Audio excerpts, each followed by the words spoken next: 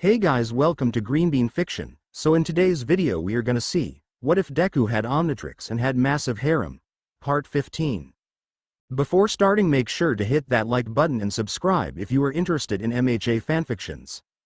This story is Dekiru 10 by phantomdanger. Now without wasting any more time, let's dive in. Izuku Midoriya became a sensation overnight.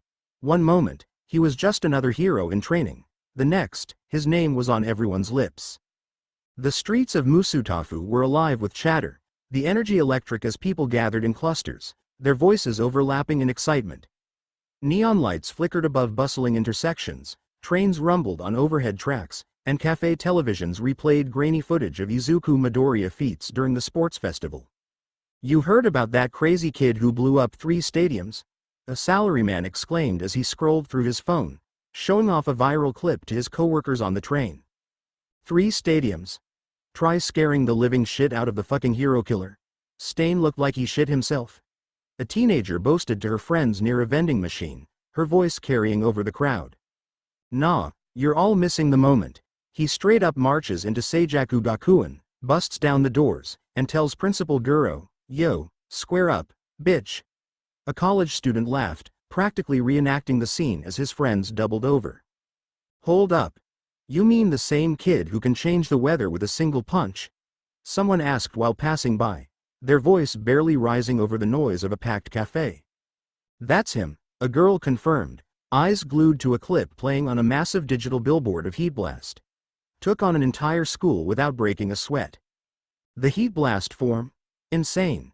He turned half the training field into molten lava. And fast track. Did you see him move? Bro was a blur. On subways, in alleyways, inside bars, and across school courtyards, the name Izuku Midoriya, Dekiru 10 was on everyone's lips.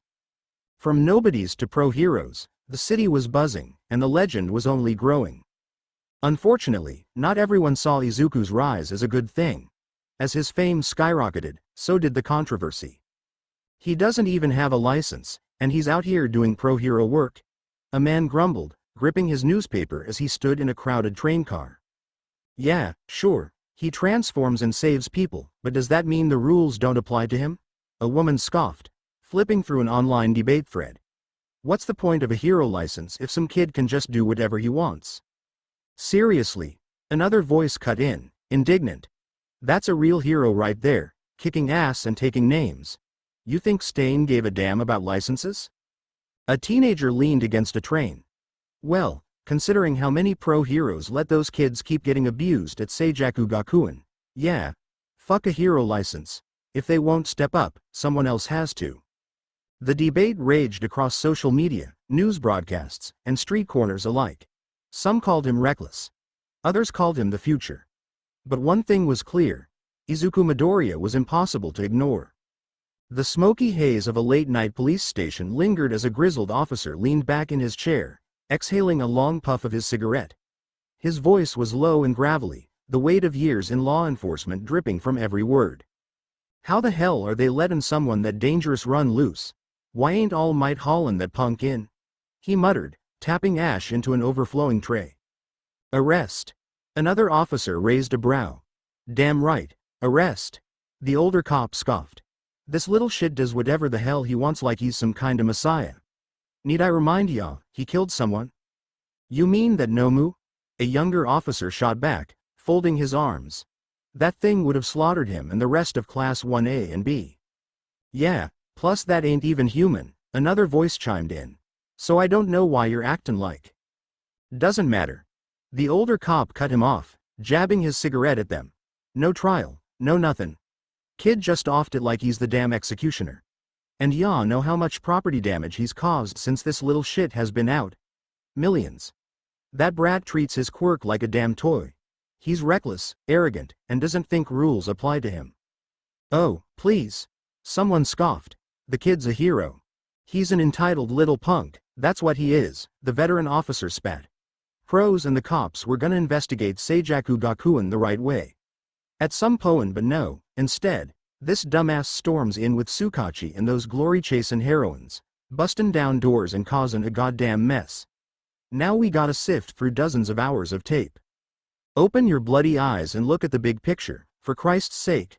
We're talking about 100 students. 100 kids who've been bullied, abused, and God knows what else. And now, they're free. They don't have to suffer anymore. The officer's voice grew heated, frustration bleeding into every word. And those so-called teachers. They're finally getting what's coming to them, because now we've got undeniable proof. Proof? Undeniable evidence. The kind that would have taken years to dig up through your precious red tape. And in all that time, how many more girls would have been assaulted, how many kids beaten into silence, how many lives ruined while we sat on our asses waiting for the proper channels to sort it out? The room fell silent. The grizzled officer took another slow drag of his cigarette, eyes narrowed, before grunting, "TCH, still reckless." Bakugo's fury burned hotter than his own explosions, each blast shaking the training room like a thunderclap. Sweat and blood dripped from his trembling hands, his breath ragged, his body screaming for rest, but he refused to stop. He couldn't. Bakugo released another blast, sending a shockwave that splintered the walls, shaking loose chunks of concrete. Each explosion tore through the room like an earthquake. The ceiling cracked, dust and debris raining down as his fury twisted in every direction. He spun violently like torpedo launching a massive explosion that tore an entire wall. Best Jeanist stood at a distance, arms crossed, his sharp eyes never leaving the boy. "Hours," he murmured to himself. "He's been at this for hours."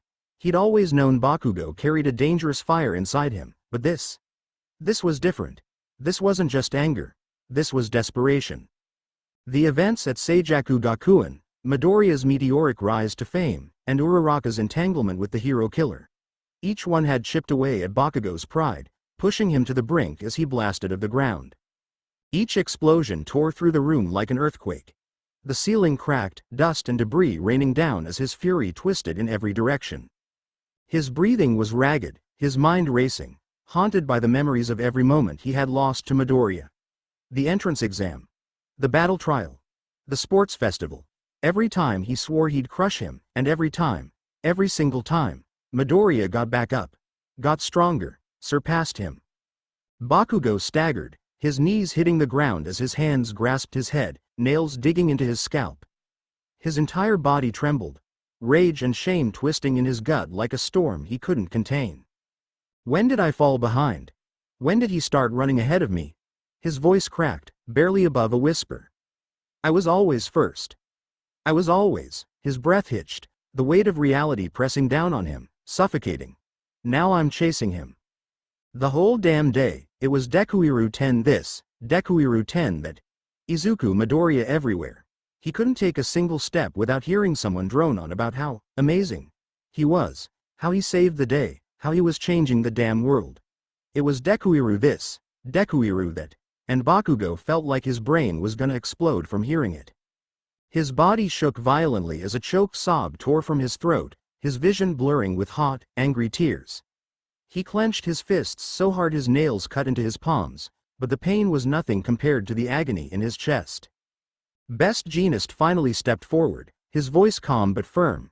It's in our lowest moments, when we feel like we have nothing left, that we find out who we really are. His gaze softened just slightly. You've let praise blind you. You refuse to acknowledge your own weaknesses. So tell me, Bakugo, will you break here, drowning in your own self-pity? Or will you rise? Bakugo's shoulders trembled as his head bowed lower. His tears splattered onto the cold floor beneath him. Damn it, he whispered, voice raw, fists shaking. Haruno stood with a dead gaze, her wrists bound in handcuffs, alongside Keisha and Akira, whose heads hung low in shame. Several other students stood with them, their expressions a mixture of fear and guilt. Across the room, Sekai, Kuroba, and Oni had been temporarily released from holding, their faces pale as they took in the scene before them. Tsukachi stood firm, his voice laced with disdain as he addressed the gathered parents. What you have in your hands is a detailed account of the cruelty your children inflicted upon their victims. The parents clutched the papers with shaking hands, their faces twisted with disgust. Some looked away, unable to stomach the horrifying details, while others glared at their children, their expressions dark with disappointment.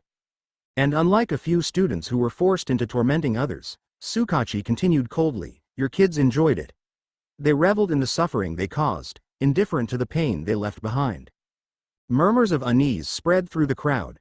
A father stared blankly at the paper in his hands, his face devoid of emotion as he processed the atrocities his child had committed.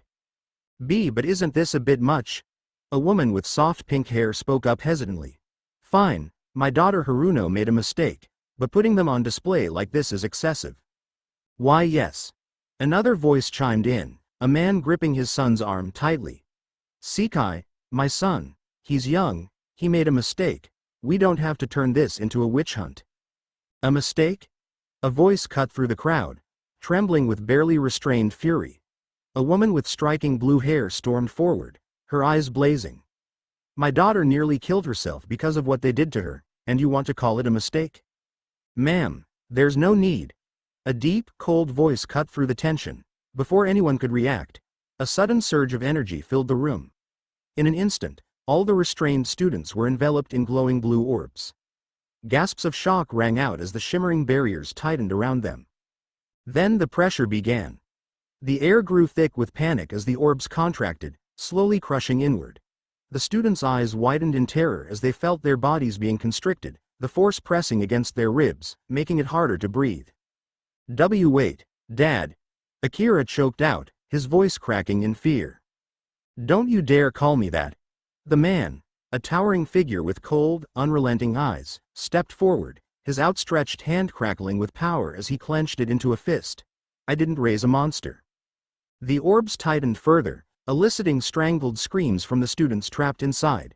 The other parents backed away, horror-stricken, yet none of them moved to stop him. Some looked torn, others uncertain, as if questioning whether this was truly justice. The man's glare swept across the trembling figures before him, his face twisted with disgust. You all enjoyed hurting others, didn't you? He spat. Now let's see how it feels when the tables are turned. His grip on his power tightened, and the orbs shrank even further. Akira and the others screamed, their bodies curling in on themselves as the invisible force squeezed the air from their lungs. Just tell me when you want me to stop, ma'am, he said, his voice eerily calm despite the chaos around him. The mother of one of the victims stood trembling, her hands clenched at her sides as tears streamed down her face. She watched as the students writhed inside the crushing orbs, their screams filling the room, raw, desperate, pleading. Her lips parted, but no words came out. A part of her wanted to stop this, to tell him enough. But another part remembered the nights spent holding her sobbing child. Her throat tightened as no words came out. Izuku sat atop a grassy hill, gazing up at the night sky. His mind tangled in the week's events. Right now, it felt like a spotlight was shining on him. From Undertown to the hero killer, and then Seijaku Gakuen, I can't believe all of that happened in just 1 week. His eyes lingered on the glowing Omnitrix, his thoughts drifting to the students he had helped. He could still see their expressions, how they had bottled up their pain, refusing to speak out, enduring their suffering in silence. Yet, Aoi had shown him that speaking up took more courage than holding it all in. It made him think about himself.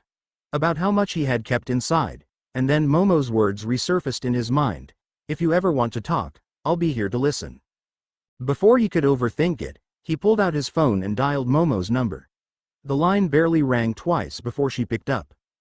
Izuku. Momo's voice was sharp with concern. I just saw the news. Or you? Izuku exhaled shakily, cutting in before she could spiral. Momo, can we talk? Her breath hitched. She gripped her phone tighter, processing his words. Izuku never reached out like this. He never opened up, but now, he was, to her. You said if I was ready, we could talk, Izuku continued, his voice hesitant. About, stuff. Momo's cheeks warmed as her gaze flickered toward the glasses sitting on her nightstand, the ones he and Melissa had made for her. She had been trying to think of a way to properly thank him. Now, it seemed she had found one. I'm here to listen, she said softly, grounding herself. Izuku let out a breath, his words coming in a rush. It's just, Seijaku Gakuen. Oh. You probably already know about that. I mean, it's been all over the news, but still, he trailed off, nerves creeping in. Momo smiled, her heartbeat quickening. I do, she assured him gently. Izuku hesitated for a moment, his fingers running over the edge of his phone nervously. I guess. I just don't want to keep it all inside anymore. You and Jiru were the first people that came to mind. I don't know. Maybe it's silly, but I feel like you two would understand. And Momo's breath caught, her face heating up. He had chosen her? Izuku, she said, her voice unwavering. I'd be honored. A quiet, relieved chuckle slipped from Izuku. Really? Of course, she replied warmly. Then, after a beat, she tilted her head. Though, I am curious, why me? Izuku rubbed the back of his neck, flustered. Well, you've always been level-headed. Compared to everyone else, you don't overreact, and, he exhaled. I guess I just trust you. Momo's fingers brushed over the lenses of her glasses, her heart fluttering. Thank you, that means a lot to me. A brief silence settled between them before Momo spoke again, her voice softer. Also, you don't have to worry. I already know you were quirkless. Izuku stiffened. You do? Of course. Momo's voice was even, but there was an unmistakable sharpness beneath it. It wasn't difficult to deduce. Izuku's breath caught. He had always assumed that people either didn't notice or just didn't care. But Momo had noticed. His initial shock faded into something else. An unexpected sense of relief. She knew, and yet she had never treated him differently. You do, he hesitated before rubbing the back of his neck. Then, how come you haven't? He trailed off. If she had figured out he was quirkless, then she had also likely pieced together that Bakugo was his primary tormentor. Momo sighed. Why haven't I done something unspeakable to Bakugo? Izuku winced, already feeling awkward for even bringing it up. Yeah. I won't lie, she admitted, her voice carrying a restrained irritation. There have been times I've considered dousing him in ice water, and then promptly breaking his nose. A startled laugh escaped Izuku before he could stop it. He had never imagined Momo, poised, intelligent, elegant Momo, saying something like that.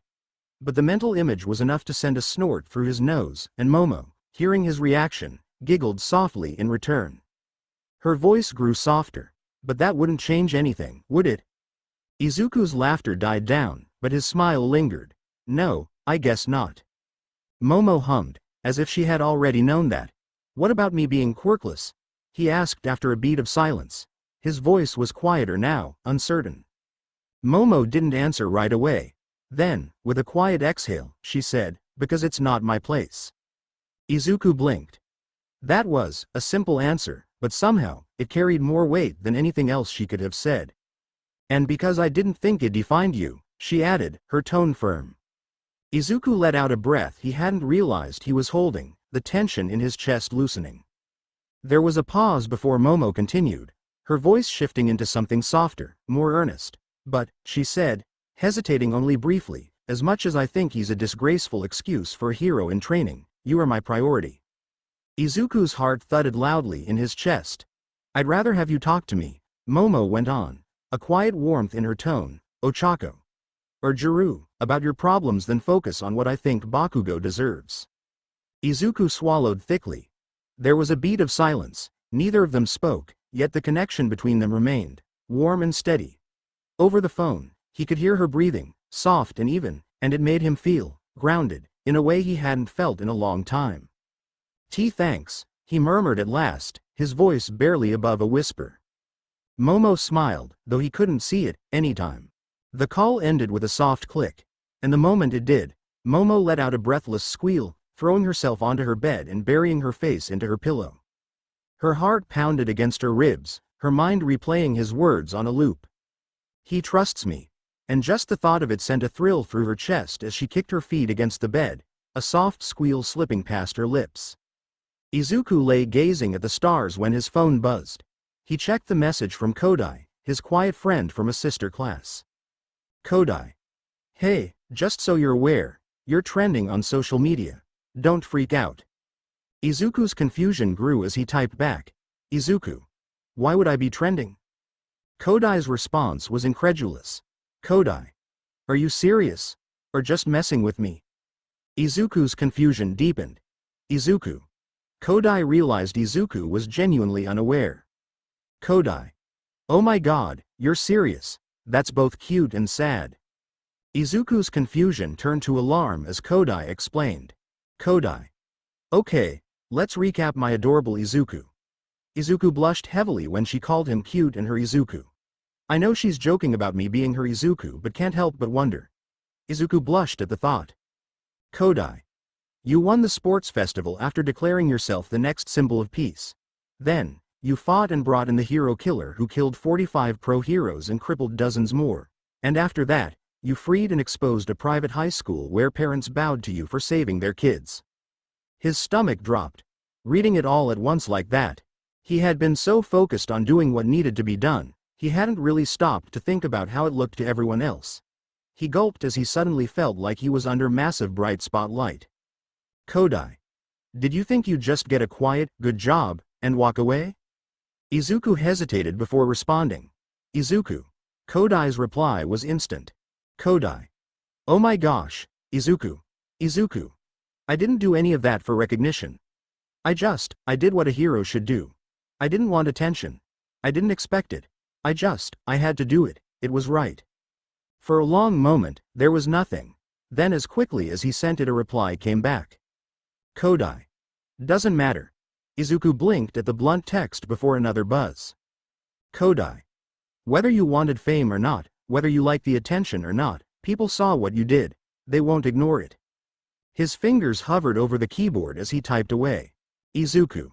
But I don't want that kind of attention, it's so uncomfortable being in the spotlight. Kodai. Wanting it doesn't change that it's there. You're in the spotlight now. You put yourself there the second you stood in front of thousands of people and declared yourself the next symbol of peace. And you backed that up with everything you've done since. No one is going to ignore you. No one can ignore you. You don't get to choose how the world sees you anymore. Izuku's breath hitched as he looked down at the screen. Izuku. I still don't like it. Kodai. Suck it up. Izuku let out a slow exhale. He knew she was right, but knowing it didn't make it easier. His phone buzzed again. Kodai. Here are some hashtags. Izuku hesitated before opening. Kodai. There are some neat hashtags.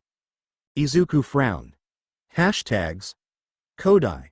Dekiru 10 rising next symbol of peace small might Dekiru 10 UA training next gen UA students for Dekiru 10 Dekiru 10 legend in the making hero killer takedown the future of heroism Izuocha forever. Izuku stared at his screen, overwhelmed. There are so many, he muttered, scrolling through them. The Izuocha forever one made his face heat up instantly. He let out a strangled noise, hastily minimizing the screen. His phone buzzed again. Kodai. I didn't want this to blindside you. Kodai. And you should probably disguise yourself if you go outside. Izuku let out a sigh. Izuku. Thanks, for the advice and the warning.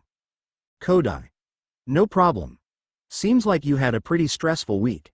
The last thing you need is a bunch of random people throwing attention at you. Meanwhile, on the other end of the conversation, Yui stared at the hashtags, a rare pout forming on her lips. How come there isn't an Izu Yui tag? She muttered, her expression blank but her voice slightly sulky. She scrolled through the trending topics again, her pout deepening. It's not fair, she mumbled. She gets all the tags. Our ship name sounds way cuter. Letting out a tiny, almost imperceptible HMPH, Yui stared at her screen, debating if she should just start the tag herself. She did know a few people in 1B who would help. As the final day of internships came to an end, Tenya found himself standing in front of Gran Torino, who couldn't resist his trademark snarkiness. Well, kid, out of all the students I've trained, you're definitely one of them, Gran Torino quipped. Tenya paused, then gave a respectful bow. Thank you for everything, Gran Torino sensei. Your guidance has been invaluable, and I will strive to follow your example. Gran Torino rolled his eyes playfully. Yeah, don't get all serious on me. Remember, loosen up a bit. You're like a spring waiting to snap. Taking the advice to heart, Tenya nodded. By the way, how did you know my grandfather? Gran Torino's expression softened with nostalgia. Ah, he was an old buddy from way back. We used to cause some mischief together. I even trained your old man and uncles as a favor to him. Tenya's eyes widened in realization. I see. That explains father's reaction when I mentioned you. It's fascinating how someone so righteous was friends with a hero like yourself. Gran Torino chuckled mischievously. Do me a favor, kid. Look up the Nagano blurs. That'll give you a different perspective on your granddad. Intrigued, Tenya nodded. I will definitely look that up. Thank you, sensei. Gran Torino's tone shifted, a glint of curiosity in his eyes. One last thing, kid. Tenya stood at attention. Yes, sensei. And who might you be? Gran Torino asked, reverting to his elderly act. For a moment, Tenya hesitated. But the internship had taught him resilience and determination. With unwavering resolve, he replied. Ingenium, sir. I am Ingenium. ... Maruko rolled her shoulders, muscles coiling with power as she grinned, sharp and wild. All right, Kendo, let's see if you're more than just talk. Her crimson eyes gleamed with anticipation, ears twitching as she took a balanced stance. Itsuka planted her feet, her teal eyes blazing with determination. I won't hold back, she declared. Maruko's smirk widened. Good, 'cause if you do, I'll run you into the ground. Kendo didn't waste a second. With a battle cry, she surged forward, fists swelling to the size of boulders. Maruko crouched low, already moving to evade, but Kendo's hands came together in a thunderous clap. The shockwave rattled the arena, its sheer force staggering Maruko as her sensitive ears rang in protest. In the blink of an eye, Itsuka was on her, launching herself forward with such power that the ground cracked beneath her feet as she shot forward like a missile. Bam! Kendo's massive fist collided with Maruko's body, sending her hurtling across the abandoned warehouse.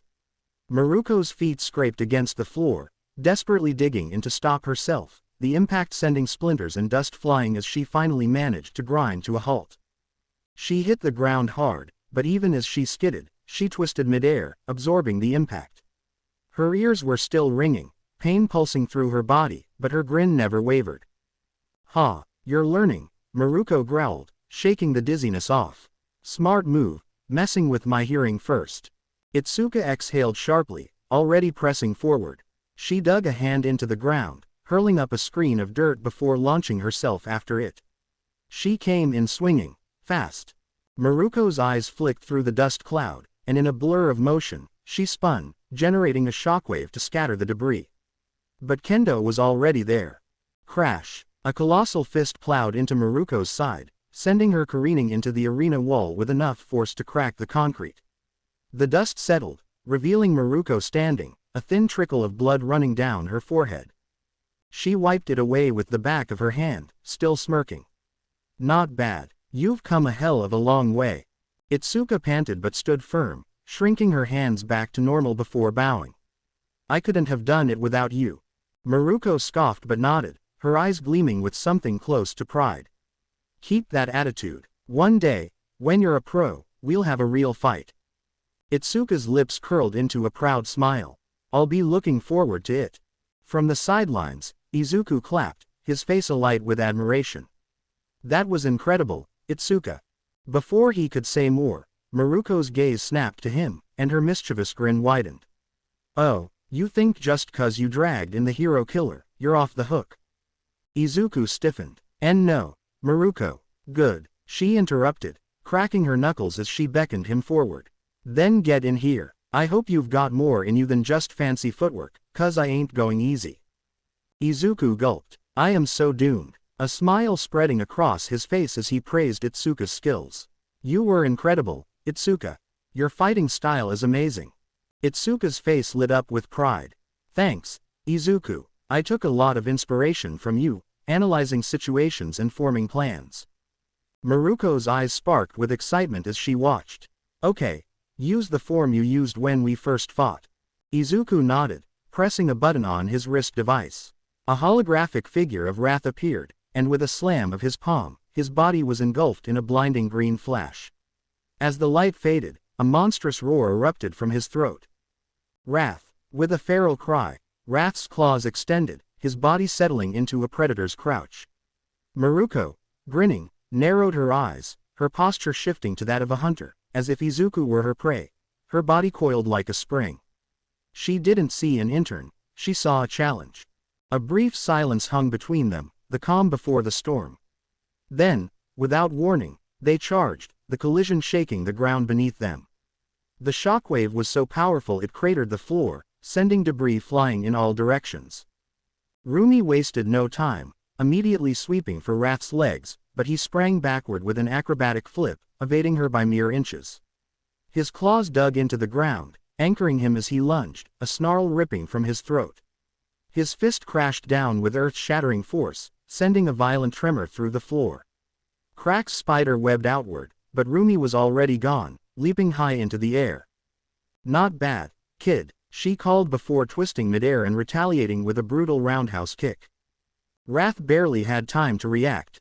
The blow slammed into his torso, launching him across the warehouse. His claws screeched against the concrete as he desperately tore into the ground to stop himself from crashing through the wall. With a low, guttural growl, Wrath pushed himself off the ground, launching himself forward with terrifying speed, claws extended, eyes burning with primal fury. "Let me tell you something, Rumi Usugiyama, also known as Maruko." Wrath roared, his voice booming with the power of One for All. "Houston ROOOAAAR." Maruko staggered for a moment, her sensitive hearing overwhelmed by the deafening sound, but she shook it off with a grin. The dust and debris swirled in the wake of the attack, but before Wrath could capitalize. With a feral grin, she launched forward, her body spinning like a cyclone. "You think a little noise is gonna stop me?" A devastating 1440-degree rotation, 4 full revolutions, amplified the force behind her. Her foot connected with Wrath's face like a wrecking ball. The impact sent him rocketing backward, his body blasting through the reinforced wall like paper. Itsuka's eyes widened in concern as Wrath struggled to get up. His nose was bloody, and his movements seemed sluggish as he tried to shake off the effects of the hit. Maruko wasn't done, though. She was a fighter who never let her opponent off easy. "You don't throw a hit and hope for the best," she growled, her foot slamming into his forearm as he barely raised it to block. The force sent him sliding back. "You make sure they don't get up." With a growl, Maruko delivered a lightning-fast kick, sending Wrath soaring into the ceiling. His pained growl echoed through the room, but he wasn't finished yet. Wrath's chest heaved with rage as his eyes burned with determination. 16% Houston ROOOAAARRR.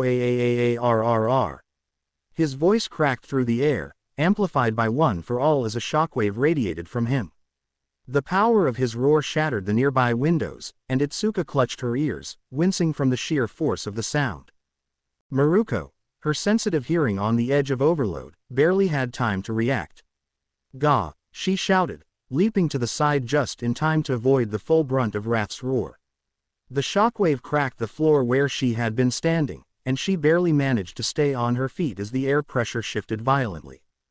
Before she could recover, Wrath was a blur of motion, his knee slamming into her nose with brutal force.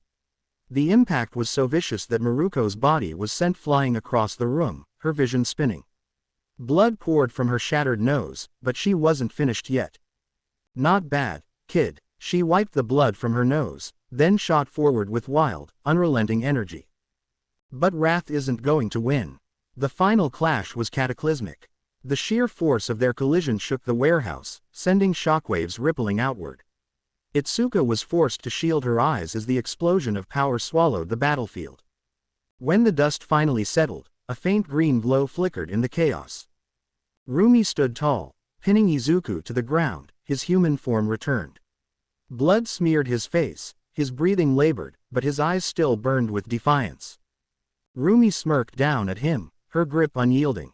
"You're strong, kid, but strength alone doesn't win fights." She leaned in, her voice a low, proud murmur. "Ya gotta be ruthless."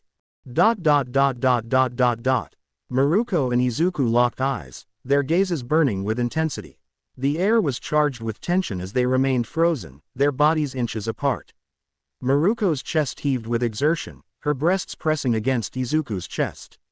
Izuku's eyes darted to her lips, then back to her eyes, his gaze filled with a mix of pain and admiration. She was grinning, her chest rising and falling with exertion, her muscles still tense from the fight. Izuku lay beneath her, pinned, his body aching from the relentless exchange. Blood trickled from his nose, but he barely noticed. Then, Maruko smirked, her grip on him tightening. "You ain't half bad, kid." Her voice was husky from exertion, but there was unmistakable approval in her tone. Izuku swallowed hard, his face burning despite his injuries. Maruko. Call me Rumi, she cut him off, her voice softer than before. His eyes widened slightly. That felt personal. Before he could even process it, something soft pressed against his forehead. A kiss, quick, firm, and unexpected. Izuku's brain short-circuited. He widened as he felt his heart skip a beat. By the time the dust finally settled and Itsuka jogged over, Maruko was already standing, arms crossed, her usual cocky grin back in place as if nothing had happened. Izuku, however, was still lying on the ground, his face burning, his heart hammering in his chest. Impressive, Maruko stated, glancing down at him. You've got guts, and you're stronger than when we first fought. But, she cracked her knuckles, grinning wider, you still got a long way to go before you can think about taking me down. With that, she released him and stepped back, letting him breathe. Izuku pushed himself up on shaky arms, his body aching, his mind still reeling from everything that had just happened. Izuku. Itsuka knelt beside him, already pulling out a medical kit. Her sharp eyes scanned his injuries. You look like hell. I'm fine, he muttered, though his body disagreed as he winced. Yeah, and I'm a ballerina, Itsuka deadpanned before pressing a disinfectant wipe to his cheek. Izuku hissed, hold still. But Itsuka wouldn't have it. Don't be ridiculous, Izuku, she said, her voice soft but firm. You're not fine. You're bleeding all over the place. Izuku tried to sit up, but Itsuka gently pushed him back down. Let me take care of you, she said, her hands moving deftly as she cleaned and bandaged his wounds. Izuku's eyes met hers, and for a moment, they just looked at each other. Thanks, Itsuka, he said, his voice a little softer. Itsuka smiled, her eyes crinkling at the corners. Anytime, Izuku. That's what friends are for. Izuku. Hold still, Itsuka said, her voice a little closer to his ear than necessary. Izuku's heart skipped a beat as he felt her warm breath on his skin. He tried to speak, but his voice caught in his throat. Finally, after what felt like an eternity, Itsuka finished up and sat back on her heels.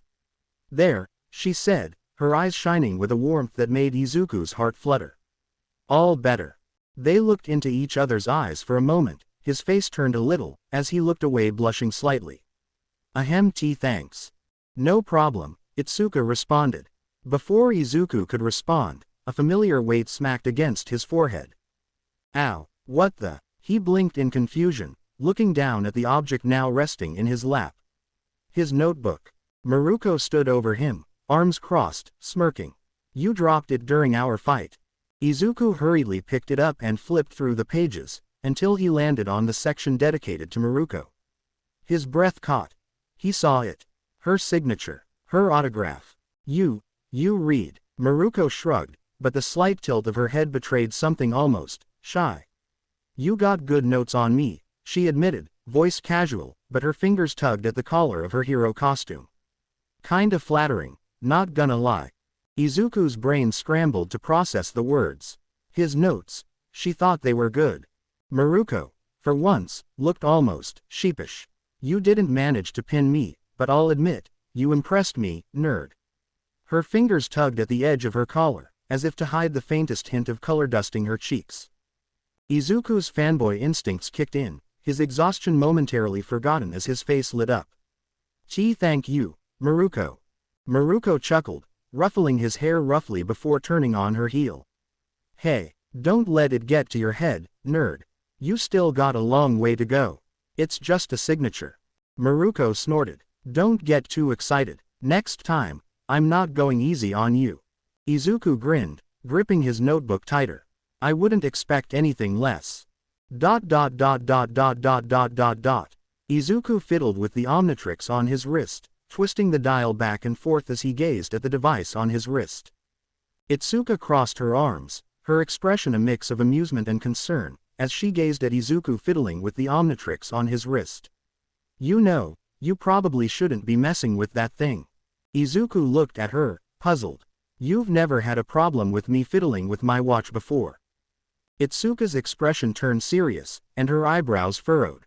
That was before I found out the watch on your wrist is a piece of alien technology considered the most powerful device in the universe. Izuku continued to tweak the Omnitrix, undeterred. Exactly. I've got to learn how to master it. All Might thinks there could be hundreds of alien forms, and me just winging it isn't exactly going to help. He paused, his face turning red as he asked, "Oh, by the way, will you be free tomorrow?"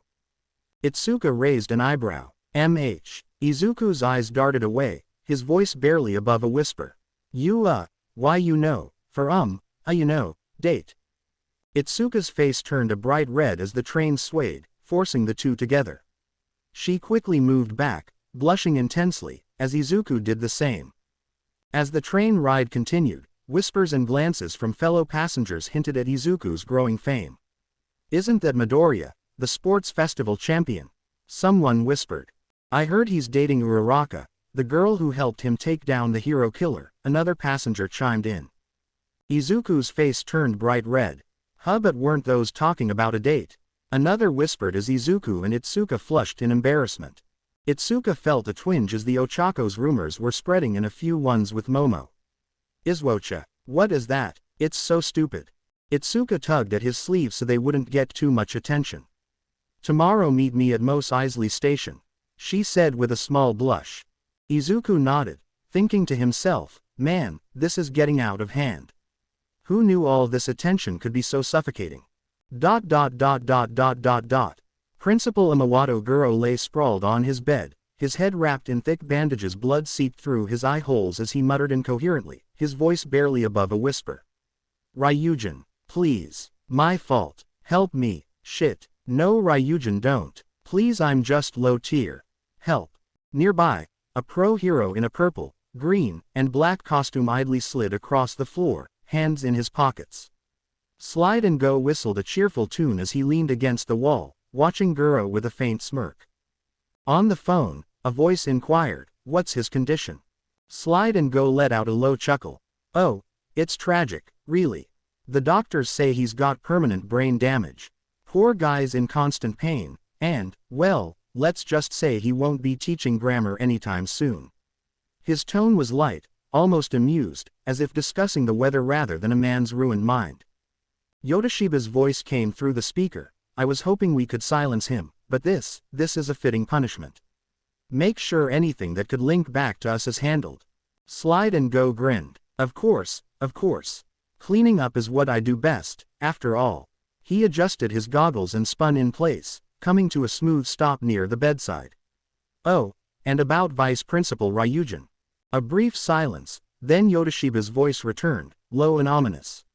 "Let's just say, he's in capable hands. And he won't be a problem anymore." Slide and Go let out a laugh, clapping his hands together. "Phew, gotta love a tidy operation. Well then, boss, I'll make sure everything here is nice and clean." He ended the call and turned back to Guro, tilting his head. "Tough break, pal." Ryujin sat in police custody, the evidence against him mounting to an overwhelming degree. The case was airtight, leaving no room for doubt or leniency. As a result, the judge denied him bail, ensuring he would remain behind bars until his trial. Ryujin's face contorted in rage as he realized the evidence against him was overwhelming. All because of him. That piece of trash Izuku Midoriya. I'll kill him. I'll make sure I go after everyone he loves. His rant was cut short as the door opened and a phone was tossed his way. "Your one phone call," the officer said, closing the door behind him. Ryujin caught the phone, confusion etched on his face. "Who could be calling me?" He placed the phone to his ear, and Yodashiba's voice sent shivers down his spine. "Hello, Ryujin." Ryujin's voice trembled. Mr. Yodashiba, yes sir. I know I didn't follow the rules." Yodashiba's tone was icy. "You've brought shame and suffering to countless lives, Ryujin. Your actions are unforgivable. I wish I could make you suffer as you made others suffer, you scum." Ryujin's fear turned to terror as Yodashiba continued, "However, letting you live would be a mild annoyance. So, you're going to die. But first, you have 36 hours to endure their hospitality." The door creaked open, and 6 men stepped inside, their silhouettes looming in the dim light. In their hands were metal instruments, jagged and rusted, their surfaces gleaming ominously. One of the men cracked his knuckles, a cruel grin stretching across his face. "We're gonna make sure you never use that little thing of yours to hurt a girl again," he sneered, eyes glinting with malice. The blade he held in his grip looked sharp enough to carve through steel, its edge gleaming as it caught the light, ready to do far worse than simply draw blood. One of them licked his lips, his voice dripping with malice as he sneered. "Why don't we make a few holes in him so we can all have our turn?" His words hung heavy in the air, each syllable laced with vile intent. Ryujin's face drained of color as they advanced, the men's laughter growing darker. One of them brandished a jagged, rusted instrument as he studied his body, seemingly picking a part of his body that will hurt the most. Ryujin's eyes widened in horror as the men closed in, their tools glinting with malice. Yodashiba's voice crackled through the phone, cold and taunting. "I hope you suffer for the rest of what's left of your day, Ryujin." Before he could react further, the line went dead with a sharp click. A towering figure, standing at an impressive 8 feet 6 inches, puffed on a cigar, his muscular physique evident even under his tailored business suit. A distinctive moon-shaped scar marked his left eyebrow, and his eyes gleamed like blood rubies in the fading light. "Damn it, Guro, you just had to get caught, didn't you, fool?" he growled, releasing a plume of smoke as he tossed the cigar onto the grassy fields. "I was given an order by that bastard to destroy this school," he snarled, his voice laced with reluctance and a hint of sorrow. His gaze swept across the Seijuku Gakuen Academia campus, where he had once walked among friends and allies. His hand hovered over the emblem etched into the ground, as if hesitant to unleash the destruction. But duty-bound, he made contact, and magma burst forth, tracing a fiery path across the campus. Buildings crumbled, windows shattered, and flames engulfed the rooftops, casting a hellish glow across the grounds. The earth trembled, and a deafening rumble shook the ground as the school's structures melted and collapsed, reduced to smoldering ruins. "Yodashiba, your ways are weak," he muttered, his voice barely audible over the roar of the inferno. He lifted his hand, and the flames seemed to respond, dancing higher and hotter, consuming everything in their path. With a heavy heart, he turned and strode away from the devastation, leaving the burning school in his wake, a trail of destruction that seemed to mock his every step. Izuku approached his apartment, his footsteps echoing in the quiet hallway. He was looking forward to seeing his mom, but a slight apprehension lingered in his chest. He reached for the door handle, and before he could even twist it, a green blur shot out from inside, and suddenly, he was hoisted off the ground. Mom. Inko Midoriya had practically tackled him in a full-on, Mama Bear, hug, her arms wrapped tightly around him. Tears streamed down her face, her joy evident as she squeezed him so tightly it felt like she might crush him. "My baby, you're home. I've missed you so much," she wailed, holding him with a fierceness that made it hard for him to breathe. Izuku's eyes widened, his chest squashed against her as he tried to take in some air. He gasped, his voice a little strained. "Mom, can't breathe." Inko quickly loosened her grip just enough, though she kept him close, her face radiating with love and relief. "Oh my goodness, I'm so sorry. I can't help it. You're finally here." Izuku chuckled, adjusting himself to stand properly. "I missed you too, Mom. But, a little less tight next time. I'm not gonna be able to move if you keep this up." He patted her back, chuckling at how she was almost crushing him. "It's good to be home, though." Inko sniffled, her tear-filled eyes sparkling with emotion. "I've waited for this moment, you know. You're growing up so fast. My boy, a real hero." Her voice cracked slightly as she beamed up at him. "I just can't help myself, you've made me so proud. Dinner's almost ready. You need to eat, take a bath, and then. I want to hear everything. Every little thing about your week." Izuku smiled, his heart warmed by her exuberance. "Okay, deal. But, Mom, can you promise me one thing?" "Anything, sweetheart." Inko leaned in closer, wiping away a tear as she gave him an expectant look. "Promise me you won't cry too much, alright? I'm gonna need to breathe at some point," Izuku teased, his grin soft but amused. Inko's eyes sparkled with fresh tears, but she nodded, trying to stifle the flow as she pulled him into another, albeit less suffocating, hug. I'll try, but it's so hard, Izuku. I'm just so happy you're home. You've been so strong, and I miss you so much when you're gone. Izuku chuckled, hugging her back gently. I know, Mom, I know. I'm home now, though. With a final squeeze, Inko pulled away, her face breaking into a bright smile. Good, because I don't know what I'd do without my baby. Izuku grinned back, his heart light. Yeah, I'm home. He turned and dropped his bag by the door, taking a moment to glance around the room. The familiar, quiet space was a stark contrast to the hustle and bustle of UA and the dorms. He felt a deep sense of comfort in being back here. On his desk sat a photo of him, All Might, and Gran Torino, all three of them covered in sweat and exhaustion, but with smiles that spoke of the hard work they'd put in. And on a shelf nearby, the prototype, Plus Ultra, logo given to him by Gran Torino, a token of his progress. He gently ran his fingers over the notebook he kept hidden in the drawer, All Might's words of wisdom, his training notes from the moments that had shaped him. With a sigh, he murmured to himself, yeah, I'm home. Izuku stared anxiously at his table, guilt weighing heavily on his mind.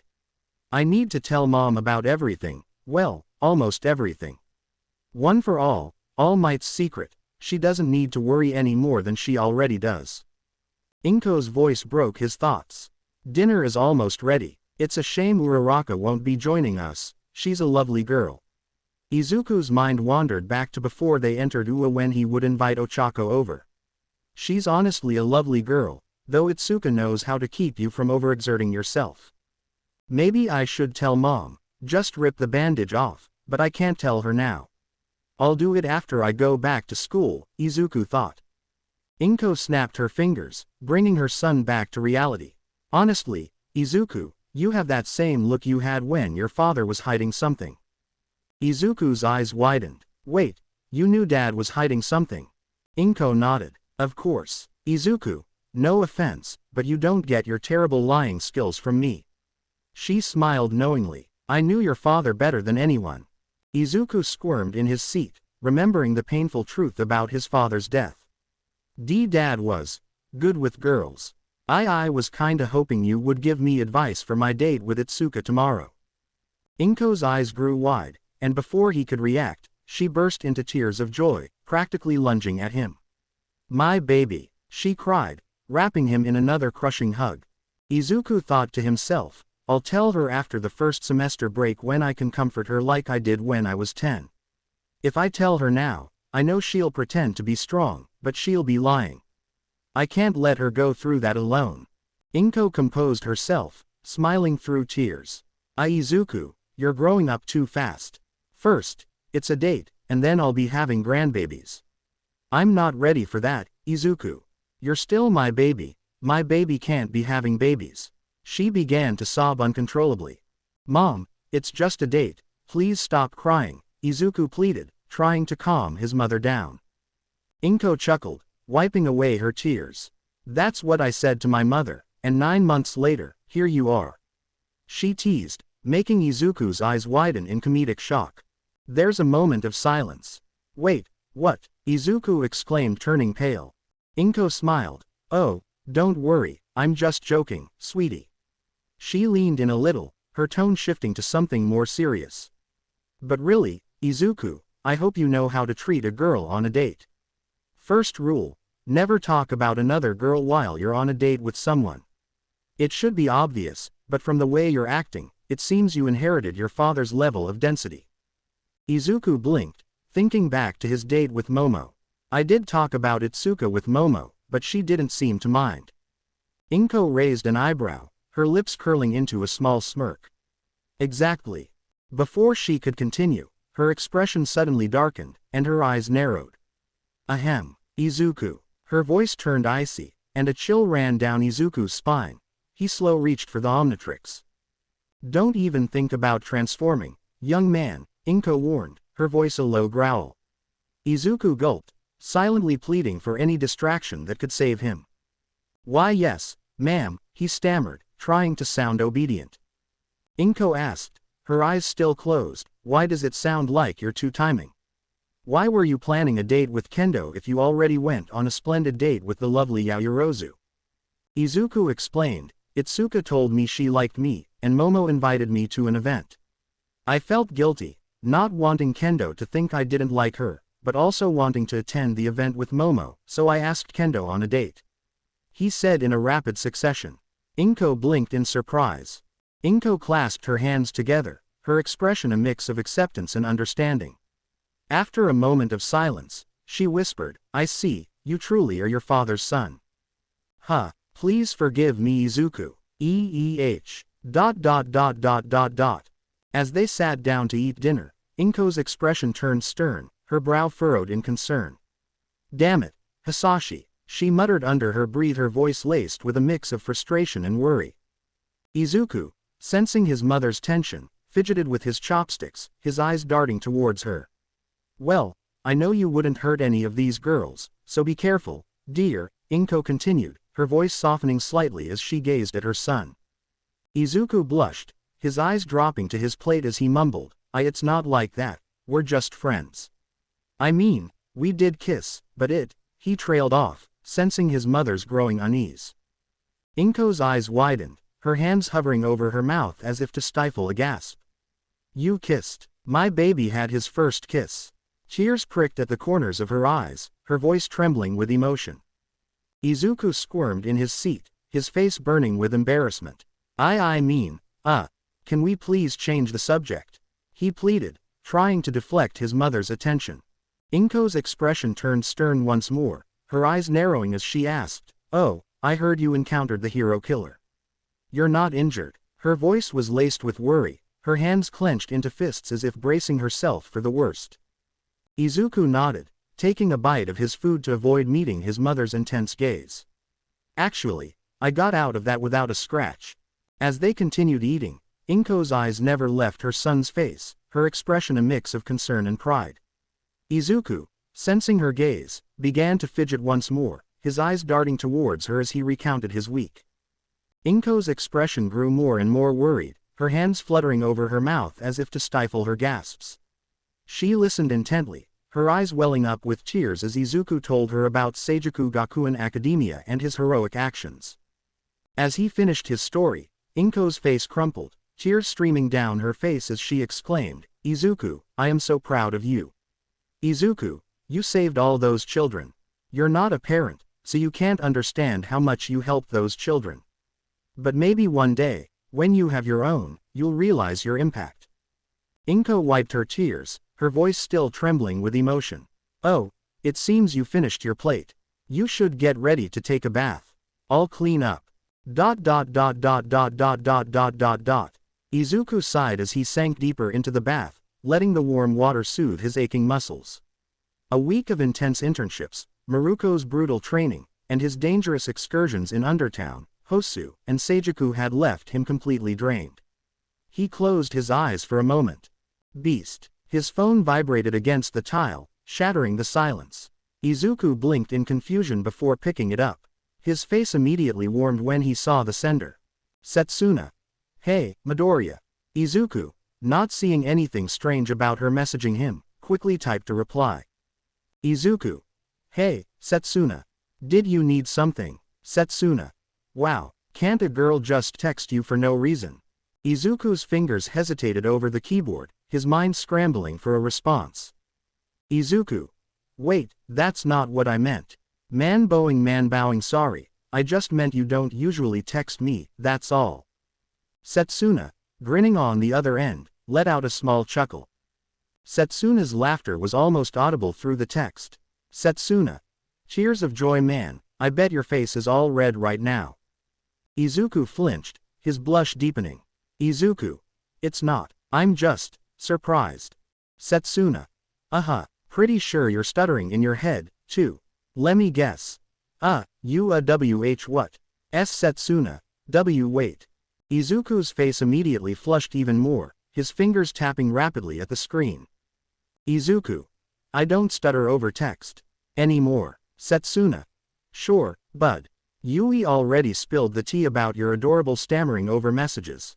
Izuku groaned, running a wet hand down his face. He was never going to live that down. Setsuna. Anyway, what are you up to? Izuku's face turned bright red as he hesitated to respond to Setsuna's question. He didn't want to admit he was taking a bath. He could already hear the teasing that would follow. But his silence only made things worse. Before he could think of a safe reply, his phone started ringing. Incoming call. Setsuna Tokage. Setsuna. Panicking, he fumbled with it, his wet fingers slipping against the screen before he accidentally hit the answer button. Setsuna. Oi. What's with the delay? Setsuna's voice teased from the speaker. I was starting to think you were doing something really embarrassing, like jerking off. Izuku stiffened. What? No. I mean. He tripped over his words, realizing too late that his flustered reaction was basically an admission. Setsuna cackled. Oh my god, you totally are. No wonder you were hesitating. What, were you worried I'd make fun of you? Come on, I'm not that mean. Don't worry, it's totally natural, dude. Izuku doubted that, his face burned as shouted. What? No, I would never. Not while answering the phone. Setsuna chuckled, the mischievousness clear in her tone. PFF'd. Relax, dude, I'm only messing with you. If you were wondering, I'm actually in the bath too right now. Izuku groaned. That's not something you joke about. Ha, it totally is. But man, your reaction was gold. She snickered before casually adding, anyway, I'm in the bath right now. Izuku stiffened. She's what? His brain immediately betrayed him with an image of Setsuna, wet hair clinging to her shoulders, water droplets sliding down her skin into curvy breasts.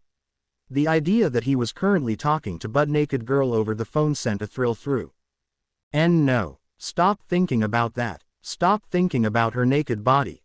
Her curvy, boobs. Izuku blurted out before slamming a hand over his mouth, his entire body locking up in horror.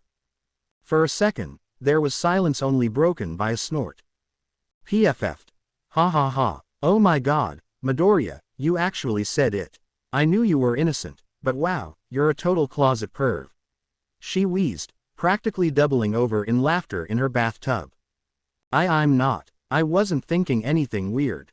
Izuku yelped, his face now an alarming shade of red.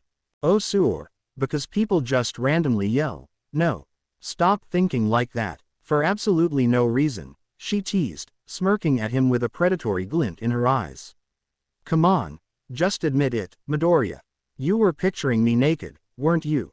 Izuku nearly choked. And no, I mean, not on purpose. I wasn't trying to. Setsuna grinned like a shark. Not on purpose, she repeated mockingly, leaning forward slightly as if waiting for him to crack. Izuku groaned, burying his face in his free hand. This was agony. But just as Setsuna was catching her breath, she glanced at her phone, seeing Izuku's blushing face. Wait. Her voice faltered. Why can I see you? Izuku's face flushed a deep crimson as he reluctantly pulled the phone away from his ear, his eyes widening at the shocking sight before him. The image on the screen displayed a breathtaking view of Setsuna, her long moss-green hair tied up in a messy bun, lounging lazily in a steaming hot bath. Izuku's gaze unconsciously wandered over her exposed skin, taking in every inch of her alluring figure not concealed by the bubbly water. His eyes lingered on the creamy, soft swells of her breasts, his heart pounding in his chest as he watched a rosy blush spread across her delicate skin under his intense stare. Setsuna's arm instinctively moved to cover her hardened, pink nipples, her breathing growing a bit heavier as she felt Izuku's burning gaze upon her. She rubbed her thighs together shyly, pressing them close as a wave of unfamiliar warmth spread through her body. Setsuna's own eyes roamed appreciatively over Izuku's muscular chest and abs, taking in the definition and strength that he possessed. A soft gasp escaped her lips as she bit her lower lip, her cheeks flushing an even deeper shade of pink. He swallowed hard, his mouth suddenly dry as he tried to process the overwhelming emotions and physical reactions that Setsuna's body. Oh no, both of them immediately shrieked, blushing profusely as the frantic splashing of water echoed through their respective baths. Setsuna scrambled to cover herself, sinking lower into the bath until only her flustered face peeked out. Midoriya, turn the camera off. I'm trying. It's not working. Izuku's fingers fumbled over the screen, his panicked swipes only making things worse. His brain had completely short-circuited.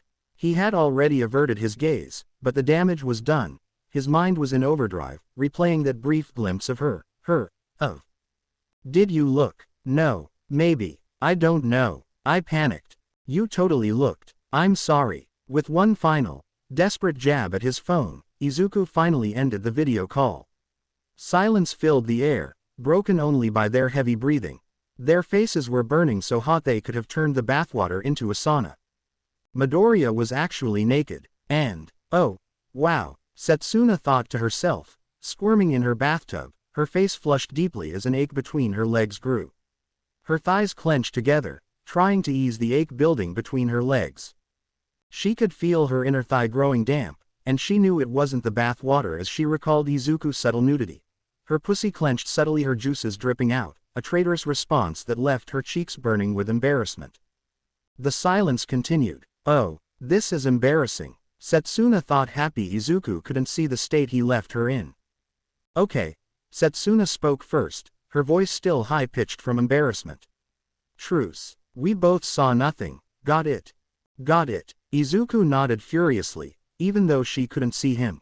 A beat of silence. You totally saw something, didn't you? Setsuna teased, a mischievous giggle bubbling from her throat. And no, I swear, I barely saw anything, just a split second. Barely, still means you saw something, Midoriya, she sing-songed, dragging out his name with a teasing lilt. I'm trying to erase it from my memory, I promise. Izuku blurted out, his voice cracking in sheer mortification. More giggles filled the phone. Setsuna was trying not to outright cackle, but her amusement was evident. Izuku blinked in confusion. He had expected her to be furious, maybe even horrified, but instead, she was laughing. Sorry, she said between giggles. Hope you can forgive me for, scarring you for, though at least you'll have something for the late-night activities. Izuku blushed harder, feeling utterly out of his depth. I'm sorry too. As they continued talking, they both tried to move past the embarrassment, but their body language betrayed them. Izuku kept fidgeting, swirling his fingers through the bathwater, while Setsuna, now out of the bath, dried off and kept her eyes firmly away from her phone screen, as if looking at it too long would reignite the awkwardness. A few minutes later, they had mostly composed themselves, still on the phone. Izuku's face, however, still felt warm from the earlier incident. How was your internship? He asked, trying desperately to steer the conversation elsewhere. Setsuna snorted. Oh, my mentor definitely wasn't thrilled that I ditched him for an entire night, she said, flopping onto her bed. I have a feeling I won't be getting an invite back anytime soon. Izuku winced. Sorry. Don't be. She stretched, rolling onto her side. I mean, yeah, I got chewed out, but Maruko's a damn beast, so even just one day under her was worth it. The whole, jump in headfirst and think later, approach is way more fun than I expected. Izuku chuckled. Yeah, that sounds like her. That brought a smile to Izuku's face. Even with how chaotic Undertown had been, he was glad she got something out of it. But enough about me, Setsuna said, her voice tinged with curiosity. How about you? I heard you fought the hero killer and snuck into a school. Care to explain that? Izuku sighed, preparing himself. Why yeah, well, it started when I saved Iida, Ochako, and Jiro in Hosu City. He recounted his chaotic week, saving his friends, fighting Stain, meeting Aoi, and sneaking into Seijuku Gakuen, where he discovered the mysterious journal with the initials MM. Setsuna listened intently, throwing in questions and commentary when necessary. Wait, hold on, back up, this guy drains people. That's so messed up. Yeah, it was terrifying. The whole place was filled with drained people. Setsuna shuddered audibly. Guy sounds like a total creep. It almost makes me thankful we have Manetta. Then, with a dramatic gag, she groaned, oh my god, I think I just threw up in my mouth. Scratch that, never mind. Izuku chuckled. Yeah, at least Manetta just makes pervy comments. Not, whatever that was. Seriously, If anyone tries draining me, they're getting a foot to the face, detached or not. As she spoke, she moved around her room, setting her phone on speaker as she changed into her nighttime outfit. A pair of dark blue shorts and a dinosaur-themed shirt with a green night sky design, a playful nod to her love of dinosaurs. Settling onto her bed, she grabbed her phone and turned off speaker mode. "How do you keep getting yourself into so much trouble, Izuku?"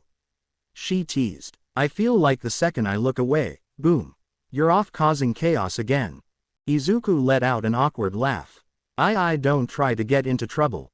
Yeah, next time, I'm keeping an eye on you. You need a babysitter at this point."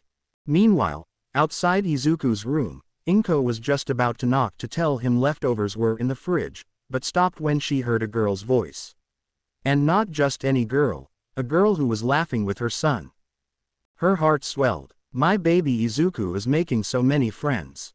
I've never heard him so happy." She clasped her hands together excitedly, then tilted her head.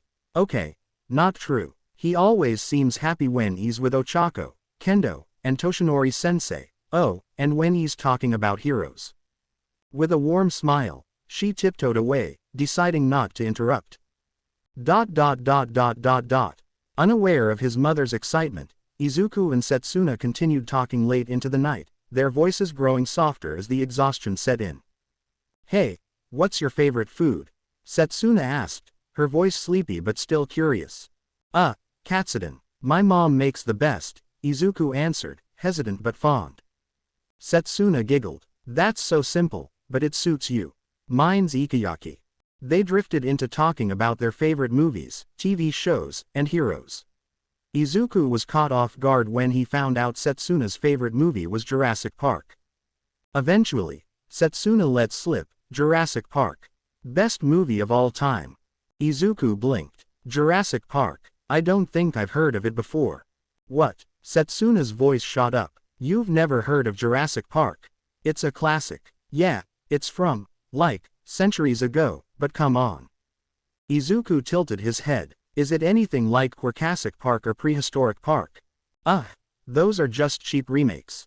The original is a masterpiece, and I happen to own a copy." She hesitated. Her voice grew softer as she asked barely above a whisper. "Actually, would you wanna watch it with me?"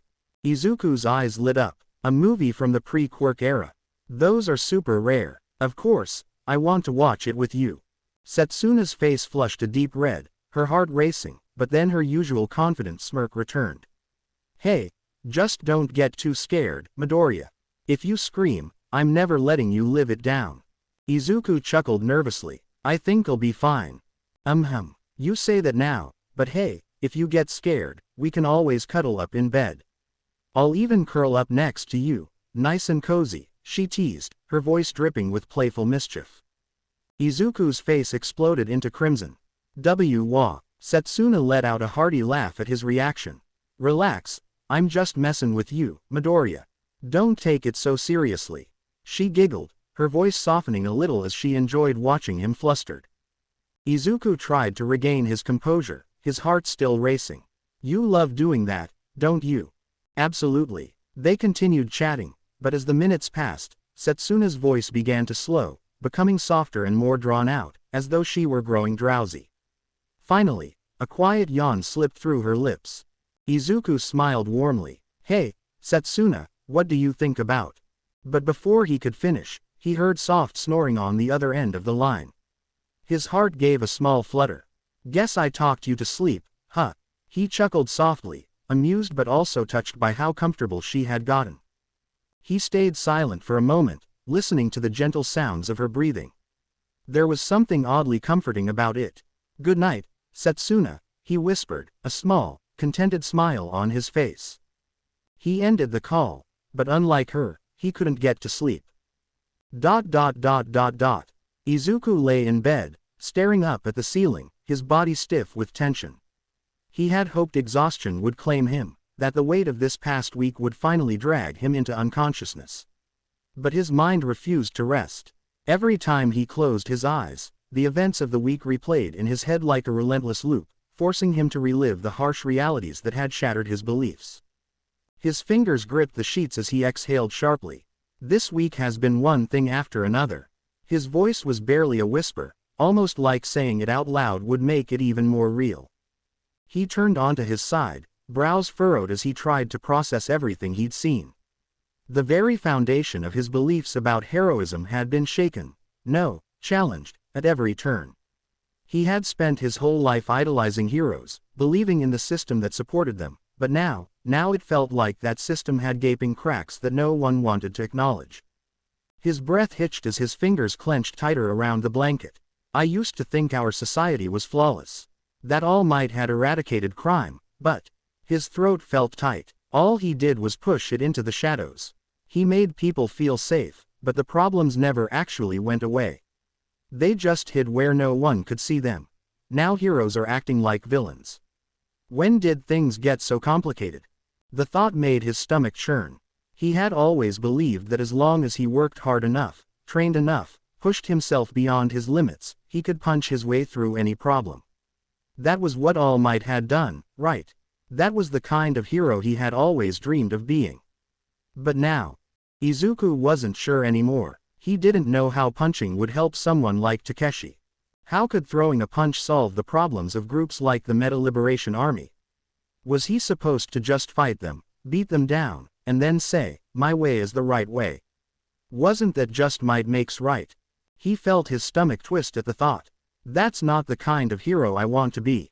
I can't just punch my problems away like All Might did, he admitted bitterly, rolling onto his back again. Some things, his jaw tensed, some things aren't that simple. His thoughts drifted to Seijuku Gakuen Academy, to the students who had been abandoned, the ones forced to suffer in silence while the people who should have protected them turned a blind eye. His teeth clenched. How could an entire school operate like that? How could pro-heroes just let it slide? His fingers curled into fists as anger flared inside him. How could they be bribed so easily? He already knew the answer, and that knowledge disgusted him. He could almost understand why they had done it. The crime rate had dropped since All Might's rise. Fewer crimes meant fewer people to save, fewer opportunities for the heroes to prove themselves, to get paid, to gain fame. But just because he could understand it didn't make it sit right with him. It made his skin crawl. Heroes who claimed to be paragons of justice, and yet they let money dictate their actions.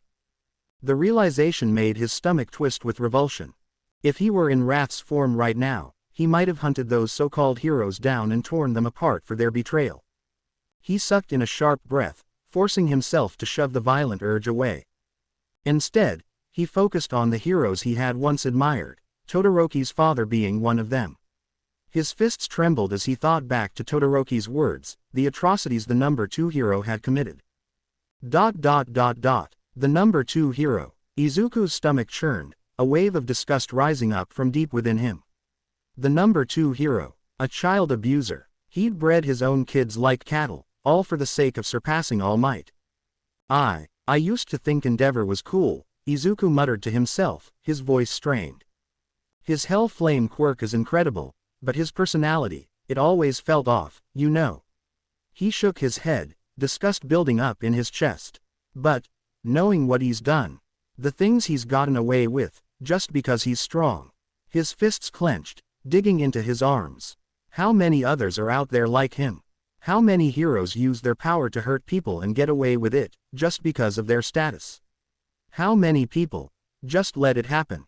A sharp, bitter taste filled his mouth, and he swallowed hard.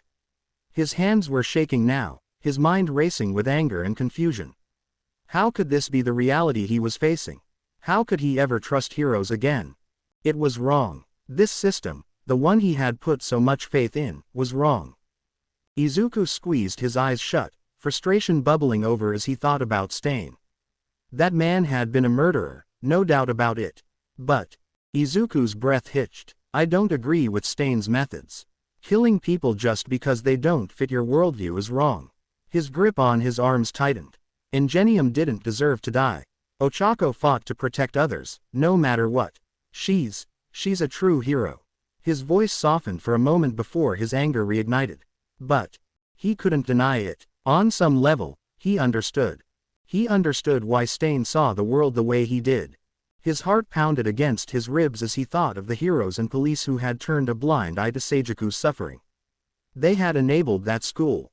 They had allowed it to thrive. They let all those kids suffer just because they were paid off. They let an entire system of abuse exist, knowing damn well what was happening behind closed doors.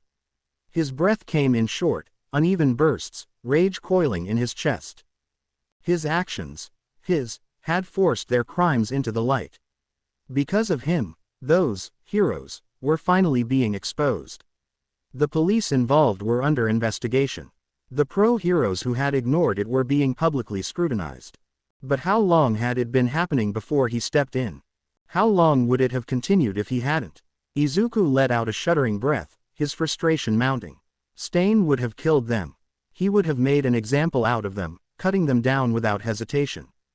And even though Izuku didn't condone murder, he could no longer pretend Stain's ideology was completely wrong. I want to do more, Izuku muttered, voice raw with frustration. I need to do more. I can't just sleep knowing there are heroes out there who abuse their power. He turned onto his stomach, burying his face in his pillow as the ache in his chest deepened. Izuku's thoughts drifted back to Takeshi, the boy whose quirk was forced to be suppressed. A quirk that could only be released as a dangerous, poisonous gas. But the law didn't care. It forced him to bottle it up, to hold in the very thing that could kill him. And now, that same law had condemned him. Juvenile detention. For a crime he didn't commit. For something he couldn't control. How the hell is that fair? Izuku whispered through gritted teeth. Was he supposed to just accept that? That a system so rigid and unforgiving had completely ruined that boy's life? His nails dug deep into his skin. How many more were out there like him? Kids like Takeshi, who had no choice but to either hold their quirks in or be labeled a villain when they couldn't anymore. Izuku's mind raced. For the first time, the problem wasn't just the people who misused their quirks, it was the law itself. The very foundation that forced someone like Takeshi to suffocate until the only option left was to explode. Maybe there needed to be a change. Maybe they shouldn't have to hide their powers.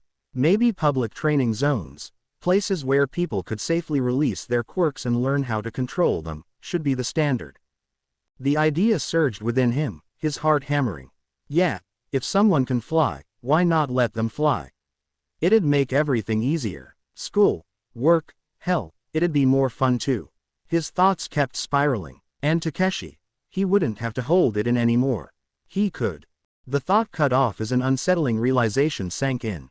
His mind flickered to Bakugo. To the bullies of Seijuku Gakuen Academy who had tormented the weak just because they could. If people were free to use their quirks however they wanted, how many people would get hurt? His stomach twisted violently. He knew firsthand that laws didn't stop people like Bakugo. If they wanted to hurt someone, they'd do it, rules be damned. But was forcing everyone to suppress their quirks really the answer? Izuku squeezed his eyes shut, the weight of everything crushing him. There has to be a better way, and he was going to find it. Izuku lay in bed, his body heavy with exhaustion, yet his mind refused to rest. Frustration, helplessness, and anger twisted inside him like a storm with no end in sight.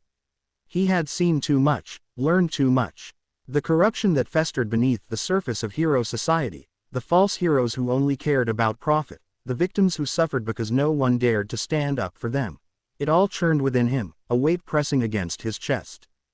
His fingers curled into the sheets, his jaw clenched. I feel so powerless.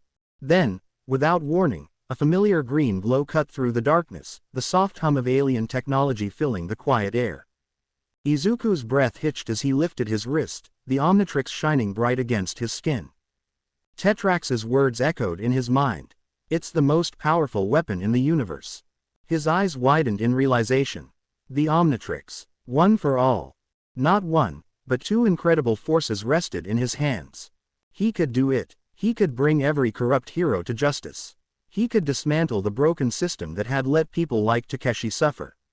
He could find a way for people to use their quirks without fear of being hurt. He could make sure no one ever felt powerless again, whether they had a quirk or not. He could change society. He could stop the corruption that had poisoned hero society for so long. Izuku clenched his fists, his fingers digging into his palms as if to prove to himself that he could make a difference. The answers were right there, right in his hands. All he had to do was figure it out. He had the power to stop it all. He could stop people like Aoi from being bullied, from being pushed aside because they were quirkless or having a weak quirk. He could ensure that true heroes thrived while the corrupt ones paid for their actions. I can do it, Izuku whispered to himself. His voice was shaky, unsure. The words felt like a promise, but also a lie. Could he really do it? Could he really change the world? For a moment, doubt crept in. He thought about the kid he used to be, quirkless, hopeless, dreaming of a future he could never reach. The dream of being a hero had felt so far out of his reach, like a distant star that he could never touch. He knew how impossible it seemed back then. He remembered the mockery, the ridicule, the constant feeling of being less than everyone else. But even back then, when everyone told him it was impossible, when the world laughed in his face, he had still tried. And now, with all this power at his disposal, how could he not try?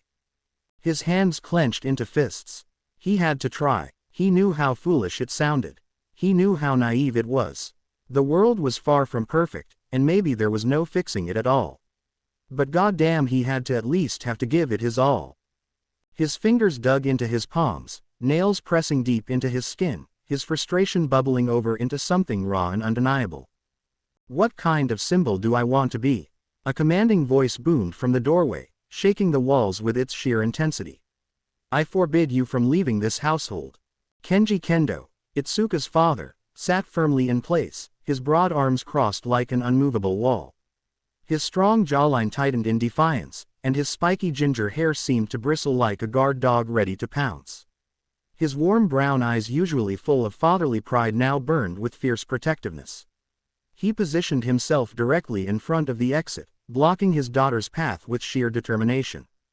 Itsuka, dressed in a light-colored sweater, dark shorts, and her usual high tops, stood her ground, her small black handbag slung over her shoulder. A twitch of irritation flickered in her sharp green eyes. Dad, move. Kenji's eyes narrowed. You're all dressed up, and I can smell perfume. That only means one thing: a date. He stabbed an accusatory finger in her direction. With a boy. Itsuka rolled her eyes, adjusting her bag. HMPH. So what if I am? Now move, I'm going to be late. She tried stepping past him, but he blocked her with a well-timed sidestep. His voice rose. No, you're my daughter. I won't let you be defiled by some green-haired kid. Itsuka's entire face turned red, part rage, part mortification. Defiled, she choked out. Oh my god, Dad, do you hear yourself? Izuku is not like that. Now move. But Kenji only shook his head furiously. Has he met me? Has he met your mother? He gestured wildly toward the hallway. No respect, no honor. He hasn't even attempted to earn our approval. At that moment, a sigh came from the doorway as Mei Ling Kendo entered the scene, her long ginger hair flowing behind her like a patient warrior preparing to mediate a battlefield. Her bright teal eyes were filled with understanding as she took in the situation. Kenji, let her go, she said, her tone gentle but firm. She's a responsible young woman. And from what I've heard, Midoriya is a very polite boy. Kenji turned to her as if she had just committed high treason. You're taking her side. His face contorted with a deep, personal offense. What about tradition?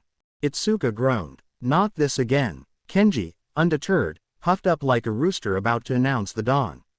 The Kendo family has a sacred custom. Any suitor must prove his worth in combat. I had to fight your father for your mother's hand, and he nearly killed me. He slammed his fist into his palm for emphasis. I just want to pass that tradition on. To protect our family's honor. Itsuka sighed. Please convince this nutcase you call your husband. Mei Ling shook her head with a small, amused smile. Kenji, dear, you're being unreasonable. Kenji jabbed a finger toward their daughter. See, she's already been tainted by that Midoriya boy's influence. Mei Ling sighed. Kenji, dear, you're being dramatic. No, I'm being a responsible father. Kenji bellowed. That's it. If Midoriya wants to date my daughter, he has to face me in battle. As he continued his rant, Itsuka took 2 slow steps backward. Without breaking eye contact, she pivoted, slipped into her room, and without hesitation opened her window. By the time Kenji finally turned back toward her, the room was empty. He blinked. Then his ears twitched at the sound of rapidly retreating footsteps.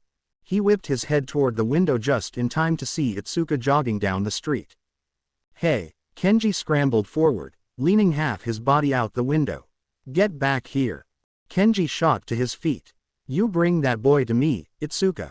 You hear me? If you don't, you're grounded. 1 month no phone, no friends, no freedom." Izuku didn't even break stride as she yelled back, "You can't ground me. I live in the dorms, remember? And Izuku's not afraid of you." Kenji stood frozen, mouth opening and closing. Mei Ling walked up behind him and patted his shoulder. "Kenji, dear, she does live in the dorms." Kenji let out a strangled yell. "I knew letting her live there was a mistake. It's ruined my parental authority." Mei Ling shook her head, walking off toward the kitchen. "I'll put the kettle on." Kenji groaned, dragging his hands down his face. "Make it the strong tea." ... The sun cast a warm glow over the bustling train station, illuminating the crowded platforms and ticking departure boards. The sound of trains rumbling in and out of the station created a constant hum of activity. Izuku paced nervously on the platform, his eyes fixed on the clock tower in the distance, its hands inching closer to 2 p.m. His heart racing and hands sweaty, he muttered to himself, "Okay, Izuku, you got this. I've fought Stain, taken down a being made to kill All Might, exposed a corrupt school, beat Bakugo and Todoroki. How hard can one date be? Why yeah, this should be a walk in the park. Yep, I totally got this. Yes, absolutely. As he continued to psych himself up, his palms grew increasingly sweaty. "Oh, God, what if she hates what I'm wearing? Is my hair too curly? Crap, my palms are really sweaty. What if she thinks I'm a total dork?" Lost in his own thoughts, Izuku didn't notice Itsuka's approaching footsteps. "You are a total dork," she said with a smile, her voice interrupting his panicked monologue. Izuku turned around, realizing he had been talking out loud, and his eyes widened as he took in Itsuka's appearance. She wore a light-colored sweater, her usual ponytail tied up with a bow, accompanied by high tops and black shorts. The sight of her left him speechless. Itsuka blushed, trying to maintain her tough girl act as she shyly looked away. "How do I look?" she asked, her voice barely above a whisper. Izuku struggled to respond, his eyes fixed on Itsuka's face, which showed a hint of a blush. Who be you?" he stuttered, his mind going blank. Itsuka blushed, a hint of a smile on her face. Stuttering and unable to respond, "I must look pretty great, huh?" she said with a sheepish grin, trying to play off her nervousness. Izuku shook his head, trying to compose himself, his eyes fixed on Itsuka's face. He wore a green long-sleeve shirt under a short-sleeve dark green button-up shirt with a pocket on his right, paired with brown cargo pants and his usual red sneakers. His unruly dark green hair added to his disheveled look. "Why you look incredible. I mean, you always look incredible. It's just, you don't look girly, but you still look like you, and I really like it." Itsuka's gaze swept over Izuku, taking in his outfit, before responding, her voice laced with amusement. "You don't look too bad yourself." Izuku's face flushed red as he looked away, his eyes darting nervously. Itsuka coughed, trying to break the moment. "So, where's our first destination?" Izuku composed himself, launching into a rapid-fire explanation. "Okay, we're going to the coffee shop, which will probably take an hour or so it's now 1400 hours. Itsuka's eyes widened, a nervous smile on her face as she patted his head. "Come on, let's go. We don't have all day." As they walked to the train station, Izuku mentioned their destination. "We're going to take the train to Amagasaki." "Amagasaki?" Itsuka repeated, curiosity in her voice. "Why there?" Izuku hesitated, his eyes darting nervously. Well, I kinda have the day planned, and it's my first time planning a date, so I kinda want it to be a surprise." Itsuka teased him, her eyes sparkling. "A surprise, huh? Oh, come on, can't you just tell me?" As they entered the train, Izuku's nerves began to settle, replaced by excitement. "No way, you'll just have to wait and see." Dot dot dot dot dot dot dot dot. Itsuka playfully rolled her eyes, a teasing smile on her face. Fine, but you're building up awe. Just as she spoke, the train suddenly swayed, throwing both of them off balance. Izuku instinctively shot his hands out, slamming them against the wall behind Itsuka to brace himself. Itsuka barely had time to react before she found herself pressed against his chest, her palms landing against the firm muscle beneath his jacket. The crowded train shifted again, bodies pushing against them, leaving Izuku no choice but to lean in further. His breath fanned against her skin, warm and far too close. Itsuka's cheeks burned a deep pink as her eyes flicked downward, suddenly hyper-aware of just how little space separated them. Then, at the next stop, the train doors opened, and the rush of passengers forced even more people inside. Within moments, Izuku was pressed against her back, his chest flush against her as the crowd packed them tightly against the window. "Goo dang it," Izuku stammered, his face going scarlet as he realized their situation.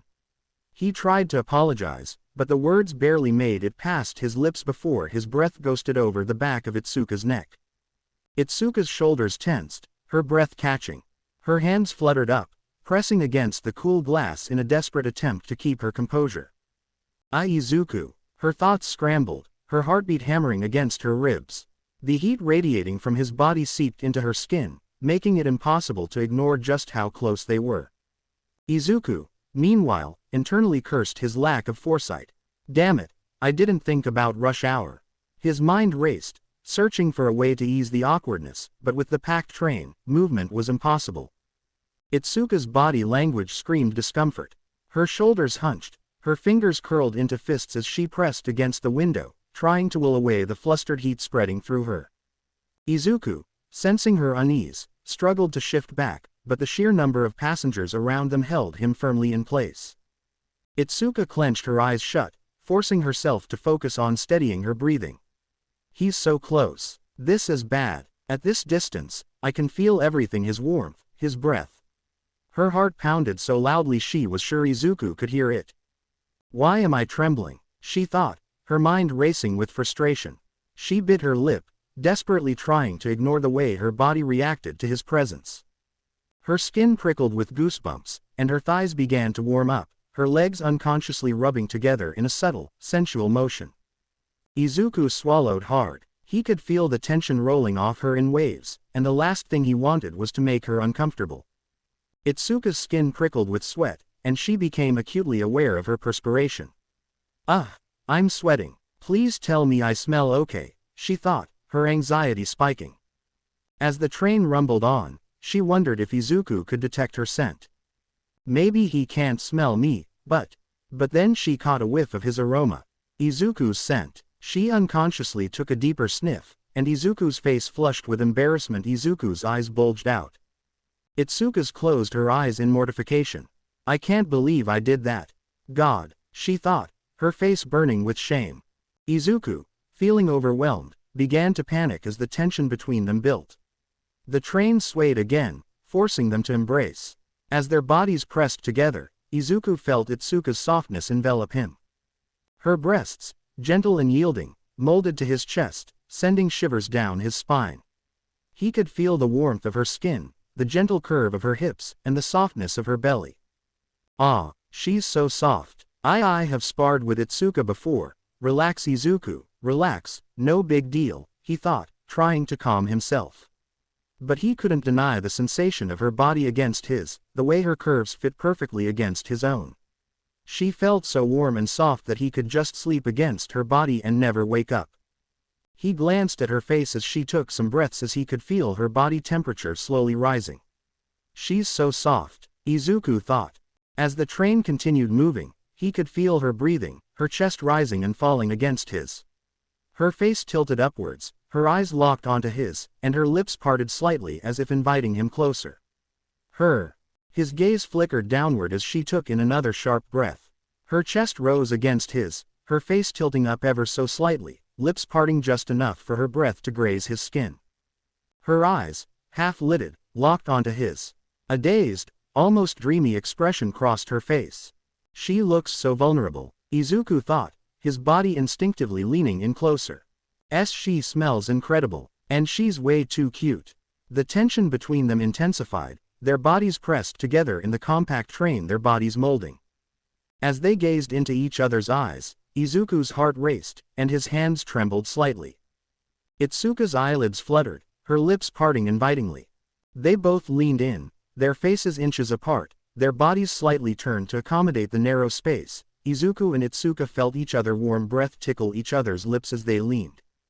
Izuku's lips almost brushed against Itsuka's, his entire body tense with anticipation. Itsuka's chest rose and fell rapidly, her breathing shallow. Just as their lips were about to touch, the train screeched to a halt, the doors hissing open with a loud burst of air. Their lips stopped inches apart, their hearts pounding wildly. Izuku could feel Itsuka's pulse racing against his chest, her body pressed against the window. Their eyes remained locked in the position, Izuku's head slightly to the left with Itsuka's lips apart. Her pressed against the window, and bodies awfully close. Izuku, she whispered, her voice barely audible. He exhaled shakily. Yeah. Passengers shuffled past them, oblivious to the moment hanging between them. Itsuka's fingers clenched at her sides. We should go. Yeah, Izuku replied, his voice barely above a whisper. He could still feel her heart pounding against his chest, their bodies inches apart. Her breath caressed his lips, their mouths almost touching, the sensation sending shivers down his spine. For a few seconds, they remained frozen, the only sound of the murmur of passengers exiting the train. Izuku, you haven't moved. Itsuka whispered, her voice laced with a hint of nervousness. I don't really want to, Izuku admitted, his voice low and husky. As he spoke, he felt Itsuka's heart accelerate, her pulse racing against his chest. Her eyes sparkled with a mix of excitement and fear, her lips parting slightly. Emboldened, Izuku leaned in further, his lips brushing against hers. But just as their mouths were about to touch, Itsuka's hands fluttered up, gently pushing him away. Her touch was hesitant, her fingers trembling slightly as she broke each other apart. Her eyes darted up to meet Izuku's, a flash of longing before she looked away, her face flushing with a deep red hue. As they exited the train, Itsuka couldn't bear to face Izuku, her emotions still reeling from their almost kiss. I need to use the restroom. You don't mind waiting here? She asked, her voice barely above a whisper. Izuku hesitated. Sure. I'll wait here. Once inside the restroom, Itsuka clasped her hand over her mouth, covering it with both hands, her chest heaving with excitement. Her cheeks were heavily flushed with a bright pink hue. Her legs felt weak, and she slid to the ground, her eyes wide with shock. Her handbag fell to the floor as she struggled to process what had just happened. He almost kissed me, she whispered, her mind racing with the memory of Izuku's lips brushing against hers. We were so close. Itsuka could hardly believe it, her heart still pounding in her chest. She took a few deep breaths, trying to compose herself, but her body betrayed her. Her hands trembled, and her breaths came in short gasps. God, he almost, she stammered, her voice barely audible. Itsuka's face felt flushed, her skin burning with excitement. She tried to stand, but her legs wobbled beneath her. She grasped the sink, holding herself up as she stared at her reflection. Itsuka gazed at her reflection, her face a deep shade of red, a testament to her flustered state.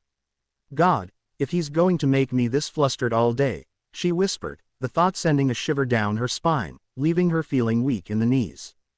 As she struggled to compose herself, her mind raced with questions. He tried kissing me. Does he feel the same way about me? The possibility filled her with happiness, yet simultaneously, a crushing guilt weighed her down. She thought of the other girls who liked Izuku and how dating him could hurt them. Itsuka's thoughts swirled with uncertainty. Does he like me because I confessed? She slapped her hand against her forehead, trying to shake off the doubts. No, right now, it's just me and Izuku. Whatever happens, happens. Taking a deep breath, she smiled, her resolve strengthening. I can't deny my feelings. Today is just going to be about me and him. With renewed determination, she got to her feet, her heart still racing with excitement. Izuku clutched his head, groaning internally. God, What was I thinking? I can't believe I did that. She's probably mad at. His mind raced back to the sports festival the moment they shared their first kiss. His face burned as he recalled her confession, the weight of it hitting him all over again. I mean, she likes me. I guess. But then his expression turned contemplative. He remembered her words. She asked him not to respond. Why? Why didn't she want me to give my answer? She said she didn't want someone to get hurt. Did she think I'd reject her? But why would I reject her? Who in their right mind would reject Izuku? She's strong, smart, confident, her leadership skills are incredible. To think someone like her actually likes me. His chest tightened at the thought. Do I like her? I mean, I can't stop thinking about her. I hate that we're in different classes. And every time I see her, I feel. His thoughts came to an abrupt halt. But, that's how I feel with the others too, right? I feel the same way about Ochako as I do Izuku or Momo, or Kiyoka. So I can't be in love with her. I can't be in love with multiple people. That's just that wouldn't make any sense. They're just really good friends. He groaned, burying his face in his hands as heat flooded his cheeks. Goo, I just wish I knew why she asked me not to say my feelings. Izuku sat slumped on the bench, still spiraling, when a gentle tap on his forehead snapped him back. Izuku stood before him, holding out two bold red cans with silver accents, reminiscent of a clock's iconic suit. Drink up, she said, flashing him a small smile. Izuku blinked, surprised, before hesitantly taking one. Gee, thank you. He fumbled with the tab before quickly gulping it down, grateful for the distraction. They started walking, both still flustered. The awkward silence stretched between them until Izuku cleared her throat, desperate to shift the conversation. Ahem. So, a clock. He was one of the fastest heroes, right? Oh, why yeah. Izuku latched onto the topic like a lifeline. He was one of the top speedsters. Though, he kinda vanished a couple of years ago. Izuku raised an eyebrow. Huh, really? Yeah. Izuku nodded, glad for the distraction as they slowly fell into conversation, the awkwardness still lingering but easing just a little. Here we are, Izuku announced, stopping in front of a neon-lit sign that read, Jedi Heroic Brew. Itsuka's eyes widened in delight. Izuku, how did you? Her voice trailed off as she took in the coffee shop, wonder filling her expression. As they stepped inside, they were greeted by the rich aroma of freshly brewed coffee and the soft hum of conversation. The shop had a sleek, modern aesthetic, black tables and chairs, neon accent lights giving it a futuristic glow. Vibrant murals of pro heroes in action adorned the walls, adding energy to the space. They passed a group of teenagers huddled around a table, one of whom was getting berated by a sharp-eyed brown-haired boy. The taller victim, buzzed haircut and all, was nursing a small cut on his forehead. A few noticed them and began to mutter and murmur as they walked ahead. As Izuku and Itsuka approached the counter, they were greeted by a young woman steaming milk with effortless precision. She had straight, light brown hair with slightly wavy ends that cascaded just past her shoulders. Her warm brown eyes gleamed with playful energy, and her glossy, plump lips curved into a teasing smirk as she looked up. Izuku and Itsuka made their way to the counter, where a young woman with light brown hair and a playful aura was expertly steaming milk. Izuku placed a voucher on the counter. VIP access. Jedi Knight. The barista Kami said on her tag, paused mid-pour, her eyes widening. What's good, fam? This voucher is straight fire. You gotta be someone special to score this hookup. Itsuka glanced at the voucher before giving Izuku a curious look. Izuku chuckled awkwardly, rubbing the back of his head. Oh, Sensei Yagi gave it to me. Itsuka's eyes flickered slightly, but she said nothing. Kami narrowed her gaze, studying Izuku. Hold up, you look hella familiar. Have I seen you somewhere? Izuku stiffened, his posture going rigid as his brain scrambled for a response. I. Kami smirked. It'll come to me later. Anyway, let me get y'all set up. Follow me, and I'll hook you up with that VIP treatment, yeah. She led them through a doorway marked, Heroes Lounge, down a short corridor lined with framed photos of pro heroes. The hallway opened into a luxurious reserved area, featuring plush seating and a breathtaking floor-to-ceiling view of the city skyline. This is our hero's lounge, usually reserved for VIPs and special guests. You'll get the full Jedi heroic brew experience on the house, ya feel. Kami grinned, gesturing toward the setup. Izuku and Itsuka exchanged a glance, both impressed. They took their seats, sinking into the plush couches as Kami handed them menus. Itsuka's eyes lit up as she scanned the selections. Ooh, this all looks amazing. Kami winked. I'll leave you two lovebirds alone. Hit me up when you're ready to order, K. She gave a playful salute before heading back to the front. As she walked away, she glanced back at Izuku, brows furrowing slightly. Man, I swear I've seen this dude before. Like, for real. ... Itsuka leaned forward, scanning the menu with barely contained excitement. Izuku, this is amazing. I've always wanted to come here. You really know how to treat a girl, huh? She teased, shooting him a playful smirk. Izuku chuckled sheepishly, rubbing the back of his head. I just thought it'd be a cool place, that's all.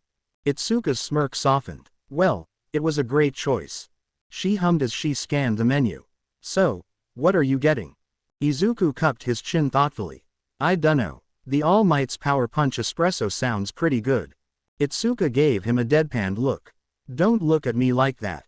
You shouldn't be surprised. You know me, Itsuka. Izuku huffed. Itsuka sighed, shaking her head in amusement. I do know you, Izuku. She tapped the menu. How about Best Jeanist's fashionable flaky croissants? Izuku immediately raised his menu like a shield. Nope. She huffed. All right. What about All Might's Power Puffs? Izuku peeked over his menu, intrigued. You have my attention.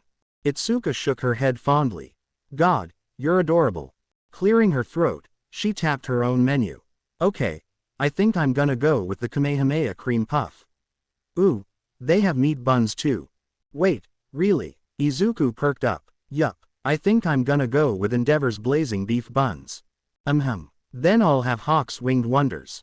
Itsuka grinned. Great, now let's see if this place lives up to the hype.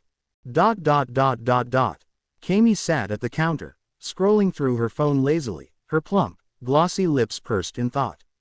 Where have I seen him before, though? She muttered, her manicured nails tapping against the screen.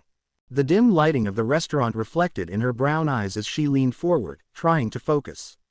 Her light brown hair, styled with effortless waves, cascaded over her shoulders, brushing against the sleek black fabric of her shiketsu uniform. Her signature hat tilted slightly, adding to her usual easygoing charm. Just then, the sound of approaching footsteps pulled her from her thoughts. She lazily glanced up and saw her classmates Nagamasa Mora, Inasa Yoarashi, and Seiji Shishikura making their way toward her. Hey, Kami, Inasa boomed, his broad shoulders and towering frame making his enthusiasm all the more overwhelming. His shaved head gleamed slightly under the restaurant's lights, and his usual boundless energy radiated from his grinning face. Kami barely acknowledged him, waving a hand dismissively. Shish, fam, I'm trying to think. Workin' through something important. Inasa blinked. You still on shift, Kami? Maybe we can help. She sighed, tilting her head. I'm trying to remember this customer, K. Dude with wild green hair, freckles like little diamonds, kinda cute. Came in with a girl orange hair, teal eyes, real solid vibe. Something about him is familiar, but I can't place it. At that, her three classmates exchanged glances. Nagamasa, always calm and analytical, stroked his fur-covered chin. Inasa's eyes widened with realization, while Seiji's expression twisted into something more calculating. Seiji adjusted his hat, his sharp eyes narrowing. I believe I know who that is. Without hesitation, he pulled out his phone, fingers moving with efficient precision. A moment later, he turned the screen toward her, displaying a picture of Izuku Midoriya, proudly wearing the gold medal from the UA Sports Festival. Kami's eyes widened. Bruh, no way, I just served the dude who bodied Stain. That's wild. Seiji, however, was already on the move, striding toward the VIP table with the confidence of someone who believed he was the only adult in the room. Kami's reaction was immediate. With a smooth pivot, she stepped right into Seiji's path, planting a firm hand on his chest to stop him. Whoa there, fam, where you think you goin'? Seiji's sharp, scrutinizing gaze met hers. To have a word with Midoriya. Someone needs to. Nagamasa sighed, already seeing where this was going. Seiji, this isn't necessary. Kami cut him off, holding up a hand. Nah, boo, he ain't goin' nowhere. You ain't VIP, and them's payin' customers. Seiji's expression twisted in irritation. Kami. She shook her head, completely unfazed. Nah, sorry, fam. That dude straight up risen that bonafide baddie, and I ain't about to let you roll up and ruin that just cause you got a stick up your ass. Seiji inhaled deeply, exhaling through his nose. Clearly, reminding him of proper conduct takes more presence than some date. Nagamasa crossed his arms, his expression neutral but firm. Even if that were true, the timing's bad. We'd literally be walking over there just to ruin his date. Serves him right, Seiji said coolly. After all, Midoriya had no issue interfering where he shouldn't have time and time again. He has disregarded the law, fought the hero killer without a license, single-handedly took on Seijuku Gakuen Academy's corrupt administration, and involved himself in multiple large-scale incidents without permission. And that's just what we know. Kami raised a brow, her expression unimpressed. Boo, that ain't a diss, that's a whole resume, and a fire one at that. Seiji ignored her. The point is, his reckless behavior is unacceptable. If UA won't hold him accountable, then someone has to. His lips curled slightly. If that's what it takes. UA has coddled him for far too long. Their leniency is appalling. No hero, especially one still in training, should be allowed to act like a vigilante without consequence.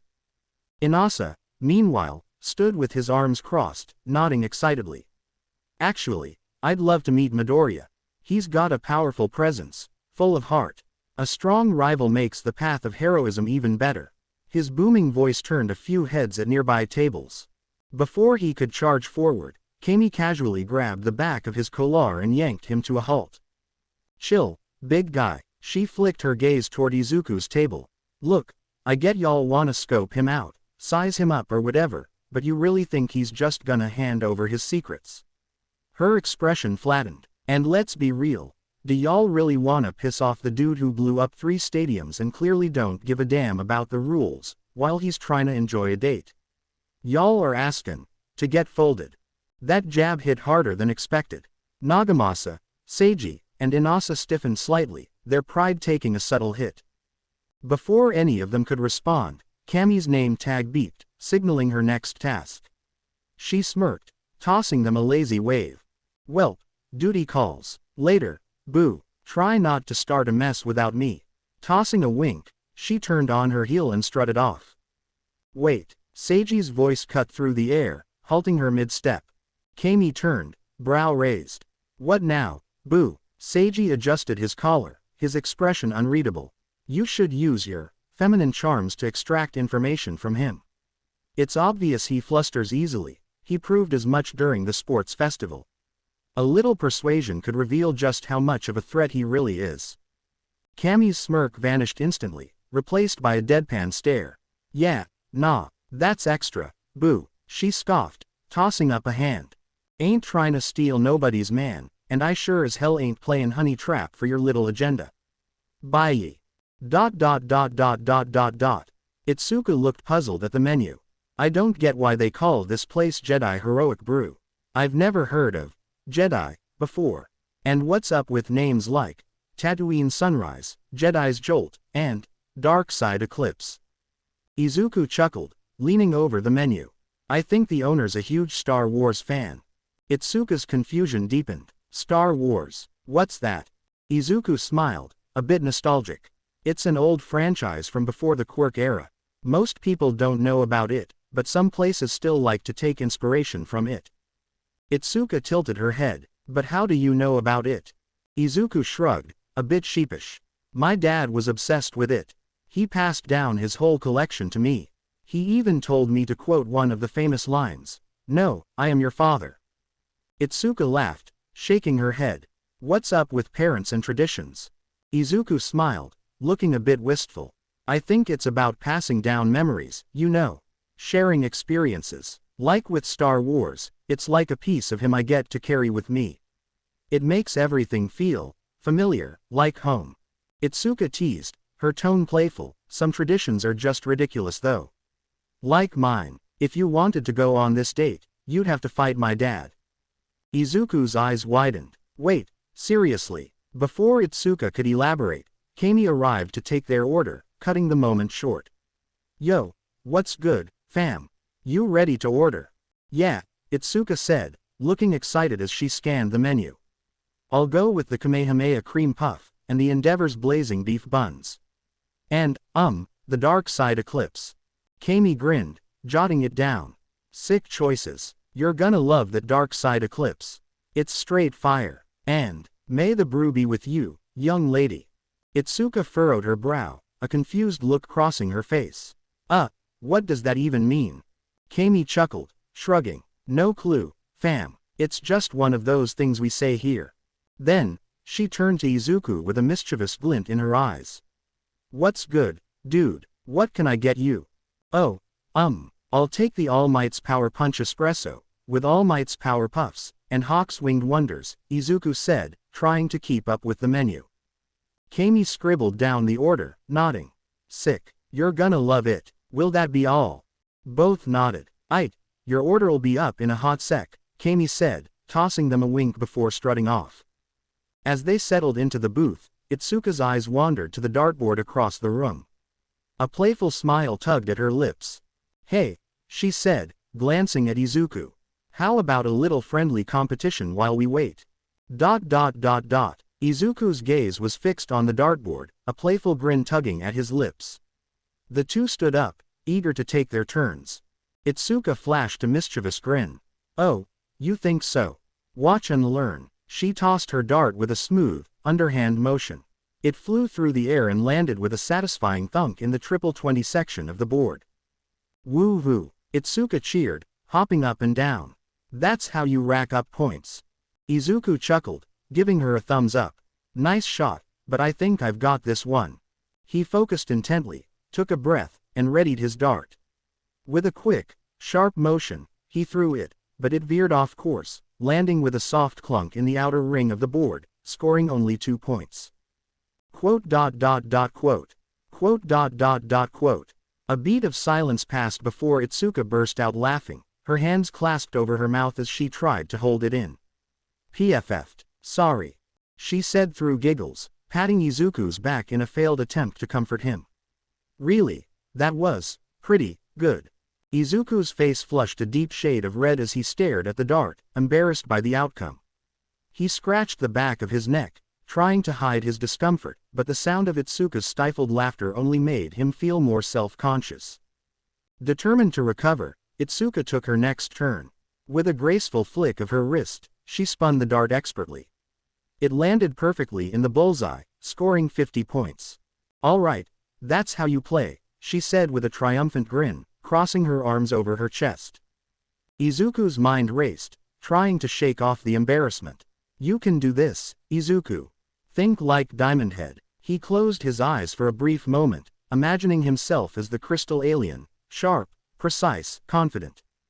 Taking a steadying breath, he threw the dart.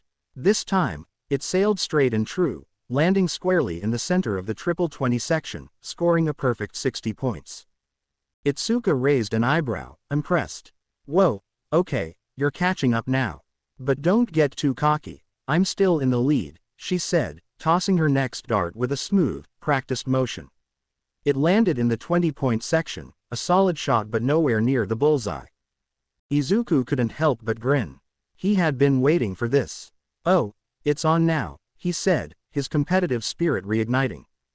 The game continued with both of them scoring impressively in each round.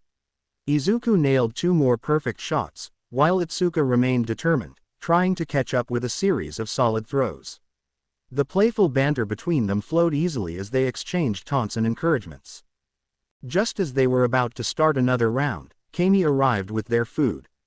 Yo, fam, here's your order, she said, setting down a tray piled with their meals. Itsuka's eyes lit up at the sight of the Kamehameha cream puff and Endeavor's blazing beef buns, while Izuku eagerly reached for his All Might Power Punch Espresso and Power Puffs. Thanks, Kami, Izuku said, excited to dig into the food. Izuku and Itsuka paused their game, digging into their meals and discussing the current state of their competition. Alright, let's tally up the scores, Izuku said, his eyes sparkling with excitement. Itsuka nodded, a confident smile on her face. I'm still in the lead, I can feel it. The two friends counted up their points, and after a few moments of calculation, Izuku announced, I've got 222 points. Itsuka smiled, and I've got 240 points. Guess I won. Izuku chuckled, cream from his All Might power puffs on his face. Congrats, you got me this time. My 2 perfect scores weren't enough to catch up, though next time I'm gonna beat you. Itsuka stuck out her tongue. Please, I could beat you with my eyes closed. Izuku grinned. Nah, I got perfect scores in the majority of the rounds. Itsuka chuckled. I'm sorry, but last I checked, didn't you get a whopping 2 points in our first round? Izuku's face burned with embarrassment, but he tried to save face. That was just a bad throw. Itsuka teased, excuses, excuses. As they bantered, they shared the meat buns, with Izuku taking a bite of Itsuka's first. The moment the heat hit his tongue, his eyes widened, and he let out a small cough. Whoa, that's spicier than I expected, he managed, quickly reaching for his coffee. Itsuka grinned, watching him struggle. You good there, Izuku? Need some water, she teased, resting her chin on her hand. Izuku took a sip of his coffee, only to make a face as the lingering spice mixed with the strong espresso. Itsuka burst into laughter, the sound bubbling out of her before she could stop it. Not funny, Izuku mumbled, cheeks puffed out as he forced himself to swallow. Super funny, Itsuka corrected with a smirk. Alright, my turn. She took a confident bite of her own meat bun, only for her expression to freeze as the heat hit her all at once. Izuku immediately noticed the way her posture stiffened and leaned in, eyes full of mischief. Oh, what happened to handling spice like a pro? He asked, barely holding back his laughter. Itsuka's face turned a shade redder, not just from the heat but from sheer stubbornness.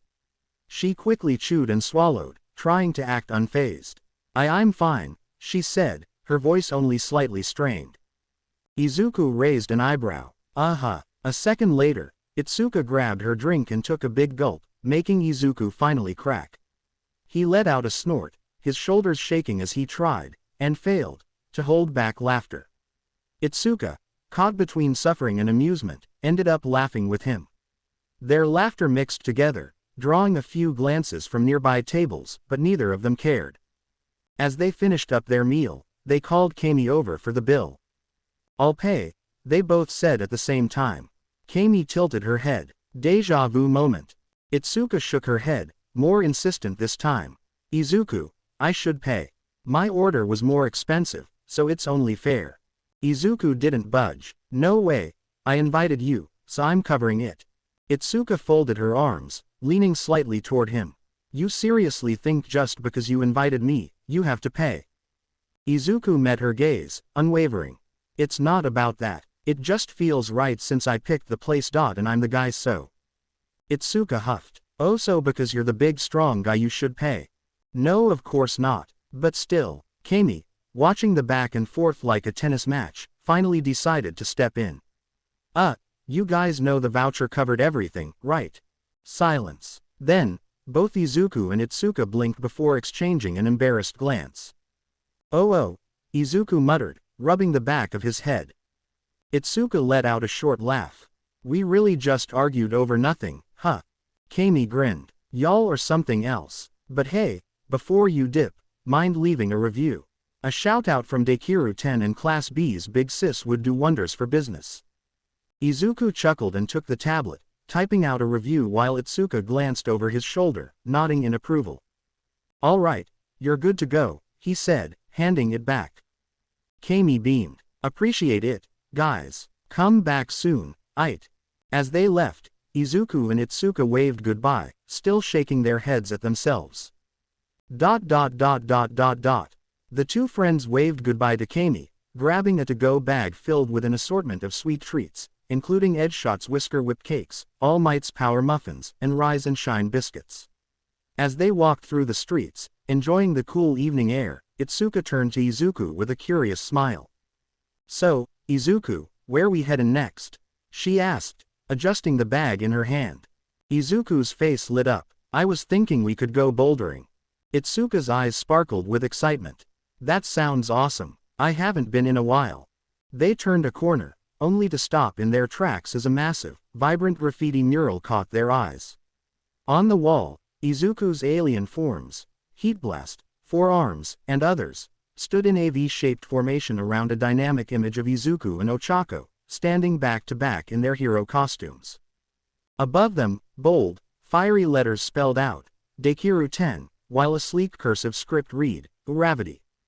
At the top, the title stood out in electric spray paint. Heroic Duo. Slayers of the Hero Killer. The artist had even incorporated the Omnitrix's glowing dial into the design, adding a layer of depth to the piece. The colors were so vivid it almost felt like the mural was alive. Izuku's face turned red in an instant. He felt an odd mix of embarrassment, pride, and disbelief. "Oh no," he muttered. Itsuka raised an eyebrow, suppressing a chuckle. "Look who's Mr. Popular," she teased, nudging his arm. Izuku rubbed the back of his neck. "This is so embarrassing," he groaned. "No offense, but I really don't like being the center of attention." Itsuka laughed. "Well, too bad. You earned it." Izuku sighed, still trying to process it all. But before he could say anything else, Itsuka's gaze landed on a small, handwritten message in the corner of the mural. Near the bottom, in humble, uneven letters, it read, "To the heroes who brought my sister's murderer to justice, thank you." Itsuka's teasing smile softened. "That's really sweet, Izuku." Izuku stared at the message, his throat tightening. His vision blurred slightly as he quickly wiped his eyes. Without saying a word, he pulled out his phone and snapped a picture of the mural and the message. "What are you doing?" Itsuka asked. "Sending it to." Izuku started, then immediately stopped himself, remembering his mom's words about not mentioning another girl on his date. His lips pressed together as he quickly adjusted his answer. To Mom. I usually tell her about stuff like this." Itsuka tilted her head but nodded. "Well, y'all are real close, so that makes sense." Izuku hesitated, then sighed quietly before sending the picture to Ochako. At the Uraraka home, Ochako sat cross-legged in the living room, enthusiastically recounting her internship experience to her parents.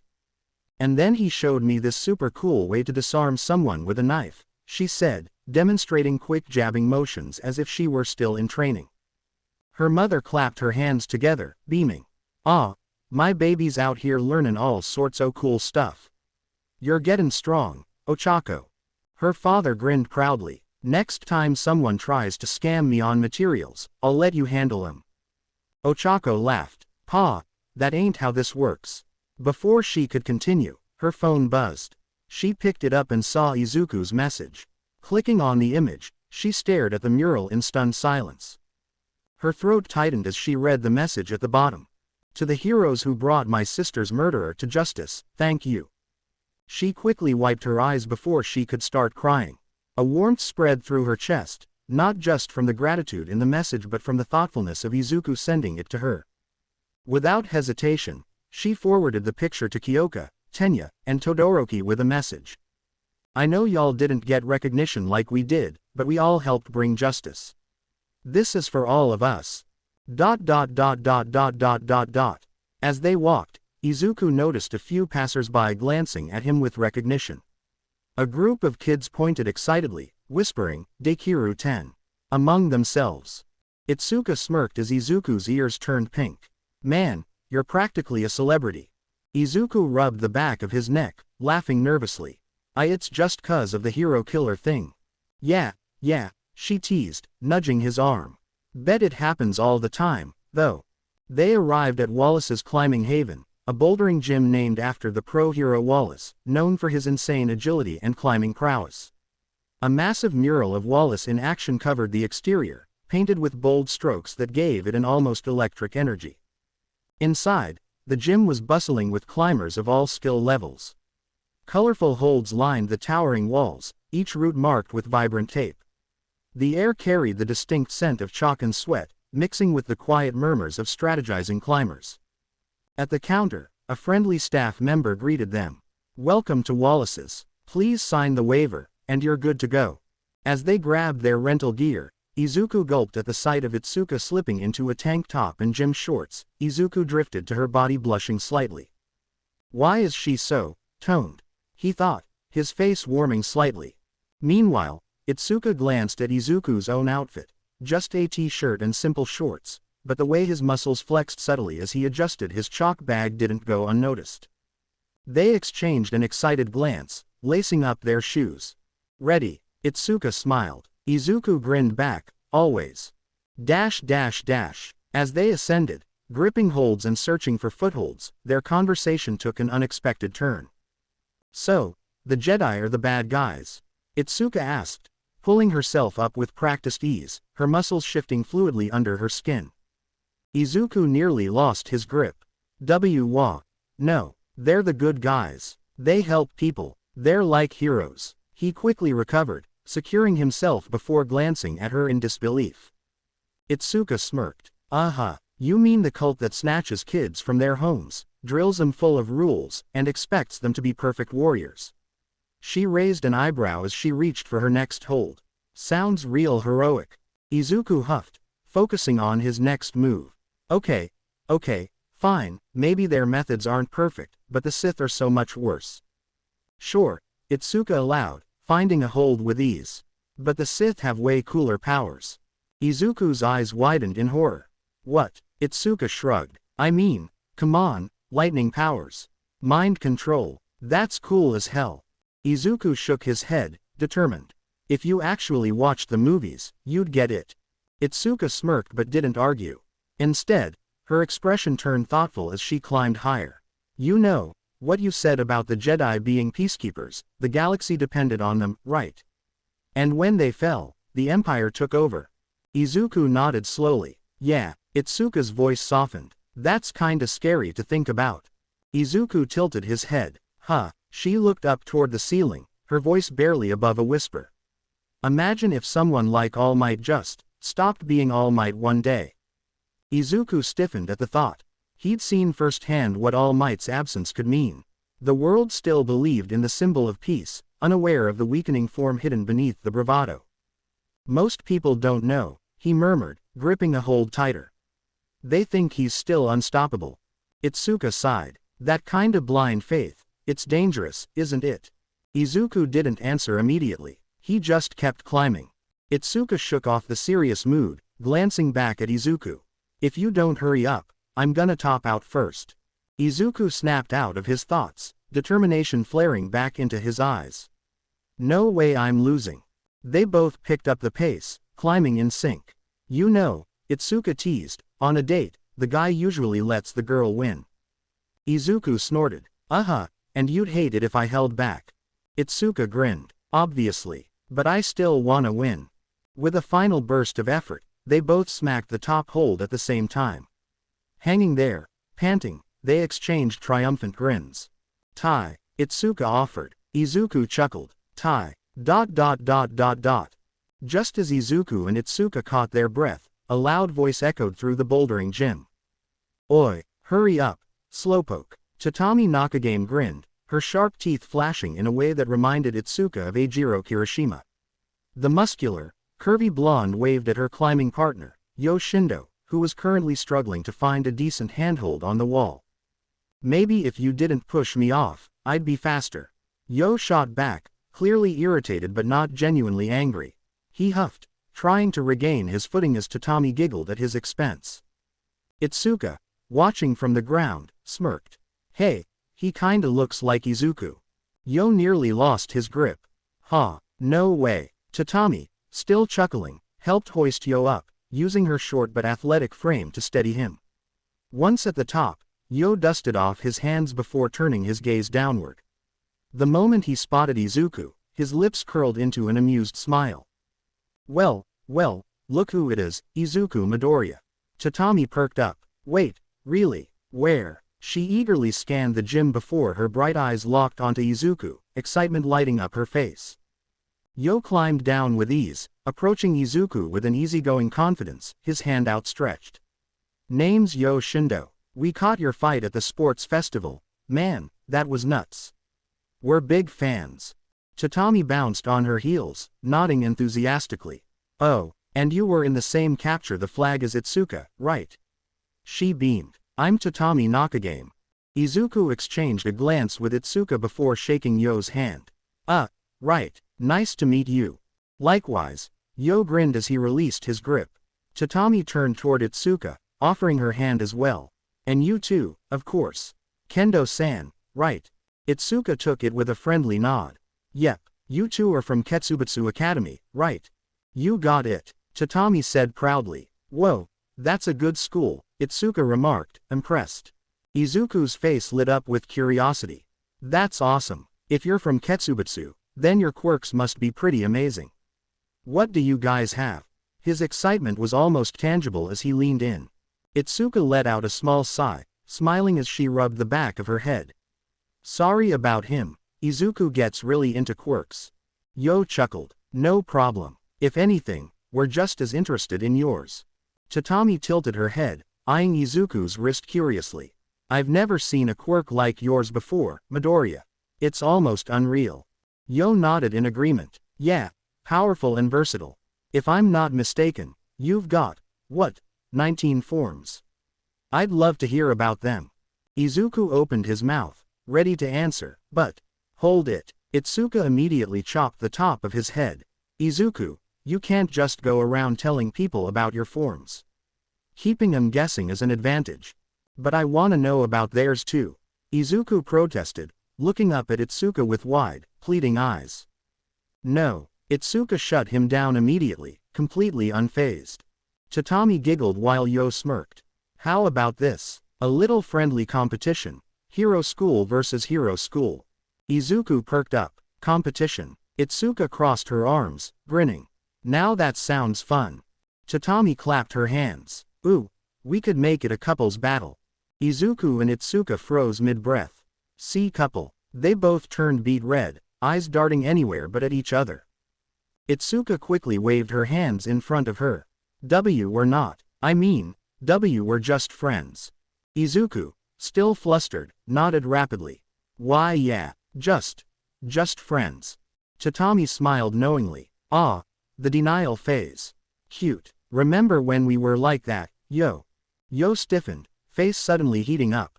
I have no idea what you're talking about. Tatami grinned, leaning closer. Oh, come on, you were so. Please don't, Yo muttered, looking away. Deciding to move past the teasing, Yo cleared his throat. Ahem. Anyway, friendly competition. How about a blindfolded bouldering challenge? One of us guides the other through the course, and we do 3 rounds. Losers spill the details about their quirks. Izuku and Itsuka exchanged looks before breaking into matching grins. You're on, Itsuka declared. Sounds fun, Izuku added. Tatami pumped her fist. This is gonna be awesome. Yo smirked. Some good, old-fashioned hero training. Let's see what you've got. The 4 stood before the climbing wall, ready to begin their friendly competition. Itsuka, blindfolded, rolled her shoulders and cracked her knuckles. Just don't start making excuses when I win, she teased with a smirk. Shindo grinned, unshaken. I wouldn't dream of it. Tatami chuckled as she guided Yo, who was also blindfolded. Left hand, reach for the crimp. She directed, her voice steady. Yo's fingers found the hold, and he pulled himself up, muscles flexing with effort. Meanwhile, Izuku attempted to guide Itsuka, but his directions were less than helpful. Move your hand up. No, wait, left, no, right. Wait. Itsuka let out a snort, her foot slipping momentarily. Izuku, I swear, you're worse than a GPS with bad signal. Sorry, okay. Try moving your right hand up. Yeah, that one. Izuku corrected himself, forcing himself to focus. With renewed confidence, Itsuka found her footing and surged upward. We got this, Izuku. No way I'm losing to these two. Not happening. Yo shot back. Tatami and Yo were keeping pace, their movements fluid and synchronized. Right foot, edge, Tatami called, keeping her partner on track. Sweat dripped from their brows as they neared the top. Then, Yo's hand grasped the final hold first. He tugged off his blindfold and grinned. Oh yeah, that's how it's done. Nice job, Yo, Tatami cheered. With a small huff, Itsuka hopped off the wall, landing on the blue mat with a slight bounce. Damn, so close. Izuku walked up to her. Sorry, Itsuka. She waved him off with a grin. Nah, don't sweat it. We've got 2 more rounds. One little setback isn't stopping us. Izuku nodded, her enthusiasm as contagious as ever. Alright, let's go, Itsuka and Shindo said in unison, their competitive energy sparking. Round 2. Tatami continued guiding Yo with careful, precise instructions. Left foot, press into the edge. Now reach. No, other hand. Meanwhile, Izuku found his groove. You're almost there, Itsuka. Reach up. Now. Itsuka shot up the wall like a lightning bolt, fingers locking onto holds with rapid precision. She barely seemed to slow down, moving with pure determination. Tatami's tone grew urgent as Yo hesitated. No, Yo, go right. Not. It was too late. With one final push, Itsuka claimed victory, gripping the top hold with triumph. Izuku pumped his fist. That's what I'm talking about. Itsuka laughed, her grin wide. Couldn't have done it without you. Oh, and, catch me. Before Izuku could react, she leapt straight at him. Instinct kicked in, and he caught her with ease, though his face flushed at their sudden closeness.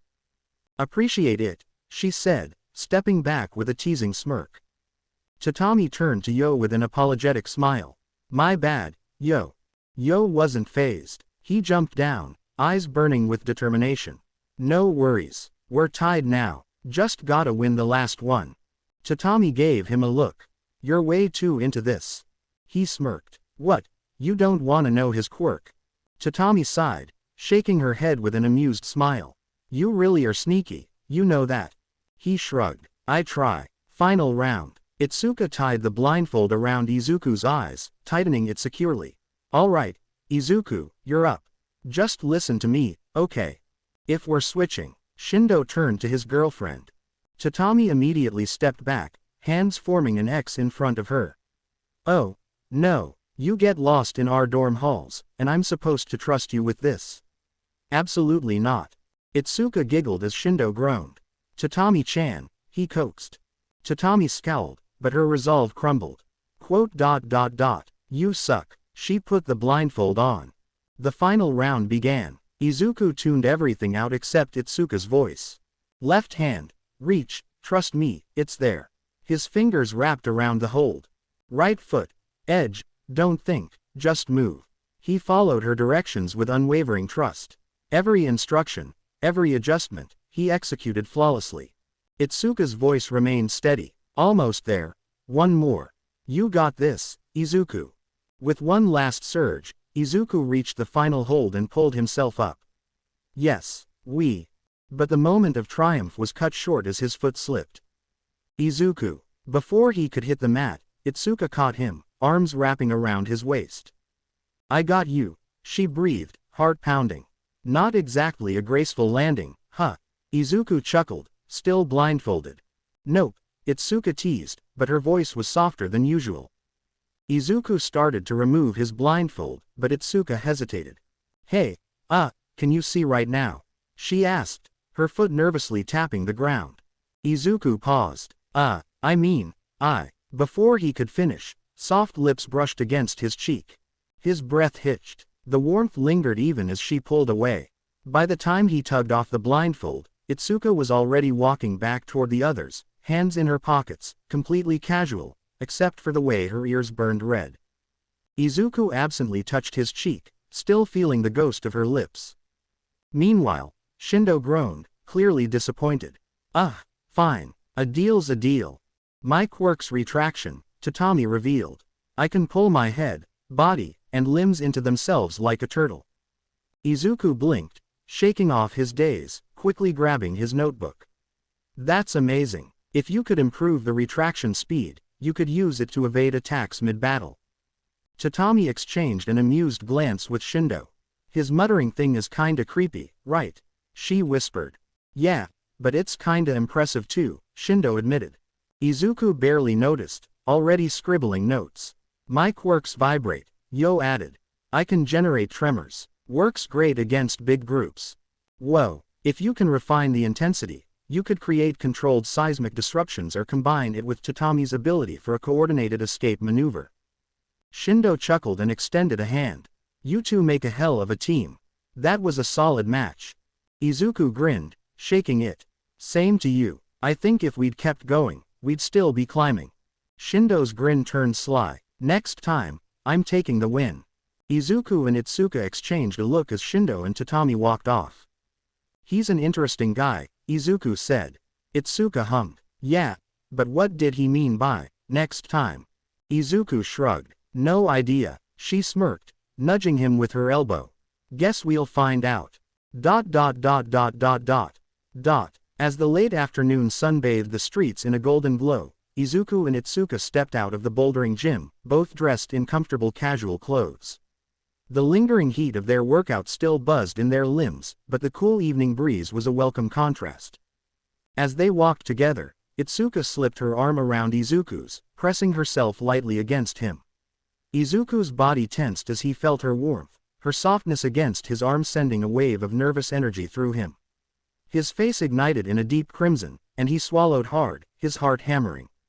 So, we have one final destination?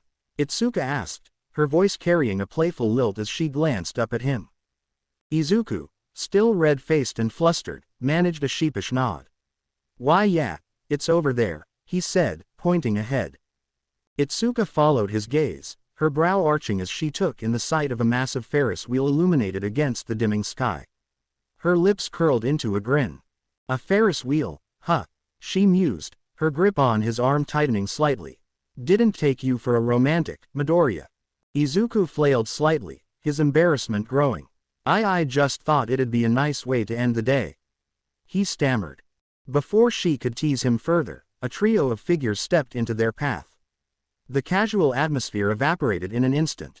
Izuku's expression hardened, and Itsuka's eyes narrowed as she recognized them, the same lowlifes who had attempted to assault her before. Well, the leader sneered, his grin twisted with malice. Look what we have here. Our escaped prey. Itsuka cracked her knuckles, a predatory smile creeping onto her face. You guys really want to go down this road again? She asked, her voice laced with dangerous amusement. I mean, I distinctly remember mopping the floor with you last time. The trio exchanged confused glances before bursting into laughter. All we remember is something hitting us, and then we woke up in police custody, one of them admitted. Izuku leaned toward Itsuka and whispered, seems like you beat them up so badly, it gave them amnesia. Itsuka beamed with pride. The leader, Billy, sneered, listen up, princess. You got away from us last time, but fate's given us another chance. We'll have our way with you while your boyfriend watches. Izuku and Itsuka exchanged a deadpan glance. Do you guys not know who we are? Izuku asked, referencing their growing popularity. The trio snickered. Of course we do, but if you use your quirks, you'll be in trouble with the quirk laws. You can't use your quirks in public, or you'll ruin your entire hero career. Izuku and Itsuka deadpanned, that's the dumbest thing we've ever heard. Itsuka placed her hands on her hips. What, you expect us to just let you rape me? You do realize quirk laws allow self-defense, right? She added, we might get a slap on the wrist, but you'll go to prison for attempted sexual assault. Billy scoffed, listen, we don't understand your big words. Just let us have our way with your girl, and no one gets hurt. Izuku pinched the bridge of his nose, exasperated by their stupidity. Itsuka, meanwhile, had an idea. Itsuka grinned suddenly, turning to Izuku with a spark in her eyes. Hey, remember the last time you fought them?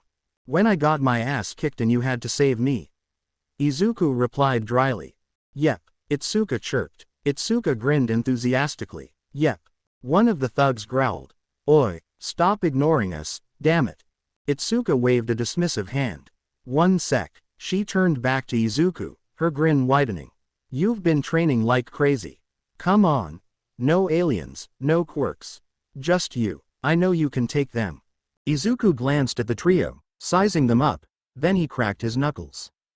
5 seconds later, Izuku dusted off his hands as the three lay sprawled on the ground, groaning in pain.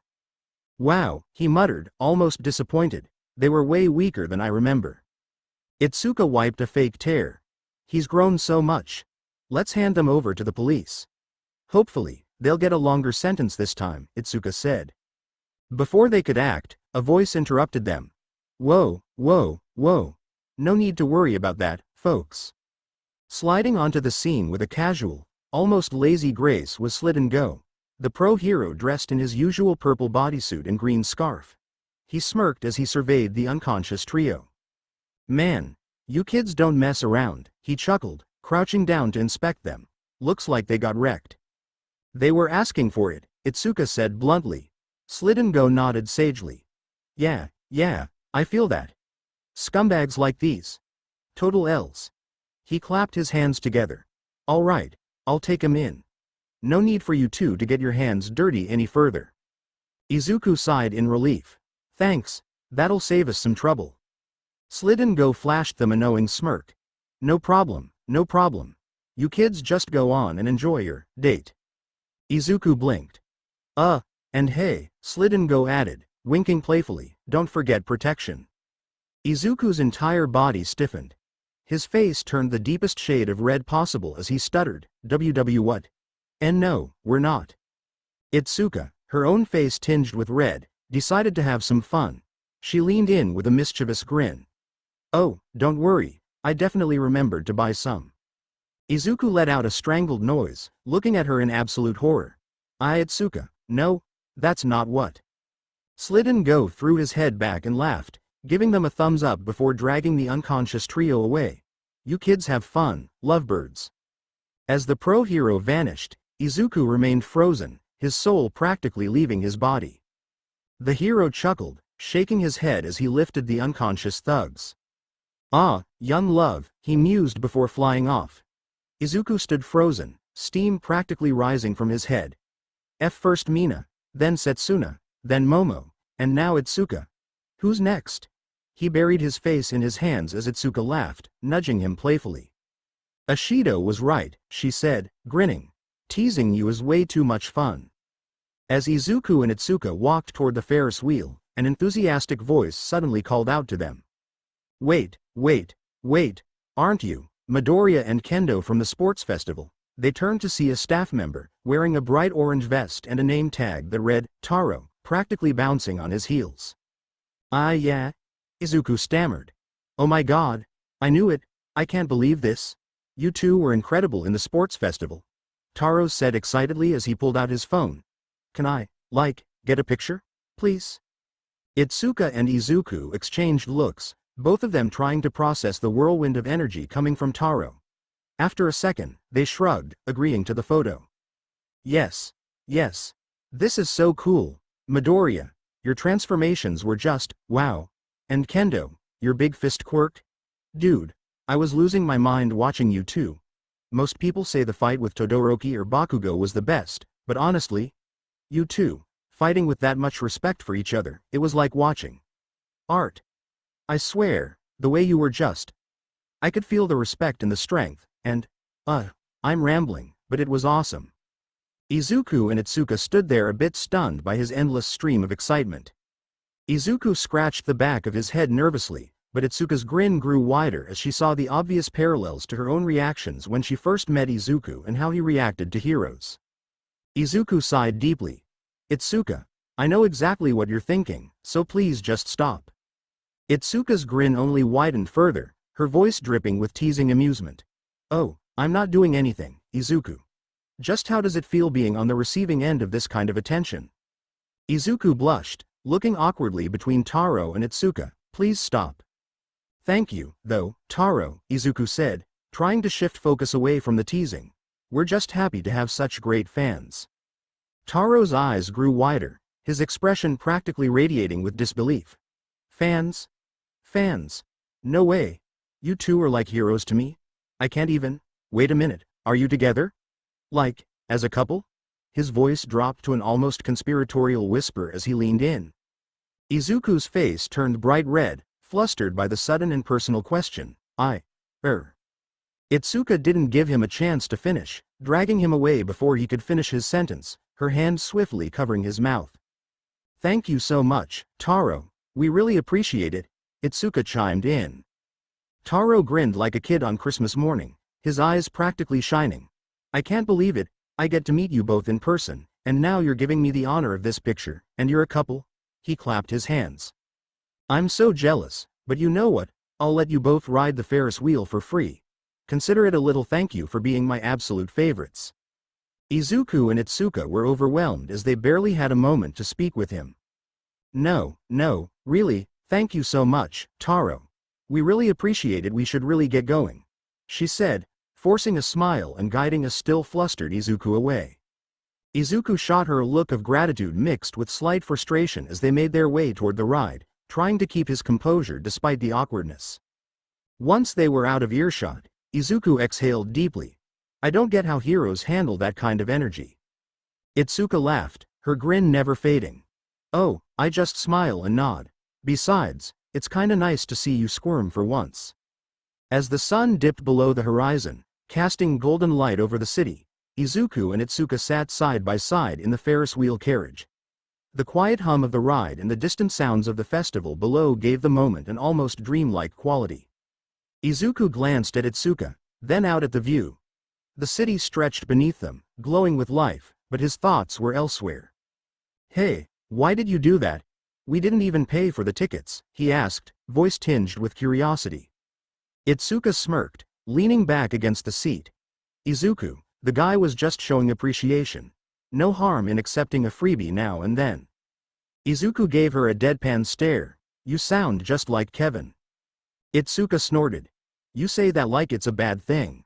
The Ferris wheel reached its peak, and for a moment, everything stilled.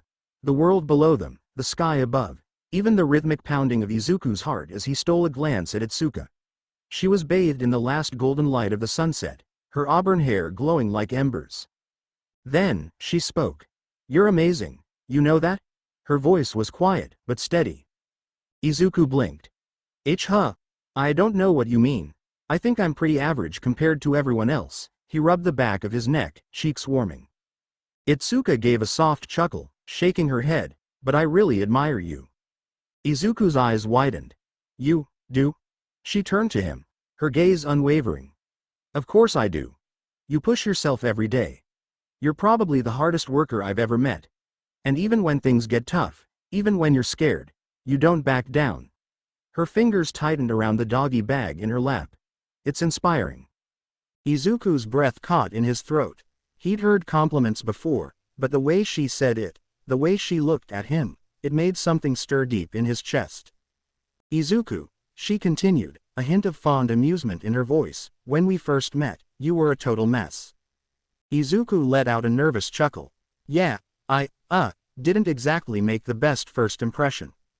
"No, you didn't," Itsuka grinned, but it was soft, affectionate. "But that's what makes it even crazier. Because now, looking at you, you're a completely different person. And I think that's why." She hesitated for only a second, then pressed forward. "That's why I started to fall for you." Izuku felt his breath hitch. His heart pounded so hard he thought it might burst. Itsuka. You never stop trying," she said, voice steady but laced with emotion. "No matter what, even when you were fighting Todoroki, you weren't fighting to win, you just wanted to help him. You always want to help people, even when it'd be easier not to. Even when it means putting yourself in danger." She let out a soft laugh. "I swear, you'd throw yourself in front of a train if it meant saving a stray cat." Izuku chuckled too, but he could feel the weight behind her words. "I've watched you grow so much since we met," Itsuka admitted, her fingers tightening around the fabric of her pants. "And watching you grow made me want to grow stronger too. But USJ made me realize something." She took a deep breath, then met his gaze with unwavering determination. "I want to grow stronger with you." Izuku swallowed thickly, his mind racing, his emotions tangled in a way he couldn't quite unravel. "Not just physically," Itsuka added. "I want to be there when things get hard. When you start doubting yourself, when things seem impossible, I want to be the one to remind you that you can do it." She placed a hand over her chest, exhaling. Because I know you'd do the same for me. Izuku felt a sting behind his eyes. He fought back the tears threatening to form, overwhelmed by the sheer sincerity in her words. Even if we're not a couple, even if you don't feel the same way, I still want to be by your side. Itsuka's voice wavered just slightly, and she clenched her fist against her chest. I already said this, but I'll say it again. I really like you, Izuku Midoriya. Izuku sucked in a sharp breath, his hands gripping the edge of his seat. You're the biggest dork in the world, she added, her lips curling into a shaky smile. But I really like you. She likes me, Itsuka really. His voice cracked slightly, and he swallowed hard. You're one of the few people I really like being around. I don't know how to explain it, but when I'm with you, I feel different. More confident, more me. He forced himself to meet her gaze, his face burning. I know we're not dating or anything, but, do you want to grow stronger together? Itsuka's heart skipped a beat. Izuku let out a nervous laugh, rubbing the back of his neck.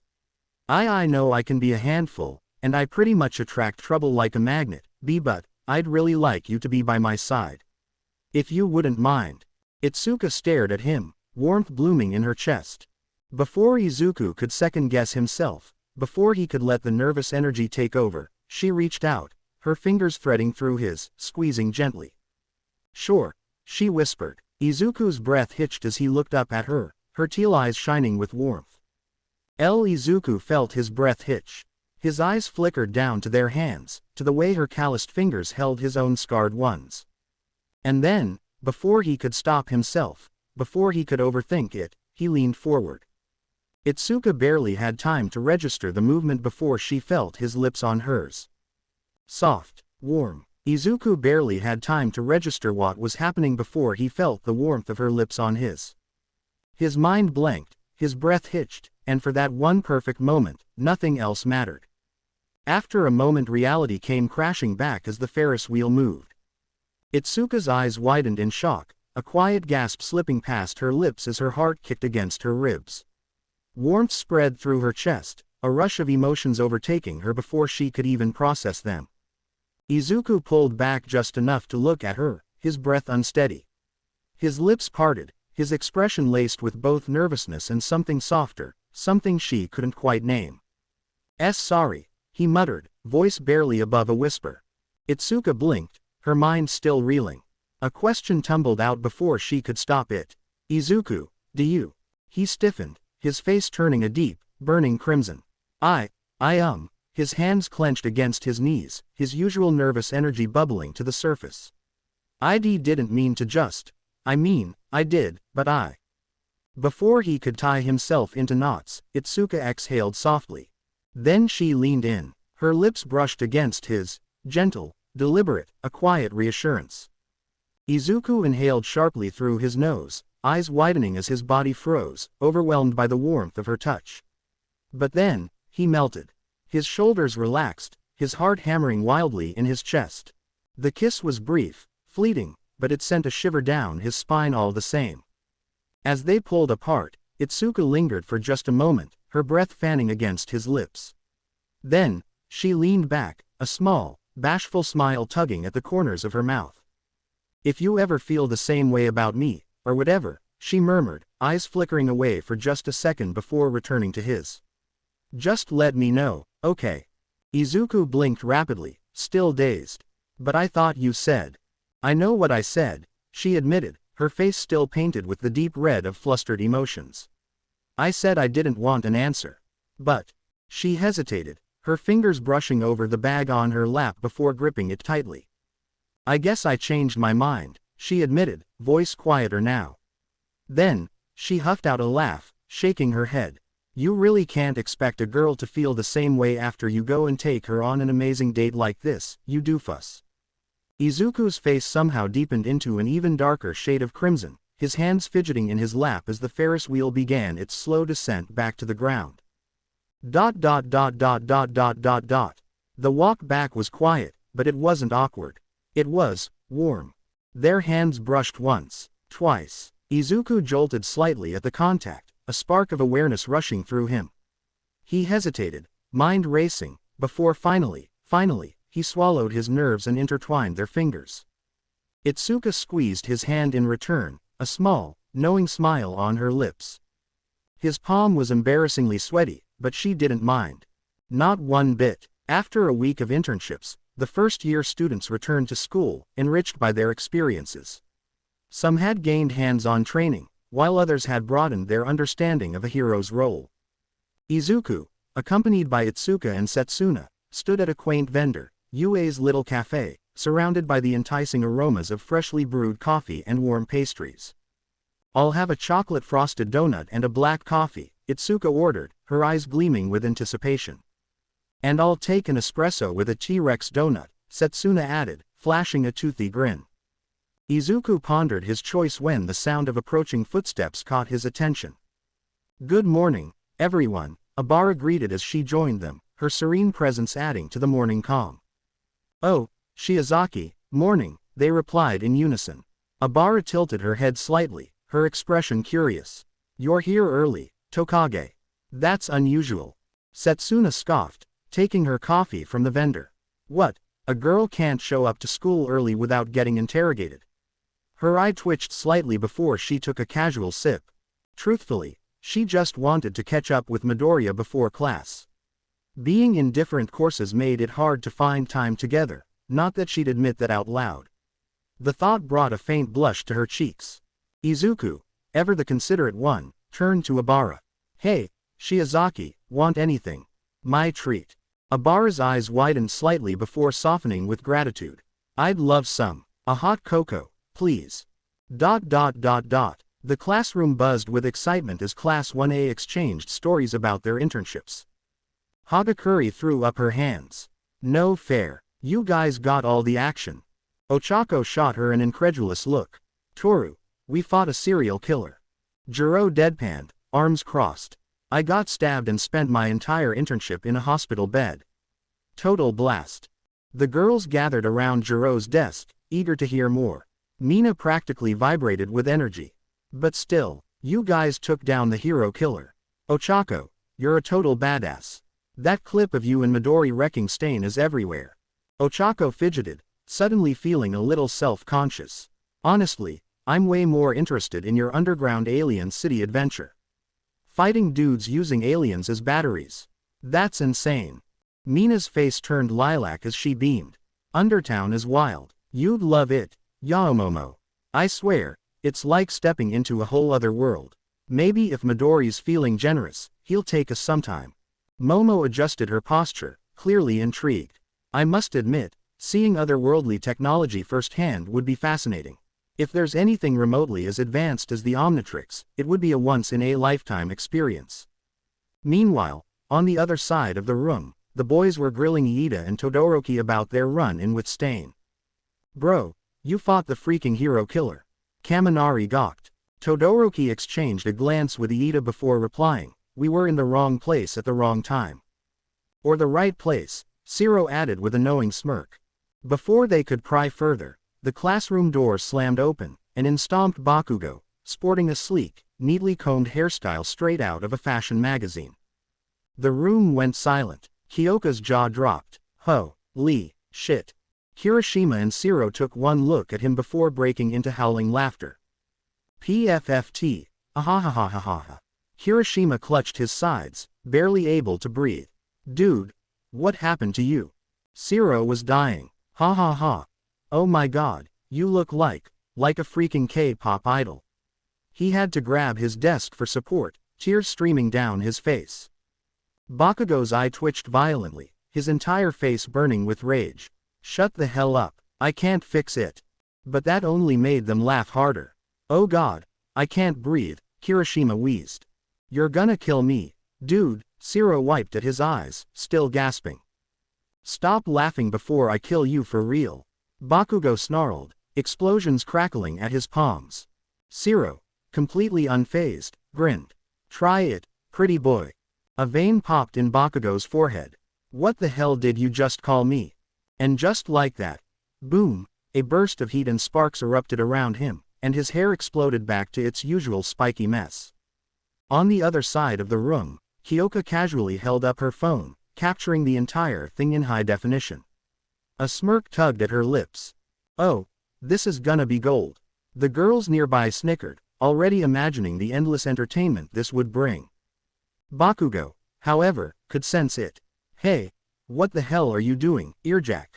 Kiyoka simply hummed, flipping her phone shut. Nothing you need to worry about, pretty boy.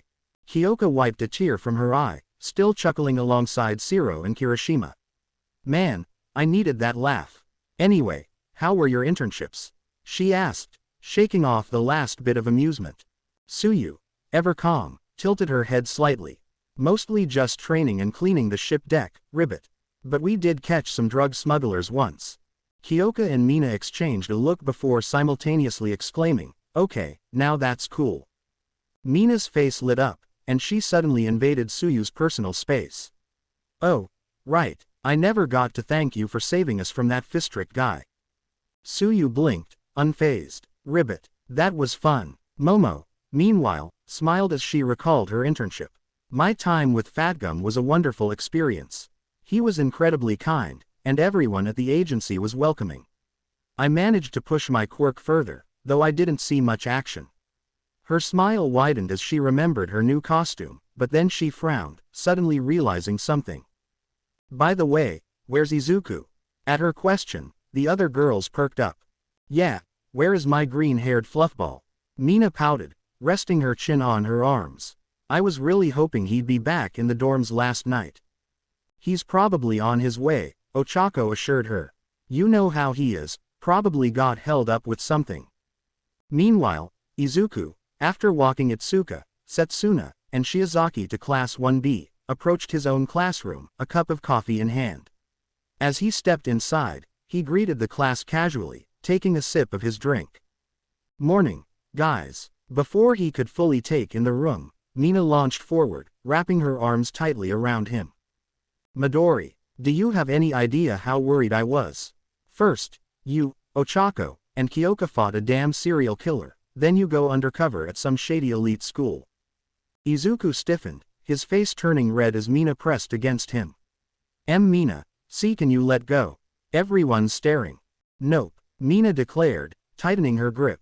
You had me stressing for days. I'm at least getting a proper hug out of this. She pouted dramatically. Before Izuku could respond, Toru joined in, wrapping her arms around both of them. Midori, a week is way too long. I missed you, and I wanna hear everything about your internships. Izuku gave an awkward chuckle. I missed you too, Hagakure. And I definitely wanna hear about yours too. After a moment, Mina finally released him, allowing Momo and the others to approach. Izuku's attention immediately flickered to Kiyoka. Juro, are you okay? Your shoulder, he frowned. You got impaled pretty badly. Kiyoka scoffed, waving him off. It's fine, Green, just a scratch. Izuku didn't buy it, his frown deepened. You got stabbed through the shoulder.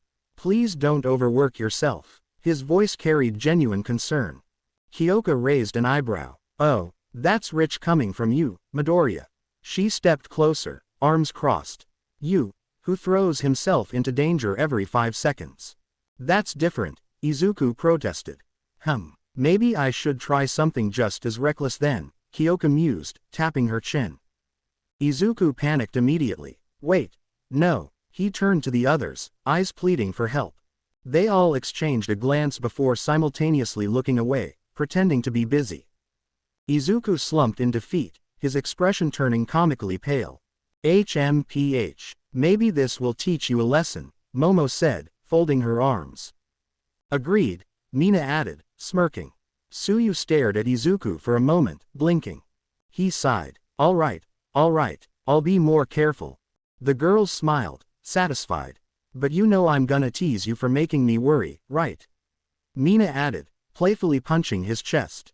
Ribbit. Thank you, Midoriya-chan, Tsuyu said softly. Before Izuku could respond, the guys swarmed him. Dude, the way you and Ochako took down Stain was insane. Sato said, eyes wide with admiration. Ochako stiffened slightly, her face reddening. And creepy, Tokiyami muttered. Yanagi will not stop talking about how spooky it was. Sorry, Izuku offered sheepishly. Zero grinned. Speaking of internships, how'd yours go, guys?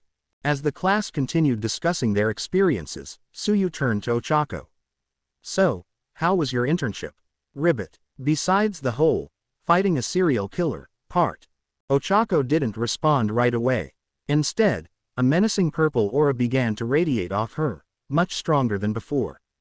Izuku internally winced. Oh no, I know this side of Ochako way too well. I'd say it was beneficial, Ochako said darkly, her voice laced with newfound intensity. Steam escaped her lips as she performed rapid jabs into the air, each strike sharp and precise. Tsuyu blinked. I think she's found her fighting spirit, Ribbit. Yeah, that tracks, Kiyoka said, watching as Ochako's next jab created a small gust of wind. She trained under Gunhead. Makes sense. I bet I could take you and Itsuka on, Dekiru, Ochako said, her tone laced with a menacing edge. Izuku's mind immediately pictured a battle-ready Ochako and Itsuka, both radiating an ominous purple aura as they closed in on him like hunters eyeing prey. He gulped. Eep. Yeah, I don't think I could take you and Itsuka, Izuku admitted, raising his hands in surrender. Ochako's grin faltered, and that intense aura vanished in an instant, replaced by a deep, flustered blush. Kiyoka smirked. Huh, one little innuendo from Midoriya, and all that intimidation just melts away. Shut up, I was just caught off guard. Ochako snapped, her face going crimson. Kiyoka drawled, clearly not convinced. The rest of the girls snickered at Ochako's reaction, only making her blush harder. Denki, watching the whole thing unfold, whistled. Man, she's been gone for a week and comes back a whole different person. Manetta shuddered dramatically. Different. Don't be fooled, my friend. All women are demons in disguise, hiding their true nature behind beauty and tempting curves. He wrapped his arms around himself, shaking with exaggerated fear. Izuku raised a brow. Manetta, Shiozaki went with Kamui Woods. She's pretty close with MT. Lady, and all she did was make him do chores around her apartment. His voice was filled with confusion at Manetta's overreaction. A beat of silence passed. Then, the class erupted into laughter. Manetta dramatically collapsed onto his desk, fake sobbing. I had such high hopes. Serves you right, you little perv, Mina snickered. Kiyoka leaned in with a wicked grin. Oh, and just so you know, Green won't say, I told you so. Manetta sighed in relief. But I will. Clearing her throat, she leaned toward Manetta and deadpanned, you're an idiot. Like, impressively stupid, you actually thought a grown woman would be interested in a perverted teenager. I don't know what's dumber, the fact you actually thought she would sleep with you. Or the fact you basically ruined your one-in-a-life chance. What the hell did you expect? The class roared with laughter again as Manetta turned beet red. Izuku, ever the nice guy, scratched his cheek. I do kinda feel bad for him. Momo gave him a reassuring look. You really shouldn't. I even tried to convince him to pick a different internship. Ojiro blinked. Really? I thought you found him repulsive. Izuku chimed in, though I do kinda feel bad for him. Momo comforted him. You really shouldn't. I also tried to convince him to pick a different option as deputy class representative. Ojiro spoke up. Really? I thought you found him repulsive. Momo clarified. I find his actions repulsive. How he makes the girls in our class uncomfortable and his constant staring at me is frankly repulsive, disgusting, gross, any other adjective in my vast vocabulary. The girls' class nodded in agreement. Momo continued on. But despite that, he's still a member of Class 1A, and as the class vice, I want the best for all our classmates, regardless of their behavior. Izuku would do the same, and I should follow his example. The group applauded, impressed by Momo's maturity and dedication to her role as class vice. Toru tilted her head. So, how did that go? Momo's expression turned sour. He made a sexual innuendo and said something about a three-way between me and MT. Lady. I was disgusted and left his presence immediately. 2. The room collectively cringed. Izuku gave Momo a comforting pat on the back, while the girls all exchanged looks of disgust. Kaminari, desperate to change the topic, beamed. Anyway, everyone at my internship loved me. I was kind of a big deal. Zero, still being held by Bakugo, smirked. Oh yeah, but if we're talking hardcore, that title still goes to him. He nodded toward Izuku. Mina grinned. Damn right. And don't forget about Seijuku Gakuen. The playful mood shifted instantly. Momo sighed. Seijuku Gakuen had such a strong reputation, but to find out what was really going on, it's disgusting. And horrifying, Ochako muttered. Tenya's expression darkened. To exploit students, forcing them into fights and humiliating those with weaker quirks, it's beyond corrupt.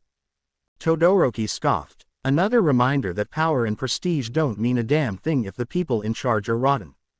Iida turned to Izuku, curiosity in his gaze. Midoriya, how did you even expose all of that? The amount of evidence you uncovered in just a few days is almost unbelievable. Izuku explained how he found a journal from a former student and shared the horrific details on what he had done. Momo whispered, that's appalling. Izuku sighed, and the worst part, the guy behind it is still out there, probably feeding off more people. But without him I wouldn't have found all that evidence. Toru smacked his arm. Izuku, please don't thank the predator. Iida nodded solemnly. At least the people responsible for Seijuku Gakuen's abuse are being held accountable. It's a step toward justice. Kaminari smirked, sensing a chance to lighten the mood. But, come on, that wasn't even the craziest part of your week, was it, Izuocha? Ochako's face went nuclear as her head snapped toward Izuku, who was already blushing up a storm. Kaminari, shut up. Oh, Izuocha, you know you guys are blowing up on social media as the future superhero couple. Kaminari grinned, oblivious to the way the temperature in the room seemed to drop. The guys turned toward the girls, only to freeze as a dark, murderous aura surrounded them. Kaminari, Shiro whimpered, instinctively taking a step back. But seriously, Kaminari continued, either too bold or too dumb to stop. There's even fan art of you guys, like, seriously. Gravity and aliens, you two are practically a power couple. He pulled out his phone. Look, some of the art is actually. Denki, bro, Manetta stammered, his entire body trembling like a leaf caught in a storm. Todoroki, ever the voice of doom, gave Kaminari a warning glance. I wouldn't call them that if I were you. As he pointed. Kaminari blinked. Huh, why not? As he turned where Todoroki had gestured. The rest of the girls were smiling, their eyes closed, their bodies eerily still. And yet, the air around them was suffocating, thick with an overwhelming pressure that made his instincts scream run. Kaminari gulped. A silent, unspoken rule settled over Class 1A. Do not say, Izuocha, if you value your life. Shiro, still in Bakugo's grasp, latched onto a distraction. Oh yeah, the hero killer. Glad you guys made it back, Hiroshima said, finally prying himself free from Bakugo. Momo smiled. I was worried about you too. Good thing Midoriya and Uraraka took him down, huh? Sato remarked. Toru practically vibrated with excitement. So cool, but I shouldn't be surprised. I mean, rising superstar and all. She leaned into Izuku's personal space, making him blush. I still can't believe you scared the hero killer so bad that he passed out, Ojiro muttered in awe. Izuku and Ochako both chuckled awkwardly, clearly uncomfortable with the attention. Ojiro then asked, did you guys hear the latest news on Stain? Ochako tilted her head. No, what news? Shoji answered, people are saying he might be connected to the League of Villains. And that Dr. Onimo guy escaped custody, Ojiro added. Izuku's eyes widened. You're kidding. Momo frowned. It seems like the mist villain from USJ broke him out. Izuku groaned. Oh, come on. I thought we were done with that psycho. Ojiro shuddered. Imagine if both Stain and Onimo had been at USJ. Manetta turned pale. I don't wanna imagine that. Kaminari hesitated. I mean, Stain's scary, but, you gotta admit, he's kinda cool. Izuku frowned. There's a video. Kaminari nodded. Yeah, it's all over the internet. His philosophy, his past, how he became the hero killer. Kiyoka glared. Kaminari. Kaminari winced. Crap. Iida, I wasn't. Iida cut him off, raising his bandaged arm. It's fine, but his actions aren't justifiable. He wasn't some martyr for justice, he was a murderer. The room fell silent, the weight of his words sinking in. Izuku placed a hand on Iida's shoulder. We're here for you, man. Iida exhaled, managing a small smile. Thank you, Midoriya. Then, in true Iida fashion, he straightened up. Now, class is about to begin. Take your seats. Tokiyami muttered, and he's back. Kiyoka smirked at Kaminari. Nice job talking about weird shit, dumbass. Kaminari groaned. Yeah, I'll shut up now. After class, Bakugo sat in front of Izuku, tapping his fingers impatiently against his desk. He shot Izuku a withering glare over his shoulder before scoffing and turning away, pretending to focus on the lesson. Class had been dragging on, but finally, lunchtime was approaching, and Izuku stretched his arms, ready for a break. Man, ectoplasm's math class is way too much, Sato groaned, rubbing the back of his head. I still don't get how we're supposed to apply quadratic equations to real life.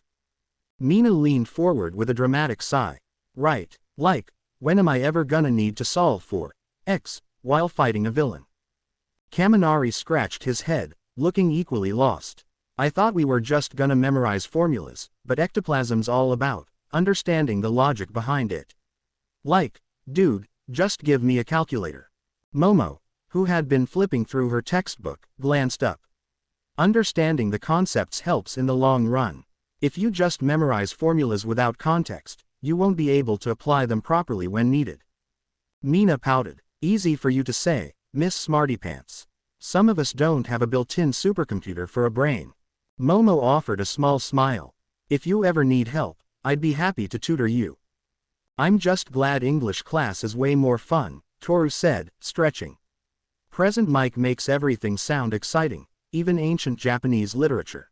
Yeah, Izuku nodded. At least his energy keeps us awake.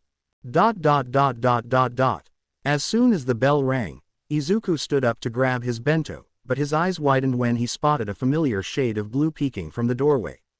Najire's head popped in, a bright smile lighting up her face. Hey, Izuku. A wave of silence washed over the room. The boys stared in shock, while the girls exchanged quick glances, subtle unease flickering in their expressions. Jiro's fingers twitched against her desk as her gaze flicked between Najire and Izuku. And noticed Najire's impressive physique. TCH, that's so unfair, she muttered under her breath. Ochako's gaze shifted away, her fingers gripping the strap of her bag a little tighter. Toru's lips pressed into a thin line. Mina's arms crossed over her chest, her eyes gleaming with something between curiosity and rivalry. Suyu remained unreadable, but her gaze lingered on Najire longer than usual.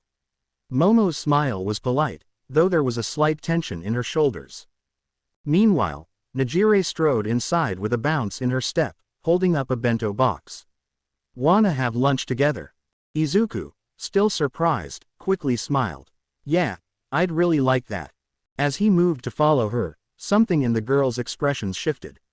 They couldn't quite place what it was, but seeing Izuku's face light up at Najire's arrival stirred something uneasy in their chests. But then, Izuku suddenly turned back and glanced at them, along with Todoroki and Iida. Do you guys want to join us? The tension in the air wavered. Todoroki gave a small nod. Sure. Iida adjusted his glasses, ever the proper class representative. That sounds delightful. It's always good to build connections with upperclassmen. Najire's eyes widened in excitement. Oh wow, that's great. Iida, I saw you at the sports festival, how did you move so fast? And Todoroki, if your left side is fireproof, why do you have burn scars? Todoroki and Iida exchanged glances. Iida chuckled awkwardly while Todoroki simply sighed. She's like a female Midoriya, Todoroki murmured. As they left the classroom, Manetta leapt onto his desk, fists trembling in righteous fury. Midoriya. The remaining girls slowly packed their things before following. As they walked, Najire turned to them with a bright, inquisitive gaze. Oh, right. Uraraka, why did you try so hard to touch the explosion boy if you can use your quirk from a distance? And Momo, how do you stay so thin if you have to eat a ton? Mina, are your horns sensitive? Toru, have you ever snuck into a movie theater for free? And Suyu, are you more like a tree frog or a toad? Jiro, are your earjacks extra sensitive because of your super hearing? How much stuff have you overheard? The rapid-fire questioning caught them off guard, but they responded one by one. Ochako blinked before answering. I figured out I could use my quirk like that during the match. Momo smiled lightly. My metabolism is extremely efficient, so I don't gain weight easily. Mina hesitated, then shrugged. Kinda. A little, yeah. Toru flushed bright pink. Oh okay. Yeah, I snuck into a movie once or twice. But walking into a theater naked was super embarrassing. Suyu's tone remained neutral. I'm just a normal frog, ribbit. Juru twirled her earjacks, smirking. Not answering the sensitivity thing, but yeah, I hear everything. The amount of blackmail material I have is honestly ridiculous. Najire blinked, then grinned. Whoa, you guys answer questions so fast, it's almost like you're used to it. The girls glanced at each other before speaking in unison. We are. Izuku asks a lot of questions. Najire's face lit up even more. Oh, that makes sense. I like you guys already.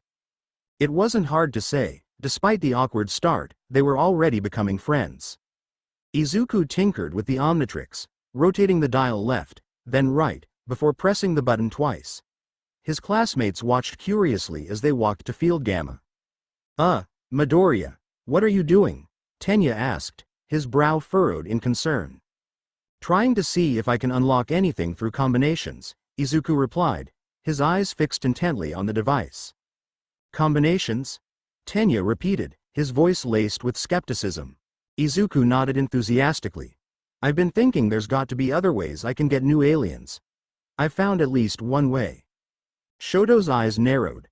Really? Izuku explained, when I come into contact with an alien and they touch the watch, I can transform into their species.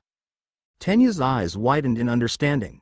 So, any species that touches the Omnitrix can essentially become your new form. Kaminari's eyes sparkled with excitement. Just get Vilgax to touch the watch and... Ojiro cut him off, his voice firm. That would be a terrible idea. You want Midoriya to transform into Vilgax's species, but he'd be no match for him in a fight. Tokiyami nodded in agreement, his expression grim. He's a formidable foe, and Vilgax has years of experience. He knows his species' weakness, strengths, everything, even from how they take a piss. Did we need that imagery? Midoriya would be at heavily disadvantaged. He will basically be an infinite figuring out how to walk, Shoji added on.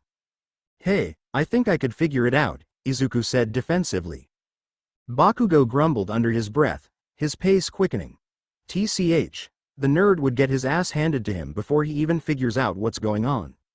As they walked toward Field Gamma, Izuku continued to fiddle with the Omnitrix, his brow furrowed in deep concentration. The dial clicked softly as he turned it, his fingers moving with precise intent. Todoroki, watching with mild curiosity, finally asked, what exactly are you trying to do? Figure out if I can switch between forms mid-transformation, Izuku answered without breaking stride, his gaze locked on the device. The entire group stiffened, eyes widening in shock. Yes, even Bakugo, who begrudgingly glanced at Izuku's hands. If I can pull it off, Izuku continued, excitement creeping into his voice, I'll be able to execute my new super move. Bakugo opened his mouth, intrigued despite himself, Super Mo. Before he could finish, the sound of lively chatter interrupted him. The girls had arrived, talking animatedly among themselves. Izuku's train of thought derailed the second he caught sight of Momo. Her new costume was striking, not in the overly revealing way of her previous one, but in its sleek functionality. It was refined, tactical, and practical. The deep crimson and black color scheme gave her a commanding presence, and the newly added glasses gave her an air of sophistication. Mina's eyes lit up. Yao Momo, that new costume is amazing. Hagakure nodded enthusiastically. Yeah, way more practical, less sexy, but still super cool. Not gonna lie, kinda jealous. Kiyoka smirked. Ditching the heels was a power move, and the glasses? Rocking them. Mina tilted her head. Seriously, how do you even fight in those heels before? That had to be murder on your feet. Momo beamed at the compliments. Thank you, and we have Izuku to thank for the design. She trailed off as she finally caught sight of Izuku, who was still standing there, dumbstruck. Without hesitation, she closed the distance between them, grasping his hands in hers. Izuku barely had time to react before he found himself locked in her piercing onyx gaze. his mind blanked. "Thank you, Izuku," Momo said warmly. "The costume is wonderful." Izuku's face ignited. So close, his mind screamed as he struggled to keep his eyes from darting around in panic. It's no problem," he stammered, his voice cracking slightly. Momo's smile only grew at his flustered reaction. She glanced down at their hands, her fingers tracing over the calloused roughness of his palms. "His hands are so worn. He really works himself to the bone," she mused silently, a gentle expression lingering on her face. Izuku, realizing their prolonged contact, swallowed hard. Momo." He cleared his throat awkwardly. "See, could you, let go of my hands?" Momo blinked, then laughed softly before releasing him. "Oh, of course, sorry about that." The boys, meanwhile, had been observing the exchange with varying levels of amusement and admiration. Kirishima gave her an approving nod. "Yeah, ditching the heels was a good call." Shoji tilted his head. "Your costume's less revealing. Won't that affect your quirk?" Kaminari sighed dramatically. "Not gonna lie, kinda a downgrade in the fanservice department." "Ow." He winced as Kiyoka jabbed him with an earphone jack. "I was kidding," he yelped, raising his hands defensively. Iida, as expected, focused on the practical side. "Yaoyorozu, what about your reference book? Without it, how will you recall the molecular structures for your creations?" Momo adjusted her glasses, pride evident in her expression. "I don't need it anymore," she declared. "Thanks to Izuku and Melissa." She said the latter's name with begrudging respect. "With their help, I developed a system that lets me recall everything I need instantly." The group collectively stiffened in shock, except for Izuku, who simply scratched the back of his head, looking sheepish. Sato whispered, "That's insane. Tech like that doesn't even exist." Shoji muttered, "That's basically science fiction." "Such sorcery," Tokiyami mused. Hagakure waved a hand dismissively.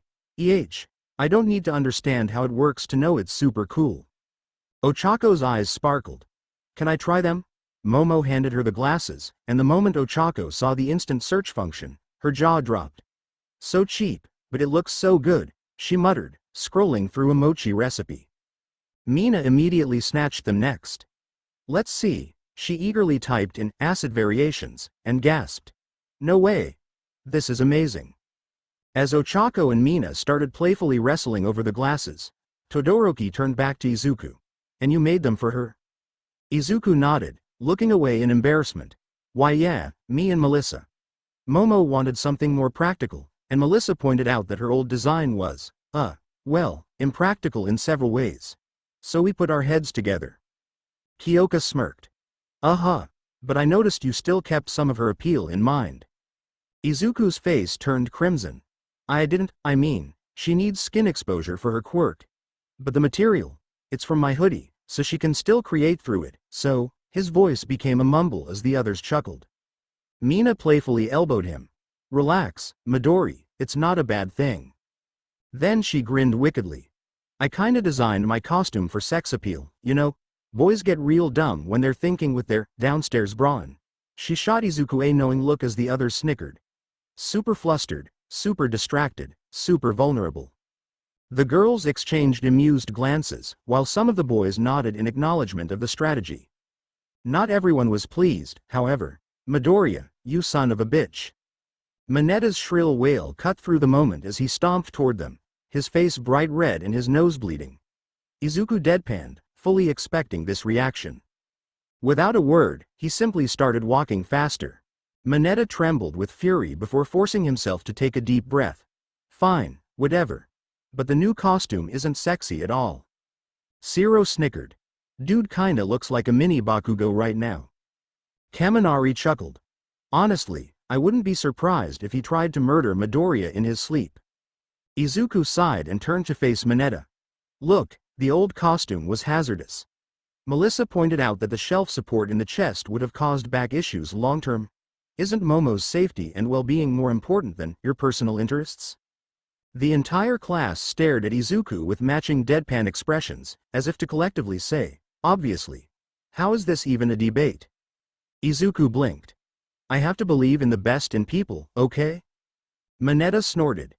"Yaoyorozu, you should ditch that costume." A heroine's greatest weapon is sex appeal. Kaminari nodded.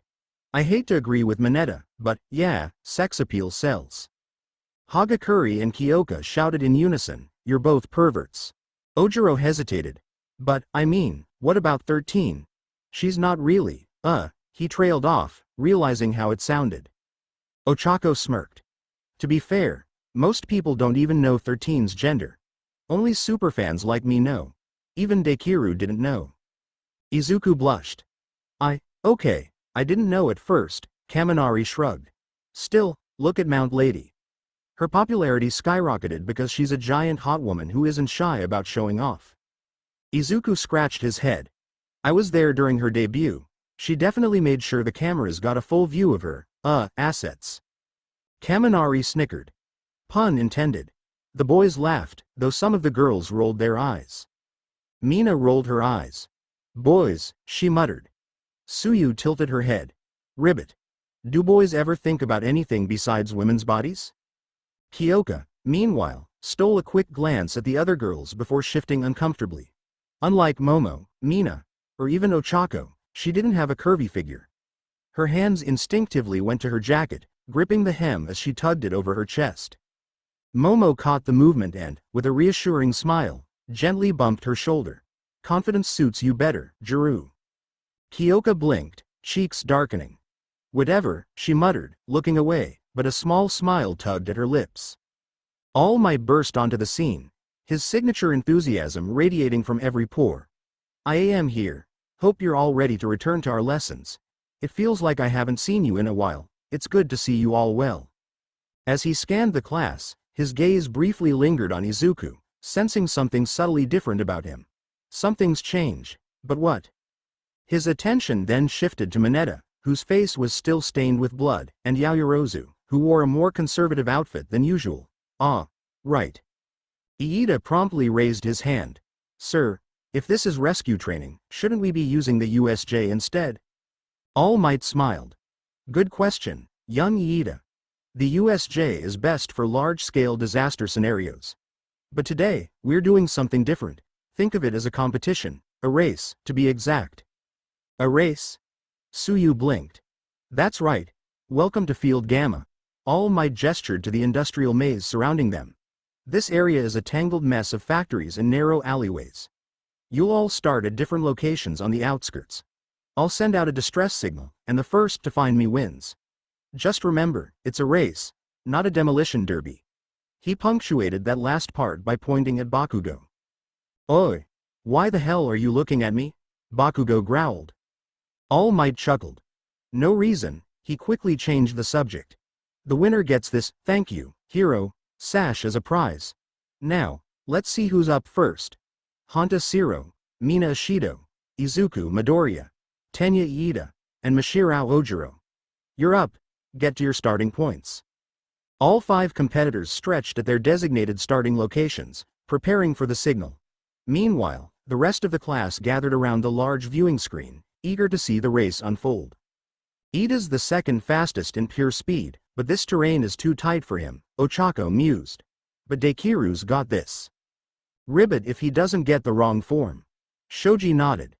The matchup is interesting, our class's best mobility fighters are all here. It could go either way. I'm putting my money on Izuku, Momo said confidently. He's the most agile, and with his forms, he can fly. That gives him a significant edge. Not to mention, Jiro added, he trained with Maruko. She's one of the fastest pro heroes out there. His mobility's gotta be insane. TCH. That damn nerd is gonna win, Bakugo muttered. Everyone turned in surprise, not because of his choice, but because he openly admitted it. Jiro smirked.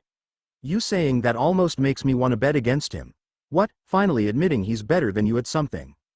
Shut it, Bakugo snapped. I'm just stating facts. The rest of you extras raced him before, even when he was using that dumb speed form. The only one who even came close to catching up was me. Technically, Iida and Todoroki, Kaminari started. Shut your damn face, Sparky. Bakugo cut him off, crossing his arms. He's up against Captain Clipboard, Alien Freak, Tail Guy, and Metal Rod up his ass. Deku's got more versatility than all of them combined. Momo exhaled quietly. Such crude vocabulary, she murmured, but she couldn't deny his logic. The 5 racers stood at their starting points, their eyes locked onto the winding labyrinth of industrial buildings ahead. The air was thick with anticipation. Begin. The moment the signal echoed, Izuku and Iida exploded forward, tearing into the course at breakneck speeds. Izuku's feet barely touched the ground as he launched himself forward, channeling Miruko's explosive movements. 16% full cowl. His body became a green blur, ricocheting off walls, pipes, and factory rooftops with perfect control. His legs coiled like springs, using every surface as a launchpad to propel himself forward in a fluid, relentless momentum. The class watched in stunned silence as Izuku tore through the course with overwhelming speed. "W.O." Kaminari stammered.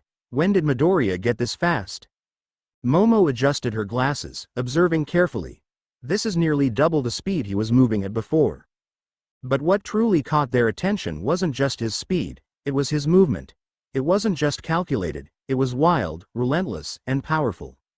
"He's moving like Miruko," Hagakure said, her voice filled with amazement. Izuku barely touched the ground as he swung from pipe to pipe, using every available surface to launch himself forward. He was a blur of motion, one for all enhancing his agility to near superhuman levels. Then, just as it seemed like he had a clear lead, a rush of wind blasted past him.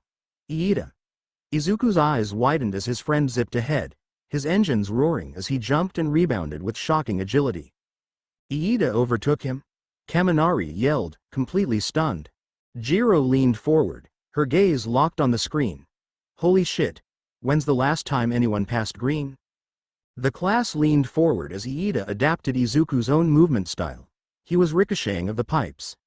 His engines roared as he leapt off a pipe, rebounded off a rooftop, then kicked off a crane as he shot forward. "He's moving like," Ochako started. Momo's voice was barely above a whisper. "Izuku." The two shot forward, ricocheting between pipes, beams, and walls. The maze of industrial structures became their personal battlefield as they bounced, twisted, and flipped through narrow gaps. "Oh man, this is getting hype," Kirishima grinned. Sato smirked. "My money's on Midoriya. This terrain suits him way better." Kaminari leaned back. "Oh, you sure about that? Want to put your money where your mouth is?" Sato crossed his arms. 6,000 yen says Midoriya wins. Ochako hesitated. She wasn't big on betting, but her confidence in Izuku made her say, 4,000 on Dekiru, 2,000 on Iida coming second. "Oh, Uraraka's betting? Now I'm in," Hagakure chimed in, and soon, more of the class joined the fun while others chose to just watch. Izuku was still in the lead, bouncing effortlessly from surface to surface, but then, a snap of tape. Before anyone could react, Zero launched himself forward like a slingshot, his tape pulling him through the course with shocking momentum. "Don't count me out just yet," Zero yelled as he zipped past obstacles with acrobatic finesse. Izuku and Iida exchanged a quick glance, both startled by the sudden challenge. "Tape arms is keeping up with Dekiru?" Bakugo shouted, looking personally offended. Zero, however, was fully in his element. His tape-based propulsion let him swing between structures, using the industrial terrain to his advantage. Within seconds, he had caught up to the two frontrunners, turning the two-way battle into a three-way race. Izuku grinned. He wasn't about to let this slip away. Reaching for his wrist, he slammed down the Omnitrix. A bright green flash consumed him. Bullfrag. In an instant, Izuku transformed into a tall, powerful, amphibious warrior. His lean, muscular frame pulsed with energy as his new form took hold. "Oi, it's hero time." With a powerful snap, Bullfrag's long, prehensile tongue shot forward, wrapping around a beam and yanking him through the air at blistering speed as One for All crackled around him. In one fluid motion, he flipped, coiled his legs, and sprang off a wall with tremendous force, covering dozens of meters in a single bound. "Holy crap! He's flying!" Kaminari shouted. Bullfrag's agility was monstrous. He leapt, bounded, and soared across the course, using walls, pipes, and even the rooftops as launch points. Each jump sent him hurtling forward with incredible momentum. Tsuyu's face burned. Hagakure nudged her playfully. Looks like Midoriya's taking inspiration from someone we know. Toru, stop, Suyu muttered, her cheeks practically steaming. Bullfrag extended his tongue again, wrapping it around a crane and whipping himself forward like a slingshot. His final leap sent him soaring over the last few obstacles. And he landed right in front of All Might, crouched with a confident smirk. Sup number 1. A siren blared. And it's over, All Might announced. Midoriya takes the win. All Might beamed with pride as he draped the winner's sash over Bullfrag's broad shoulders.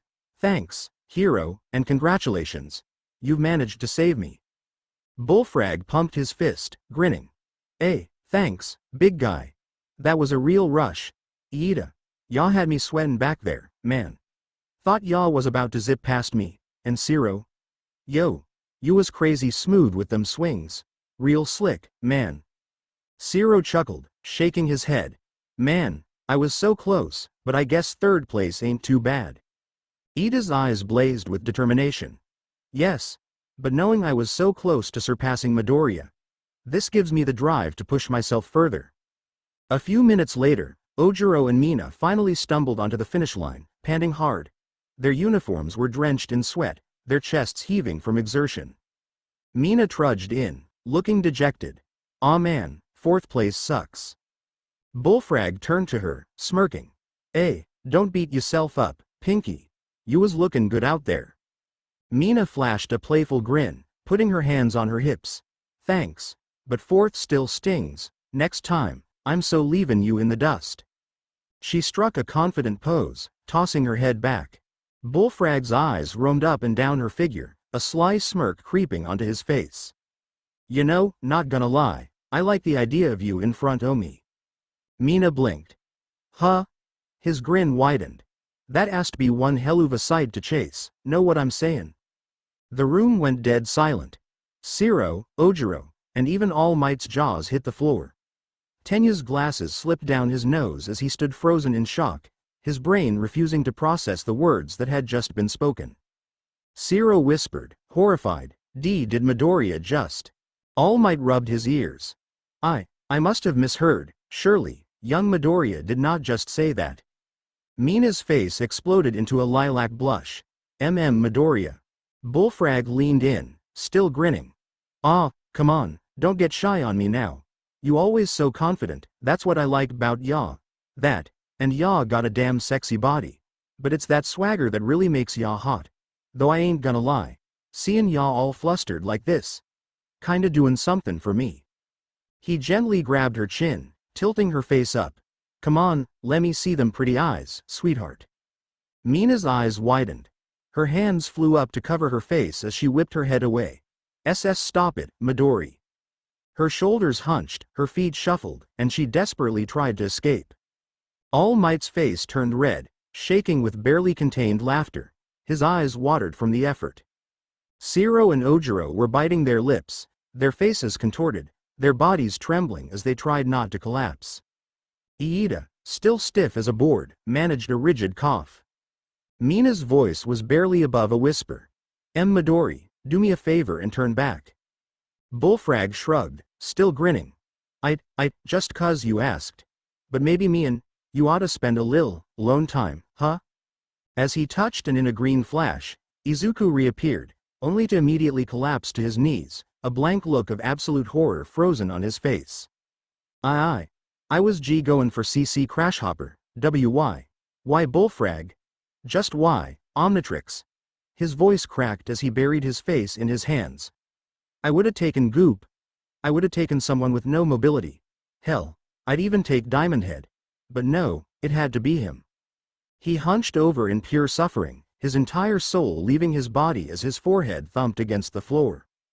Zero and Ojiro doubled over, wheezing, clutching their stomachs. Ojiro was practically rolling on the floor. Even All Might had to turn away as his shoulders shook and his face was red. His eyes streamed with actual tears as he shook from trying to keep it together.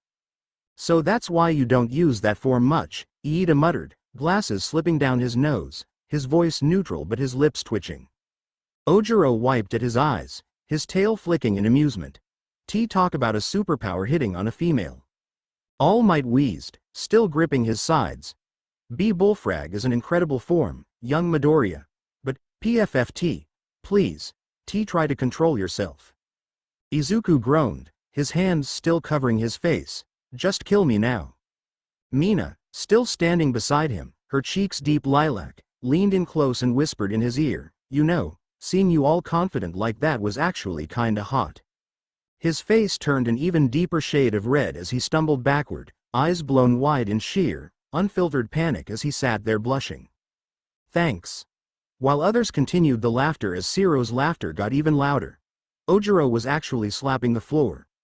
All Might had to turn away, body trembling as he struggled to maintain even a shred of dignity. "All right, let's head back to class," All Might said, clearing his throat as he tried to regain composure. The students stood at attention, nodding in unison. "Yes, sir." As Group 1 began leaving the field, All Might called out, "Group 2, you're up." Izuku looked down at his sash, a small smile forming on his face. "Thanks, Maruko," he whispered, carefully removing the banner and preparing to hand it back. Before he could, All Might leaned down and whispered, "Psst, young Midoriya. That was astounding. I couldn't even recognize you. Meet me in the teacher's lounge after class, it's about one for all." Izuku's breath hitched slightly, but he nodded, pushing down the nervous anticipation bubbling inside him.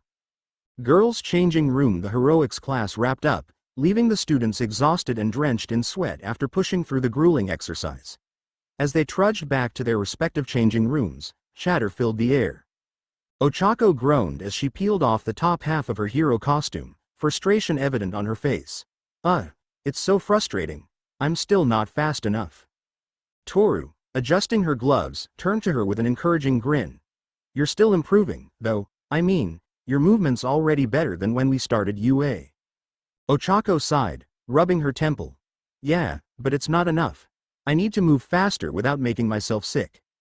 Toru chuckled, stretching her arms. "You know, if you really want to improve, you should try parkour." Kiyoka raised an eyebrow. "Parkour?" Toru nodded.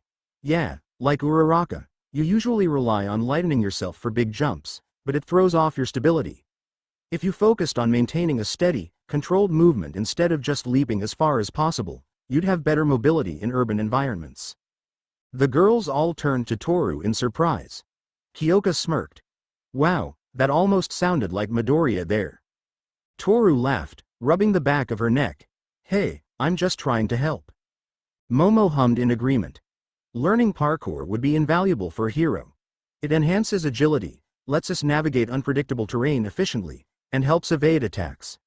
It could even improve close quarters combat since we'd be more aware of our surroundings." Ochako brightened. "I've seen a few parkour videos, it actually looks really fun." Kiyoka smirked, shifting her weight onto one leg. "So, Yaomomo, how's it feel ditching the heels for once?" Momo exhaled with a small laugh. "I must admit, traversing the course was much easier without them." Kiyoka's ear jacks twitched. "Wait, everyone, shut up for a second." The group immediately fell silent as Kiyoka tilted her head, listening. Faint voices, male voices, drifted through the walls. It didn't take her long to pinpoint the source. A small hole in the wall. The girls all moved toward it, a collective scowl forming. Suyu folded her arms. "Ribbit, do you think Manetta did this?" Momo leaned in slightly, inspecting the damage. "I don't think so. The edges look worn. This hole has been here for a while. Probably from an upperclassman." Mina groaned. Some guys are just the worst." Toru tilted her head in thought. "To be fair, it could have been made from this side too." The group slowly turned toward her. Toru crossed her arms. "What? You're telling me there aren't girl perverts out there? I mean, be honest. If there was a chance to peek at a really good-looking guy, you're saying no one here would be even a little curious?" All of the girls present blushed at the idea of a shirtless Izuku, their faces turning pink as they imagined the sight. Mina, trying to act nonchalant, rubbed the back of her head. "I mean, a quick glance wouldn't hurt." Deadpan stares immediately locked onto her. Toru safe blankly. "Didn't you just say, boys are the worst?" Mina groaned, dramatically slumping forward. Okay. Midori makes me weak and a hypocrite." She covered her burning face. "Sue me." Ochako awkwardly fidgeted, playing with a loose strand of hair. Still, it's not like we'd ever actually. Mina's face turned a deep lilac as she hesitated before whispering, but you can't say you're not a little curious to see Midoriya, you know, completely naked. From that one word, heat spread through the air like wildfire.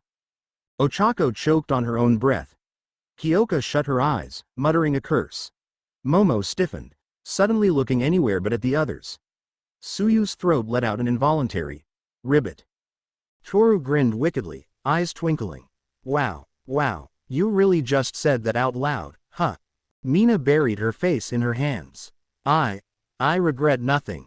You should. Kiyoka shot back. Momo's grip tightened on her glasses case and coughed awkwardly. Mina, realizing what she had just said, threw her hands up. I'm just saying, okay. You can't tell me you haven't thought about it. The silence was deafening. Finally, Momo shook her head violently, snapping herself out of it. Oh okay, enough of that. Does anyone even know if the boys are aware of this whole? Kiyoka, grateful for the change in subject, immediately plugged an earjack into the wall. She scowled. Oh, for the love of, great. Manetta just found it. ...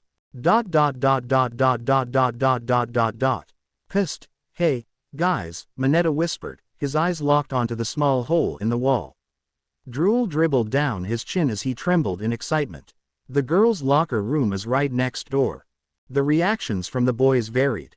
Some looked mildly intrigued, others disgusted, while a few remained indifferent. Izuku's brain, however, betrayed him at the worst possible moment, flashing an uninvited mental slideshow of his female classmates mid-change. His face turned red as he violently shook his head, trying to erase the thoughts. No, get it together, Midoriya. This is wrong. Manetta, stop this at once. Iida declared, adjusting his glasses with a sharp karate chop to emphasize his disapproval. Peeping is both unethical and illegal. You are violating the trust of our female classmates. Manetta scoffed. Ethics won't keep me warm at night. Neither will jail, dude, Kaminari quipped, snickering. You'd be too busy dropping the soap. Is it really worth being a criminal? Manetta retorted, my little Manetta is already a criminal act. Kaminari snickered, adding, emphasis on little. Manetta ignored the jab and continued to stare at the hole. He was breathing heavily and panting like a dog in heat. ... Manetta, seriously, this is messed up. Izuku blurted out, thinking about how mortified his female classmates would be if they knew. Heroes don't invade people's privacy. Already dialing up the Omnitrix. Yeah, dude, that's super creepy, Zero said, his concern genuine, but he also worried about what Midoriya might do if he accidentally transformed into wrath and remembered this moment. Not to mention, it's completely unmanly. Kirishima added, folding his arms. You're supposed to protect women, not perv on them. Manetta's body tensed. Then, to everyone's surprise, he sighed, plucked a ball from his head, and stuck it over the hole. Huh, Izuku blinked. ... What the hell, Kaminari muttered. Manetta exhaled dramatically. You're right, if I want girls to notice me, I need to be cool, like really cool. I wasted my internship with MT. Lady because I was thinking with my crotch. No more, I'll become the kind of hero girls swoon over. A beat of stunned silence passed before Kaminari began clapping slowly. ... What are you doing? Todoroki asked flatly. Applauding character development. Kaminari replied. Todoroki frowned. Isn't it just basic human decency to not invade people's privacy? Yeah, but, this is Manetta, Kaminari said, still clapping. Kirishima patted Manetta's shoulder. That's progress, bro, you're almost getting manly. Izuku still had reservations but decided to be optimistic. Todoroki has a point, but, good job, Manetta. I guess. Manetta grinned proudly at the hole now covered by his own quirk. That's right, I will control myself. Even though this is a once-in-a-lifetime opportunity, practically a historical monument, his eyes twitched, and he swallowed hard. The boys exchanged wary glances. Yeah, we should go, Zero suggested. Agreed. We must also report this discovery to our instructors, Iida said, straightening his posture. A hero should maintain the highest standards of discipline and self-restraint. Though, hypothetically speaking, Zero smirked mischievously. What if one of the girls made the hole? You know, to spy on one of the guys. The guys glanced at Midoriya, who seemed puzzled, before chuckling amongst themselves. I mean, Ashido does seem like the type, Tokiyami muttered under his breath, a knowing look in his eyes. No way, it's gotta be Jiro, Kaminari argued. She could have used her earphone jacks to poke through, easy. My money's on Yaoyorozu, Sato added confidently. The prim and proper types. Total closet pervs. Manetta, who had been eyeing the blocked hole with undisguised longing, this was a golden opportunity. A once-in-a-lifetime chance. Stuff like this only happens in eroge and dojins. And I just threw it away. He started drooling, his mind filled with lurid thoughts. I was so close to seeing. Manetta's voice turned into a garbled mess of exaggerated fantasies as he continued. Yaoyorozu's top-tier Yaoyoro boobs. Ashido's tight little waist. Hagakuri's mysterious, floating underwear. Uraraka's soft, heavenly thighs. Asui's, surprisingly thick. Todoroki raised an eyebrow, glancing over at the rest of the guys. Does he have any concept of human decency? Nope. The response was unanimous. Come on, don't tell me you're not even a little curious, Manetta urged. On the other side of the wall, the girls had heard everything. Mina's brow twitched. So I seem like the type, huh? She cracked her knuckles ominously, her gaze locking onto Tokiyami's future grave. Momo's face burned scarlet. I am not a closet pervert. Her usual composure shattered as she buried her face in her hands. Kiyoka, who had been listening silently, leaned back and sighed, her eyes flicking from one girl to the next, her thoughts clearly racing. She couldn't help but recall Manetta's lecherous descriptions of the others and the way their physical attributes seemed to be the focus of his attention, feeling somewhat inadequate. If even that little perv doesn't notice me, how the heck will Greenie? Her fingers twitched, a small frown tugging at her lips. Forget it. Shaking her head with a scowl as she slouched back, trying to ignore the nagging thought. As classes wrapped up, Izuku made a swift exit, eager to speak with All Might before addressing Kiyoka's concerns. Unbeknownst to him, Yui, Itsuka, and Setsuna approached Class 1A's classroom, ready to greet their sister class. Hey, guys, Itsuka greeted, casually adjusting the backpack slung over her shoulder as she stepped in. Kendo. Momo's face lit up with a warm smile before embracing her friend. Itsuka returned the hug, sighing in relief. Feels like it's been forever since we had a proper chat. Mina smirked. Oh, we heard you're gonna be in commercial, a certain rabbit-themed pro hero. Quote. Itsuka stiffened, her face instantly heating up. Shut up. It was the only way to get Uebami's help. Setsuna leaned in with a wicked grin. Oh, a lingerie commercial, maybe. Itsuka turned beet red. Hell no. Yui, seemingly unaffected by the teasing, glanced around the room, scanning for someone. Where's Izuku? Mina shrugged, said not to wait up. Didn't really explain. Yui narrowed her eyes slightly. I'll go look for him. Ochako flinched. He's probably just in the bathroom or something. Yui wasn't convinced. Nearly every day after school, he disappears without a word. Never says where he's going. When I ask, he dodges the question. The girls exchanged looks, realizing she had a point. Yeah, actually, where does he go? Mina mused. Momo's curiosity was piqued, though she hesitated. I can't say I'm not interested, but we shouldn't invade his privacy. Setsuna, as usual, leaned into the chaos. Or, maybe he's sneaking off to see another girl.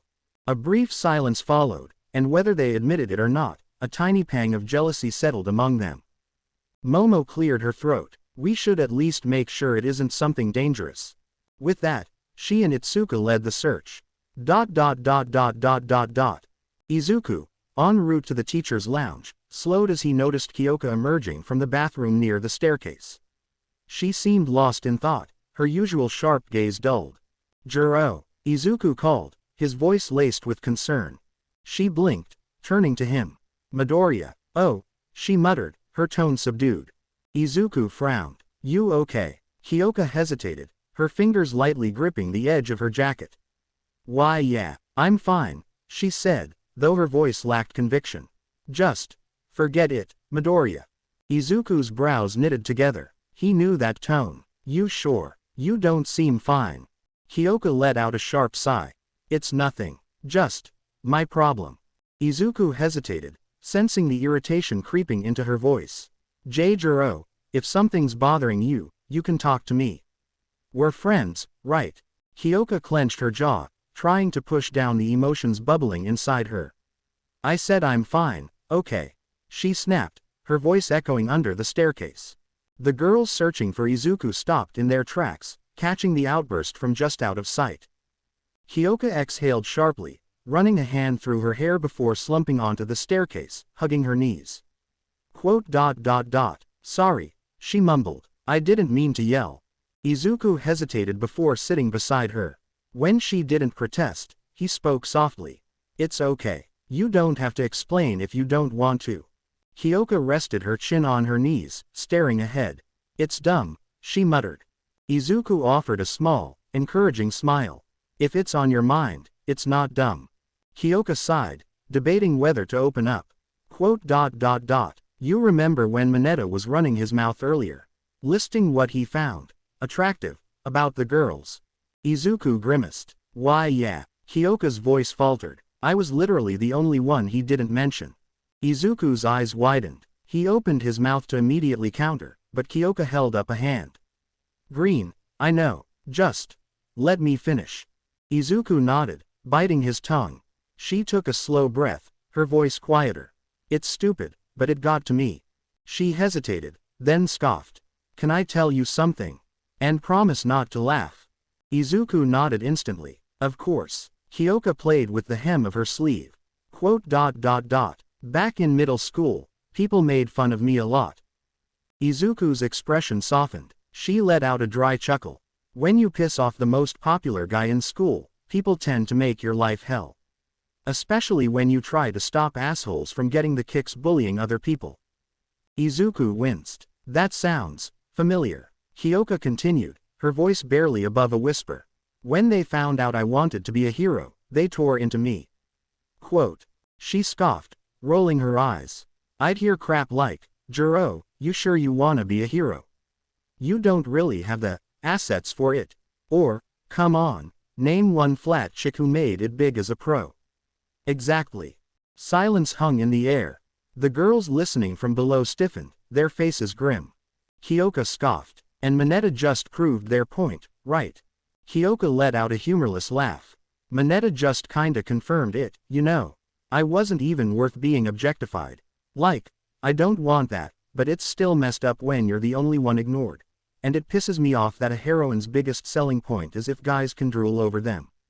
Like that's all that matters." She swallowed hard. "And it's not anyone would ever fantasize about me." The girls listening couldn't help but feel a surge of anger toward Manetta, their expressions darkening at Kiyoka's words. How could she even think like that? To them, she was easily one of the prettiest girls in class. Cool, effortlessly stylish, and striking in a way that didn't need to be flaunted. The idea that she had been made to feel less than because of some shallow standard made their hearts ache. Without thinking, he blurted out, "I fantasize about you." The silence that followed you could hear pin drop. Kiyoka's head turned slowly, her piercing gaze locking onto Izuku. The weight of his words settled between them. Izuku's entire face burned as realization struck him like a freight train. He slapped his hand over his mouth, as if he could physically shove the confession back inside. "Did I really just say that? Out loud?" Kiyoka's cheeks flushed a deep red, her lips parting slightly. There was no mistaking what he meant. And yet, she needed to hear him say it. "Why you mean when you?" Kiyoka trailed off, her voice quieter now, as she made a subtle but unmistakable motion with her hands. A stroke of the wrist, a curl of her fingers. Me. Izuku felt his soul leave his body. He wanted to vanish into thin air, to sprint to another continent, to throw himself off the planet if necessary. He couldn't meet her gaze, his heart hammering in his chest. Jiro, Green. Her voice held something new now, genuine curiosity and unmistakable need for validation. "You actually mean that, when you're alone, you think about me. His mouth opened and closed, his throat dry. His fingers curled into fists as he forced himself to nod, eyes fixed on the floor. Quote. Why yes. A beat of silence. Kiyoka blinked but needed clarification the thought caused to her rub her thighs. So, you picture me when you're jerking off. Izuku's entire body locked up. His breath hitched, his fingers twitched. He could barely process the words she had just said. She was so much more blunt than he was prepared for. He nodded. Again. His voice failed him completely, but the confirmation was clear. Quote. I see, Kiyoka murmured, her tone unreadable. PFF'd. A small chuckle escaped Kiyoka before she burst into full-blown laughter, shoulders shaking as she bent forward, gripping her knees. Oh my god. Green, you absolute pervert. She wheezed out between laughs. Pervert. Perv. Scum. Animal. Flustered beyond reason, she resorted to insults just to cope, her face burning red as Izuku accepted the insults. Sinking into his mortification, he wasn't sure if he should be insulted, relieved, or start digging his own grave. But then, before he could even fully process what was happening, Kiyoka grabbed his tie and yanked him forward, pressing a kiss to his burning cheek. Izuku froze. His brain short-circuited. Kiyoka lingered just long enough for him to feel it, the warmth of her lips, the way her breath brushed against his skin. Then she pulled back, her face still dusted with red, though her teasing smirk remained. That was stupid, she muttered, her voice quieter now. But, stupidly sweet of you. She glanced away briefly, then back at him. Izuku. His name on her lips sent a shiver down his spine. Izuku could only stare, unable to form words, his mind a chaotic mess of mortification, bewilderment, and something he didn't quite know how to name. Kiyoka stood up, her face still tinged pink, and crossed her arms. And you better call me by my first name too, no more, Jiro. Got it. She leaned down slightly, her breath warm against his ear, and murmured. I think about you too, you know. Izuku stiffened, his eyes going wide as if he'd short-circuited. His face burned crimson, and he nearly lost his balance, his hands gripping the step beside him for support. His mind raced, struggling to process Kiyoka's words. Then, before he could recover, she kissed him again. His head swam, his vision blurred, and he felt like he was melting into the stairs. Kiyoka smirked, grabbing his hand and pulling him up. Now let's go, you perv. Ah, man. Under the staircase grew heavy as the realization sank in. They had all just learned that Izuku, sweet, earnest, stammering Izuku, had been thinking about Jiro in a way that none of them had expected. And worse, had never thought about them that way. Toru looked down at herself, hands gripping her arms. She had always been proud of her figure, slim but curvy in all the right places. But now, wait, so Midoriya likes petite girls. Have I been too much for his type this whole time? Her voice wavered as insecurity crept in. Yui's normally calm expression wavered as a small tremble ran through her. She opened her mouth to say something but could only manage a tiny, uncertain, before clamping her lips shut. Setsuna's grin faded into a pout as she eyed herself. Damn, is that what Mop Top's into? Never took him for the type to go for the cool and small kinda girl. She crossed her arms, suddenly feeling way too aware of her own body. Mina tilted her head, brows furrowing. So, is that why he always gets flustered around Jiro? They always talking. Oh man, does that mean he doesn't find me cute? She shook her head rapidly, trying to fight the creeping doubt. Ochako's eyes widened, and her face went pale. Wait, he does that while thinking about Jiro. And now they're on a first-name basis too. Her stomach twisted as she looked at her own body. Momo stiffened, her heart pounding. She had always assumed Izuku was just being professional when he requested her costume change, but now, was it because he found my body unappealing? Is he simply not attracted to me? The thought sent an unfamiliar feeling through her body. I've sparred with him so many times, and he never reacted like the other guys. Did I just never cross his mind like that? Itsuka thought, fighting her own blush. So Midoriya-chan does that kinda thing. I know he's a boy, but still. Suyu said, her usual blank expression, but a light pink blush dusted her cheeks, indicated she was a little flustered. Abara covered her face with her hands. Midoriya-kun, indulging in such sinful desires, she peeked between her fingers, her blush deepening. Though, admitting one's temptations is a path to redemption, but her mind couldn't stop wondering, why Jiro? Did he see her as too pure? Izuku had told Kiyoka he had to go somewhere before leaving to meet All Might. However, the girl's curiosity remained piqued. He walked into the teacher's lounge, announcing his presence. All Might, it's me. Come in. All Might's voice replied from the other side of the door. Izuku opened the door and entered, taking a seat opposite All Might, who pointed to the chair. On the table, Izuku noticed a notebook and a tea set. Good, it's been a while, young Midoriya, Toshinori said with a warm smile. I heard about your week. Tsukauchi spoke highly of you. Izuku chuckled, looking slightly happier. Why yeah, it's hard to believe it's only been 1 week. All Might apologized, though I am sorry I wasn't there for you and provide support. Izuku waved off the apology. Oh, don't worry about that, All Might. Giving me that voucher for Jedi's heroic brew makes up for it. Toshinori smiled, pouring tea into 2 cups. Well, let's catch up then. By the way, what did you use the voucher for? Izuku's face flushed slightly as he replied, you Itsuka and I were just hanging out, and she likes coffee, so. He trailed off, his blush deepening, making the pro-hero chuckle. Toshinori handed Izuku a cup of tea. Well, I'm glad you're using it well. Now, let's enjoy our tea and talk about something else. You mentioned One for All, I thought I knew everything about it. Izuku asked, his curiosity piqued. For the most part, you do, All Might replied, crossing his arms. But I heard you went up against the hero killer, and that the principal invaded your mind. From what I understand, the hero killer's quirk activates when he ingests someone's blood.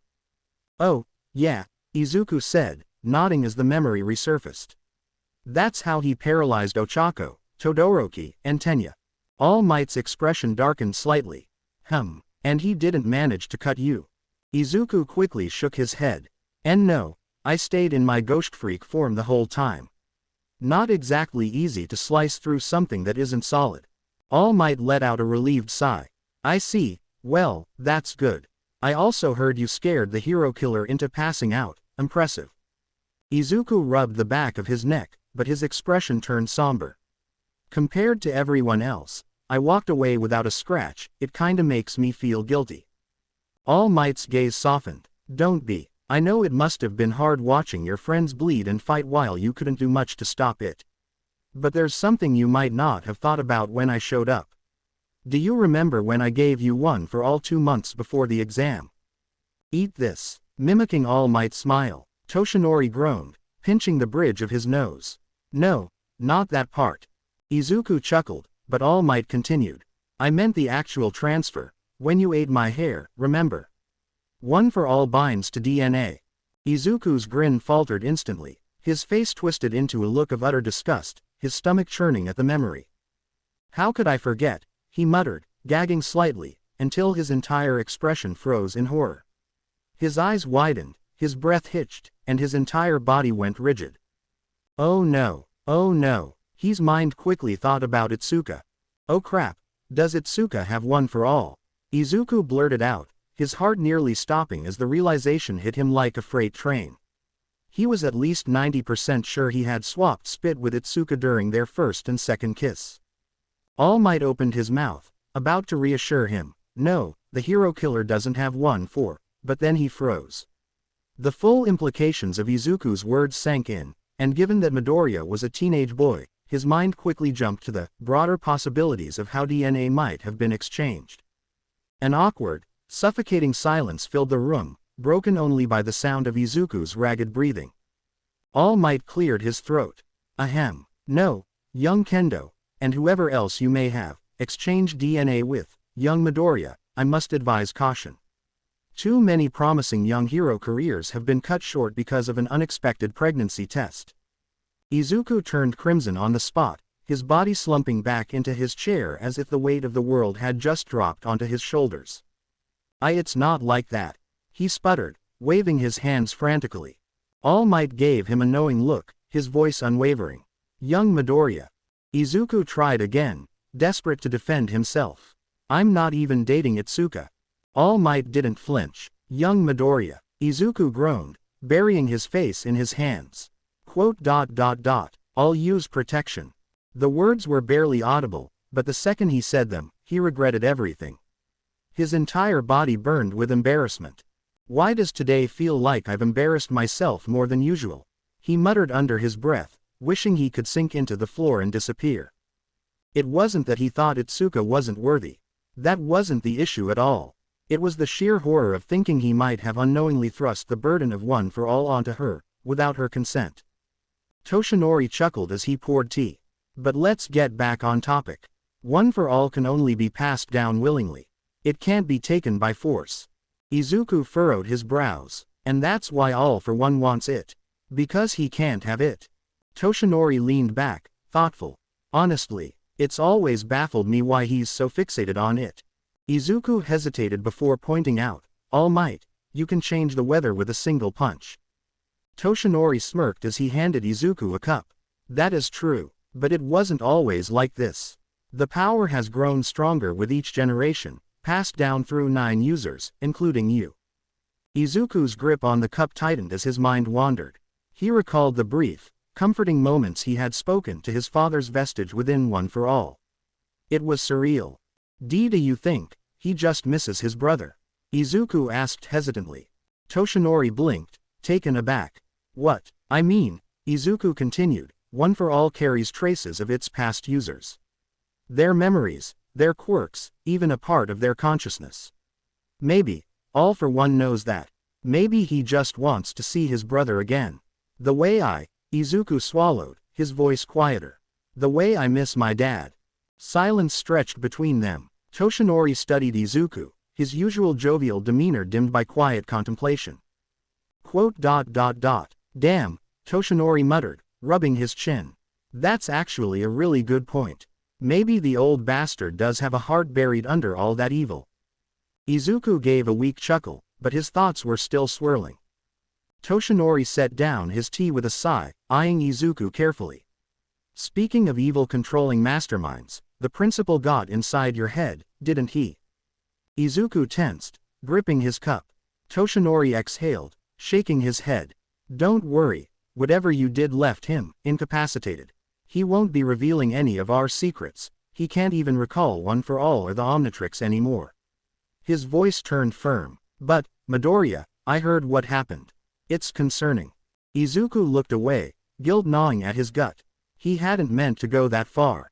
Toshinori studied him for a moment before continuing, his tone softer but still serious. I'd recommend practicing as amphibian. Just in case something like this happens again. Izuku let out a breath, rubbing the back of his neck. I didn't mean to hurt him that badly. It was like a mental tug of war, and I let go of the rope, but it snapped back harder than I expected. Toshinori let out a short chuckle. That's one way to put it, young Midoriya.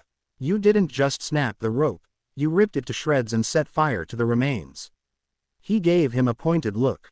You blew out his eyeballs, and from what I heard, his mind, well, let's just say he won't be trying that again. Izuku winced, gripping his cup tighter. He hadn't meant to, he really hadn't. But the memories, the pain, the suffering that had flooded back at that moment, it had been too much. Toshinori let the silence hang for a moment before changing the subject.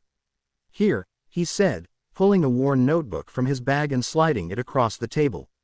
I finally compiled everything I could on the previous user's quirks. Izuku blinked, his guilt momentarily forgotten as excitement sparked in his eyes. He flipped through the pages eagerly.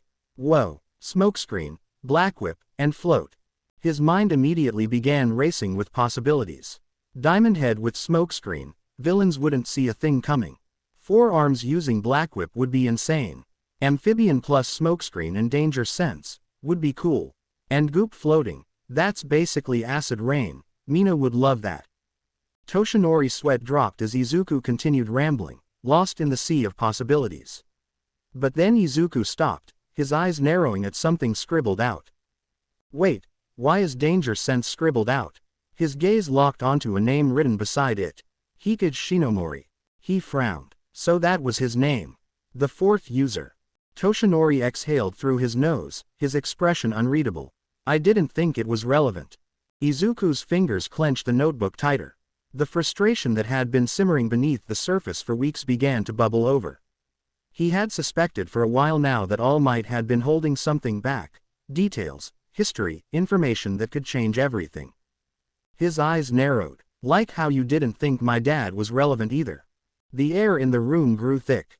Toshinori's expression faltered for a split second before his brows furrowed, guilt creeping onto his face. Izuku immediately regretted the words.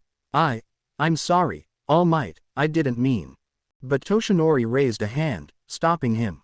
No, Izuku, you're right. Keeping secrets hasn't helped you, it's only slowed your progress. He sighed, rubbing his face before meeting Izuku's gaze. The fourth user died of old age. Izuku's brow twitched. Okay, and why was that such a big deal?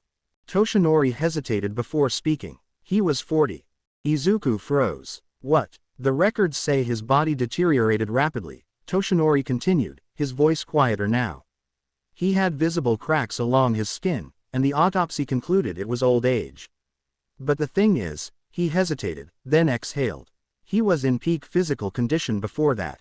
Izuku felt a cold weight settle in his chest. And that's why you didn't think it was natural. Toshinori nodded gravely. How long did my master have one for all? Izuku asked, his mind spinning with possibilities. About 10 years, maybe a little more or less. And the other users before her. Toshinori's face darkened. Roughly the same amount of time. But they all died fighting all for one. Hikage Shinomori is the only recorded user who wasn't killed by him, and he didn't live past 40. Izuku's breath hitched. His fingers clenched around his notebook. The only recorded one for all user with a quirk who wasn't killed by all for one, he swallowed hard. Died of rapid aging, at 40. Toshinori set his teacup down, his expression unreadable. He held one for all for 18 years. And this was during the 4th generation, when the quirk was still weaker. But now, after so much accumulation. The words trailed off, but Izuku's mind was already racing ahead. One for all stockpiled power.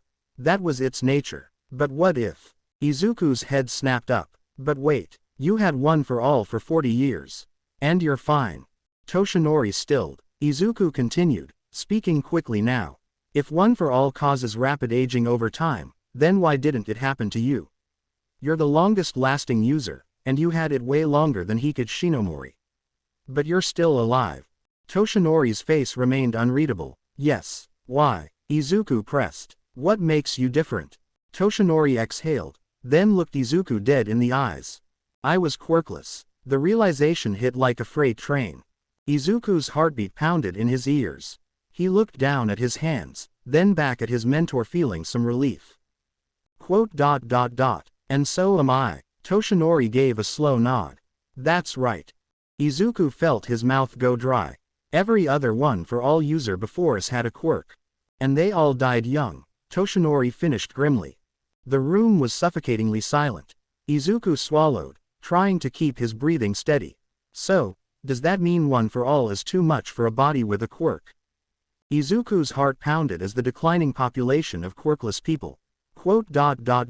Which means. Toshinori cut him off, raising a reassuring hand. We don't know for sure, young Midoriya. For all we know, all for one could have drained his energy somehow, or there might be another factor we haven't considered. Izuku didn't look convinced. Toshinori sighed, rubbing his chin. Look, this is important, and we need to study it more. But I don't want you to panic over something that might not be an issue.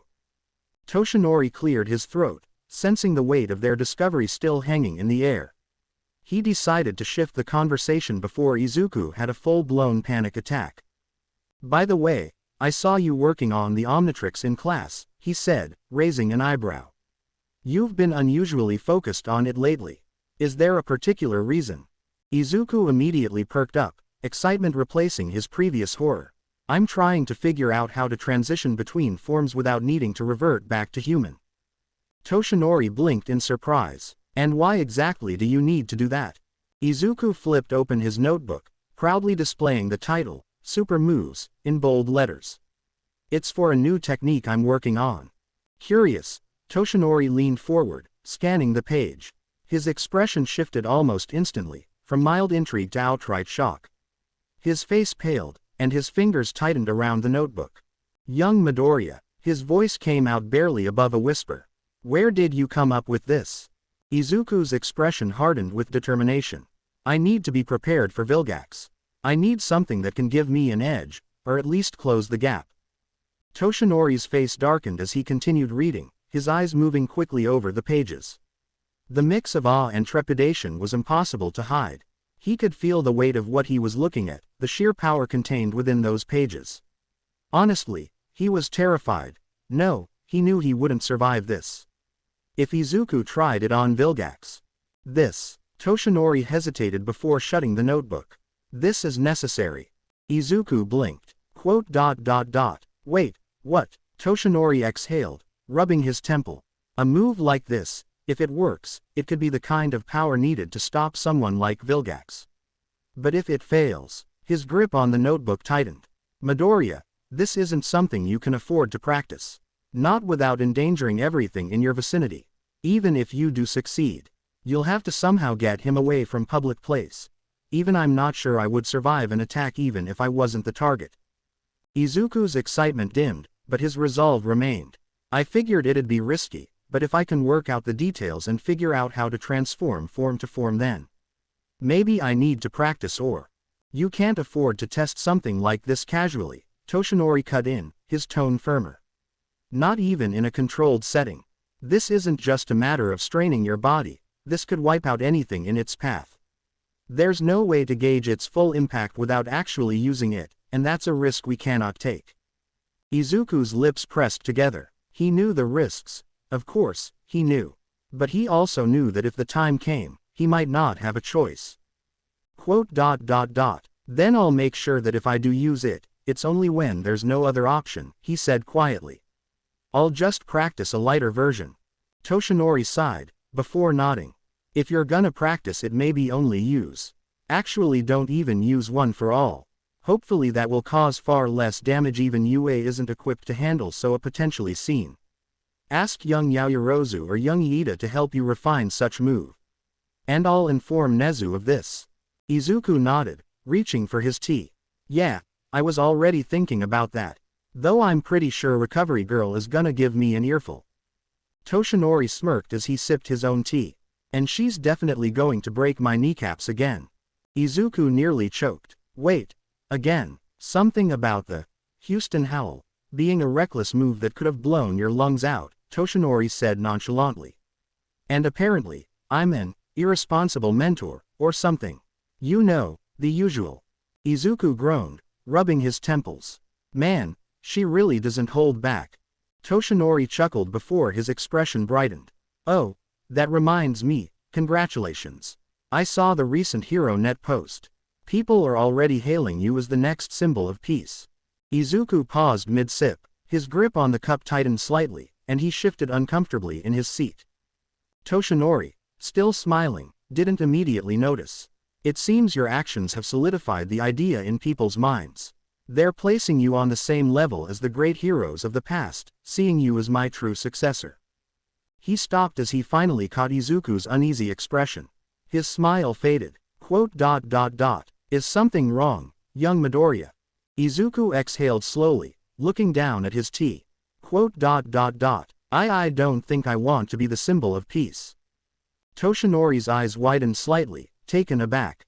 I mean, don't get me wrong, Izuku added quickly, glancing up at him. I'll always be grateful that you thought of me for it. That title, what it represents, it's something I'll always respect. He took a deep breath, his fingers tightening slightly. But I don't think that's what I should be aiming for. Toshinori remained silent, watching as Izuku's expression grew more resolute. I've learned a lot this past week, about myself, about my limits. Izuku clenched his fists. Being the symbol of peace, it's more than just being strong. It's about being an ideal, an unshakable pillar. But the more I think about it, the more I realize, that's not the kind of hero I want to be. Toshinori's lips parted slightly, stunned by the conviction in his student's voice. I want to be my own symbol. My own hero. I want to change society in my own way, not just walk in someone else's footsteps. Izuku's gaze locked onto Toshinori's, unwavering. Toshinori stared for a long moment before he let out a quiet chuckle. You have certainly grown. Toshinori leaned back slightly, his expression nostalgic yet serious. You know, young Midoriya, when I became the symbol of peace, the world was in turmoil. People were afraid, the streets weren't safe, and heroes, well, they weren't celebrities back then. They were warriors, stepping onto a battlefield knowing they might not come back. Izuku listened intently, hanging on to every word. He had always admired All Might, but hearing him speak like this only deepened his respect. Even when I was quirkless, I had a dream, Toshinori continued, his voice steady. I wanted to create a world where everyone could smile without fear. But for that to happen, people needed something to believe in, a pillar, an unwavering light to guide them. That's why I became the symbol of peace. Izuku swallowed thickly. My master called me crazy, Toshinori chuckled. But I didn't give you one for all so you could become another me. I gave it to you so you could be your own hero. So, tell me, young Midoriya, what kind of symbol do you want to be? Izuku felt the weight of the question settle in his chest. Izuku opened his mouth, but before he could finish, a sharp tingle shot up his spine. Danger sense. He stiffened, eyes darting to the door. But this wasn't like before. The warning was mild, not a threat, more like a nudge. He turned toward the source and cracked the door open slightly, peering out into the hallway. How did you lose him, Jiro? Came Hagakuri's exasperated voice. Oh, I'm sorry, I didn't realize I was supposed to stalk him.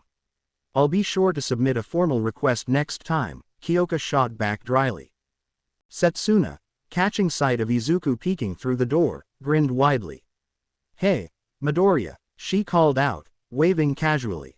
Izuku paled. Oh no. Standing right beside her were Ochako and Itsuka, the two people who had already met All Might in his weakened form, except they thought he was just some random mentor. Izuku slammed the door shut, his mind racing. Is that the teacher's lounge? Ochako asked, confused. Wait, is this where he's been sneaking off to? Itsuka wondered. Why wouldn't he tell us? Back inside, Izuku turned to Toshinori, his voice urgent. Crap, what are they doing here? If they see you, they're going to put two and two together.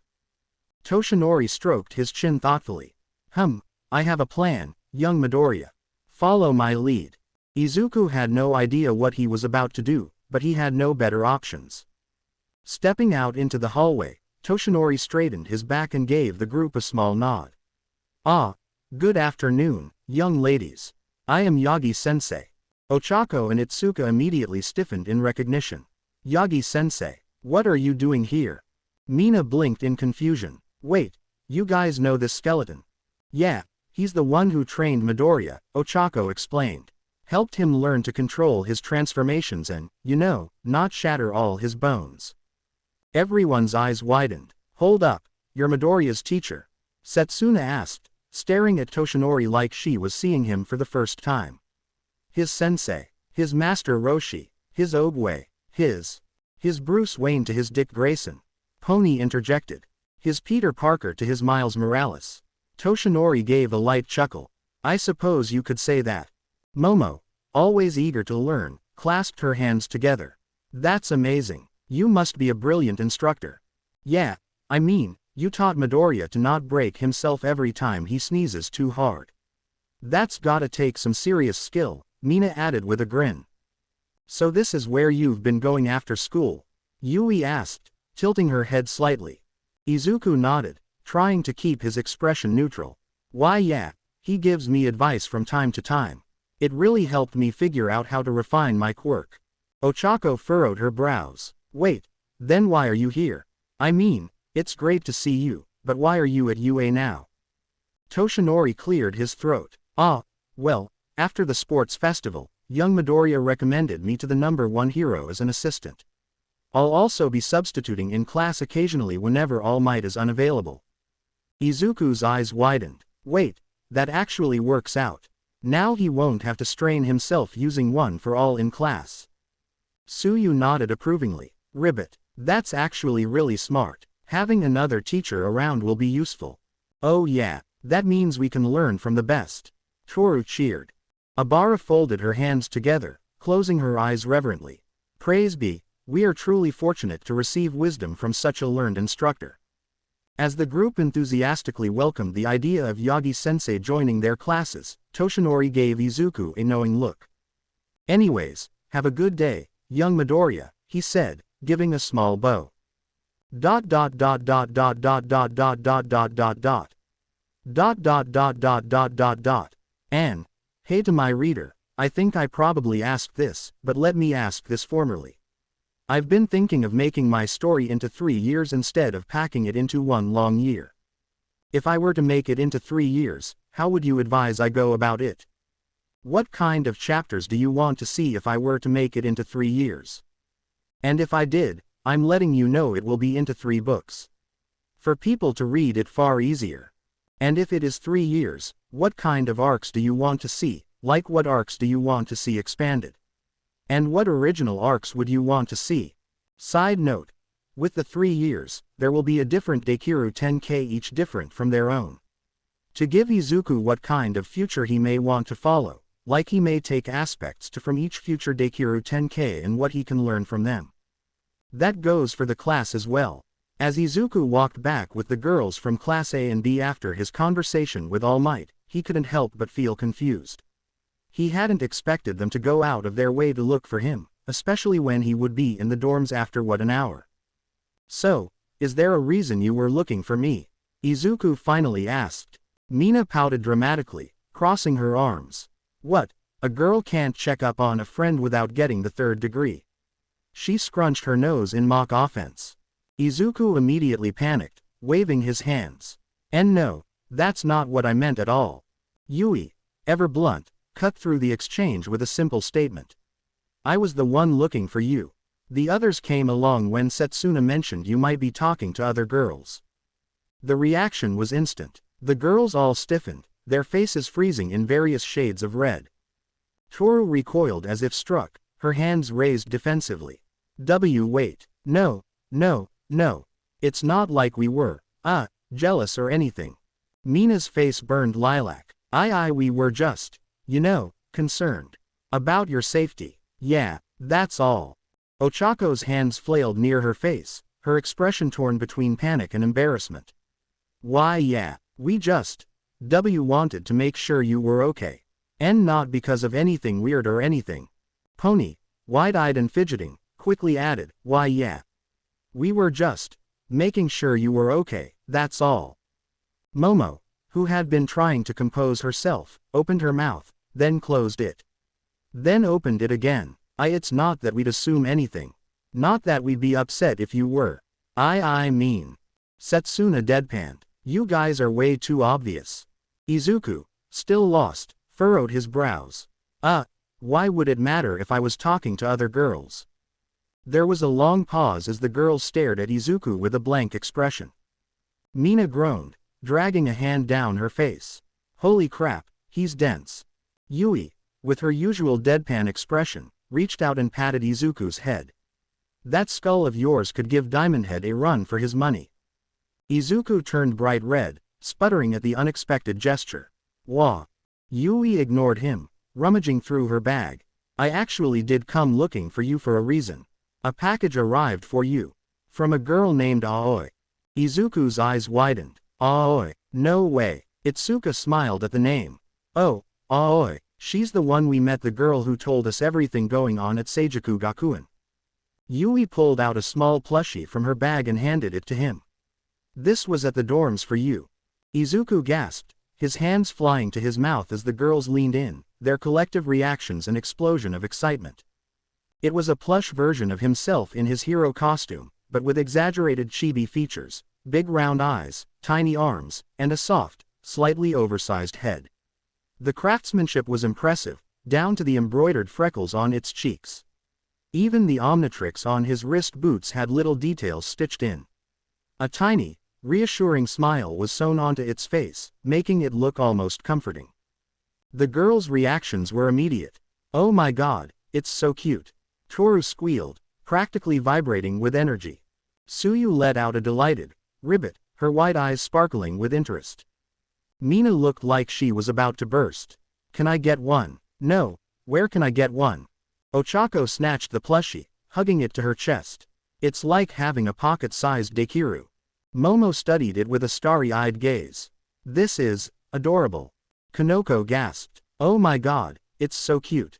I want one." "No, I need one," Pony declared, her ears twitching. Even Yui, who rarely reacted to anything, subtly bit her lip as if holding back a smile. Yanagi stared at the plushie, then a small smile crept up to her face. "Cute." Setsuna clutched her chest dramatically. "Okay, that's it, I have to have one. A lucky Dekiru plush, I'd sleep with it every night." Ochako turned the plush over in her hands, her face slightly pink. "I bet whoever made this put a lot of care into it." Yanagi's hands hovered near the plush, as if feeling its presence. "It has a warm aura." Her eyes flicked to Izuku. "Like you." Izuku, already overwhelmed, let out a nervous chuckle, scratching the back of his head. I don't know about that." Mina wiggled her eyebrows. "Oh, Dekiru, if you ever get famous enough to have official merch, we're buying out the whole stock." The room buzzed with excitement, Izuku's flustered face only making the moment sweeter. Even Yui, usually expressionless, stared at it with thinly veiled longing before quickly shaking her head and pulling out a note. It came with a letter. She handed it to Izuku, who carefully unfolded the paper as he took a seat somewhere nearby. "Hey, Midoriya, hope you don't think the plushie is too creepy. Thank you for saving me. I don't have family or many people in my life, but I saw others at the school who had it way worse. So, I'm going to try and help people in my own way. A lot of people are grateful for what you did. I made this plushie so everyone at Seijuku Gakuen Academia can feel like they have their hero with them always. Thanks to my hero. Hope you like it. Aoi." As Izuku read the letter, his eyes welled up with tears, mirroring the emotions of the girls around him. Hagakure openly sobbed alongside Mina, her invisible form trembling. Momo dabbed at her eyes with a silk handkerchief, while Suyu let out a quiet sniffle. Pony clutched Yui's sleeve, her ears drooping as she fought back tears. Aoi had gone through hell. The bullying, the abuse, the teacher's twisted intentions. Izuku had spent more than a few nights wondering what had happened to her. If she was safe, if she regretted leaving that place behind. Now, knowing she was far away from that nightmare, he could breathe a little easier. "Hope she's doing okay," Izuku murmured, his thumb brushing over the plushie in his lap. It was small, soft, and carefully stitched, clearly handmade. Aoi must have poured her heart into every little detail. A gentle hand rested on his shoulder. "Me too," Itsuka said, her voice steady but warm. "She's tough. It's not gonna be easy, but she'll get through it." Abara wiped away a stray tear, bowing her head slightly. "I shall pray for Aoi and the other victims. May they find solace and renewal in the wake of such suffering." Pony and Yui nodded in solemn agreement. "I heard rumors about what happened at Seijuku Gakuen," Kiyoka said, arms crossed. "The students who spoke out stayed anonymous, but from what I gathered, it was worse than anyone thought." Izuku clenched his fists, his jaw tightening at the mention of that school. Then, Kiyoka hesitated before adding, "Oh, and Izuku, did you hear about Vice Principal Ryujin?" The name made him pause, a heavy, sour weight settling in his stomach. His scowl deepened. "No, what about him?" Setsuna's usual smirk was nowhere to be seen. "They found him hanged in his cell." Izuku and Itsuka exchanged glances. Izuku blinked. "Wait, he killed himself?" For a moment, he wasn't sure how to feel. Then his lips pressed into a thin line, anger rising like bile in his throat. That coward. He couldn't even face what he did. Kanoko hugged herself, her voice small. "Shroom, after everything he did to those girls," she trailed off, unable to finish the sentence. Yanagi and Setsuna exchanged a look before shaking their heads. "It wasn't like that," Setsuna said grimly. "From what the inmates said, he was screaming for 36 hours straight, begging for someone to kill him." Yanagi's voice was eerily calm. "The government tried to keep it quiet, like they always do, but from the reports, What happened to him in there? Let's just say he got a taste of what he put those girls through. A chill settled over the group. Nobody spoke for a moment, the weight of it pressing down on them. Mina's eyes widened. 36 hours. From what they found on his body, he had, MH. Yanagi hesitated, her expression darkening. Holes drilled into him. And, traces of male fluids were found. She cast a brief, uneasy glance at Izuku, subtly gesturing downward. The reaction was immediate. A cold chill settled over the group as stomachs turned and faces twisted in revulsion. Momo covered her mouth, looking queasy. Ochako visibly paled. Momo's brows furrowed. How could the guards allow that to happen? Suyu's throat bobbed. If the inmates heard him, ribbit, then the guards definitely did, too. Setsuna's voice dropped lower. You're forgetting who that school catered to. CEOs, politicians, business moguls, all people with daughters. You really think they'd let Ryujin rot in a cell peacefully? Realization dawned in their expressions. Ochako swallowed. My dad wouldn't just let someone like him rot away peacefully. Momo's gaze darkened. Nor would my father. Pony looked sickened. So, the guards were paid to let it happen? Probably. Kanoko said. Yui, ever composed, simply said, at least he won't hurt anyone else. Hagakure spoke up. I'm just glad it's over. But I wish he had faced real consequences, not just some twisted form of revenge. Izuku exhaled slowly, his gaze drifting toward the horizon. Yeah, but I can't say I don't understand why it happened. Kiyoka raised an eyebrow, arms crossed. Speaking of messed up punishments, what exactly did you do to the principal? Her voice carried a mix of intrigue and wariness. Yanagi tilted her head slightly. Yeah, rumors say it was unsettling. Something about blowing his brains out? Kanoko asked, shifting uncomfortably. Izuku stiffened as everyone turned to him with expectant eyes. His quirk was mental, right? Yanagi continued. So how'd you beat him? The air in the room shifted as Izuku flinched, his fingers curling slightly, the weight of their gazes pressed down on him. Ochako finally spoke. I heard what you did to him, and, Dekiru, that was brutal.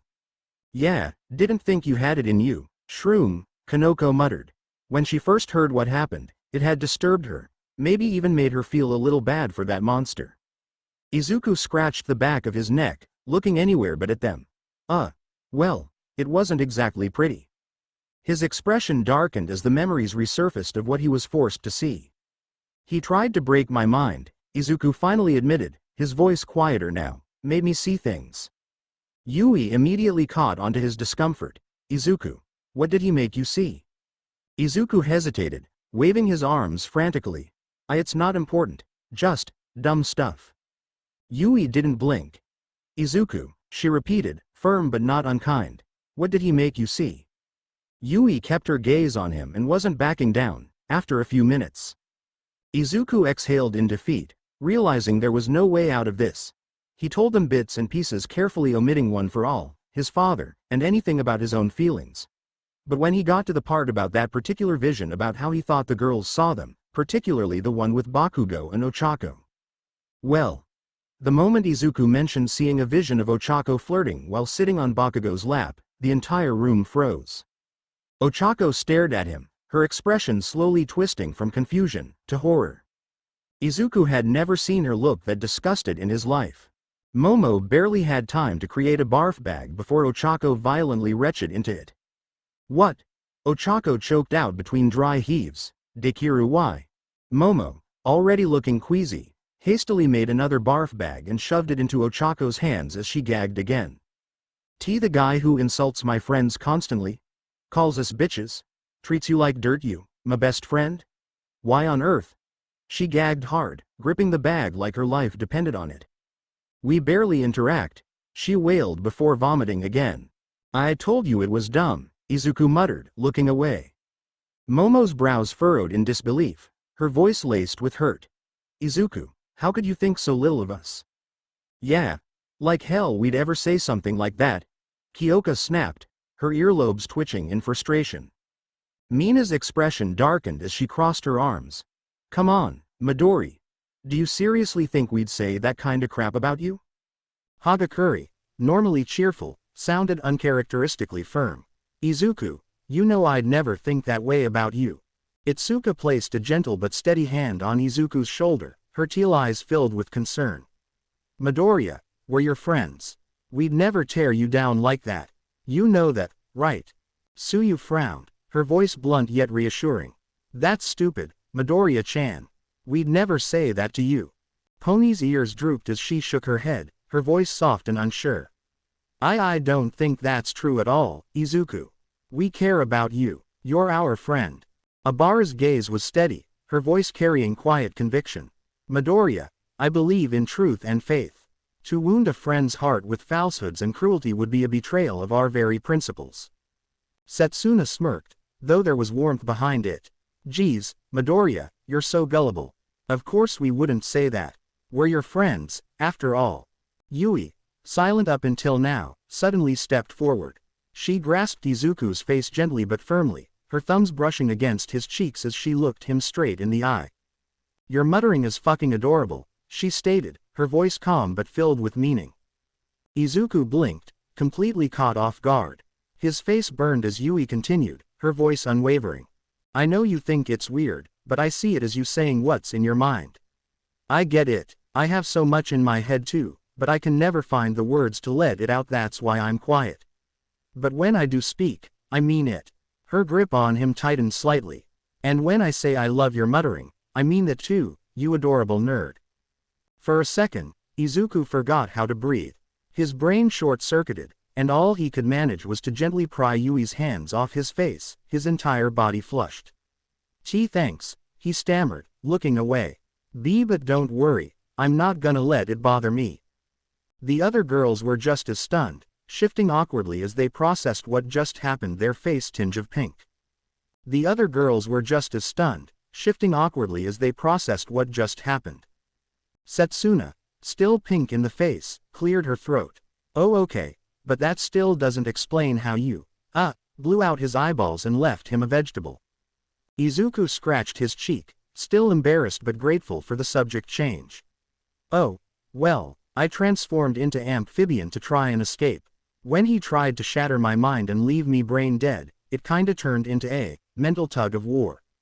He struggled to explain. It was like, if someone forced you into a game of tug of war by tying your arms to the rope, and you just imagined untying yourself. He rubbed his temples. I let go of the metaphorical rope, and it, slapped him in the face. Really hard. Oof. Talk about brutal, Setsuna muttered, shaking her head. Momo tapped her chin thoughtfully. That's exactly why you need to practice with amphibian. Izuku blinked. Momo sighed. So you don't lose control like that again. You didn't mean to do that to Principal Guro, right? Izuku winced. No, I just wanted. Yeah, then you need to understand how your abilities work, Momo said firmly.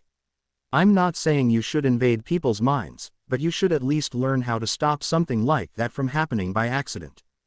Yeah, but getting into people's heads isn't exactly something you can practice casually, Yanagi pointed out, crossing her arms. Mina nodded in agreement. Yeah, that's like serious invasion of privacy. Izuku quickly nodded. Exactly. I don't want to read people's minds. It's not just an invasion of privacy, it's too much. I wouldn't want to know things that people didn't want to share. The girls exchanged glances, understanding his hesitation. Momo, ever the strategist, still looked thoughtful. Yes, but in certain scenarios, it could be useful. If you had a reliable way to extract information from villains, it would be a powerful interrogation tool. And avoid turning people into mushrooms sounds like more than enough reason to practice. Kanoko said. Izuku rubbed his chin. I mean, sure, in theory, but even if I wanted to train it, it's not like I have a way to practice. I'd have to constantly use it, like a muscle. Kiyoka shuddered at the idea. Yeah, and who in their right mind would volunteer for that? No one could deny it. Most of the girls nodded in agreement. They might have had feelings for Izuku, but letting him inside their minds felt far too intimate. It was one thing to have a crush, but another to lay bare every thought, every hidden feeling, every embarrassing secret. A few of them blushed, trying not to think about what Izuku might see if he ever used that ability on them. Agreed, Yui said, She met Izuku's eyes, tilting her head slightly. I'd rather you figure out what I'm thinking, without reading my mind. Though I wouldn't mind if you took a little peek. Izuku's face turned a little red at that, and Yui's gaze lingered before she looked away. Setsuna whistled. Damn, Yui, that's kinda bold. She grinned, elbowing Izuku lightly. But yeah, mind reading sounds super awkward. I mean, what if someone has thoughts they don't want you to see? Her grin widened playfully. Like, say, me. I got some stories that'd make me want to curl up and die if you saw them. Hagakure snapped her fingers. Ooh, but what if you practiced on villains? The group turned to her, half of them looking mortified. Hagakure, villains are people too. Abara scolded. Not just any villains, obviously. Hagakure waved her hands. I mean, like, one's hiding the location of a kidnapped kid or something. That'd be super useful. Momo hummed, tapping her chin. It is a morally gray area, but it's not without merit. Extracting critical information could save lives. Pony nodded eagerly. Yeah, and it's not like you'd be the first hero to do it. Some of the top heroes in the States use telepathy for interrogations all the time. Ochako glanced at Izuku, her expression softening. But still, it'd be a lot of pressure, wouldn't it? Izuku scratched the back of his head. Yeah, I don't think I want to go poking around in people's minds, even villains. He smiled sheepishly. Feels like a huge invasion of privacy. As the conversation drifted towards internships, Izuku found himself smiling. A warm, almost weightless feeling spread through his chest, a gentle fluttering he couldn't quite name. And then boom, I sent it flying with KNE punch.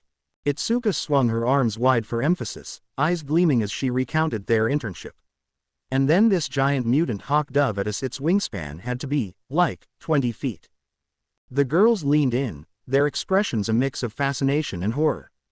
Izuku, arms crossed in thought, added, I was way more worried about those two-headed rattlesnakes.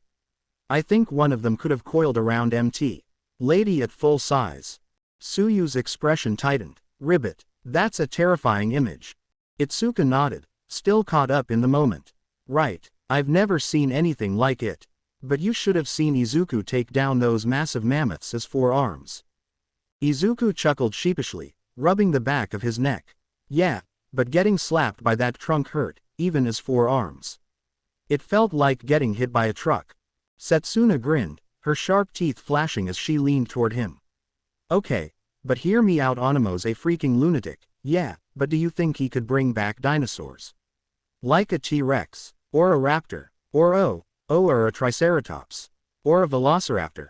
Izuku blinked. Why would you want that? Setsuna huffed, crossing her arms.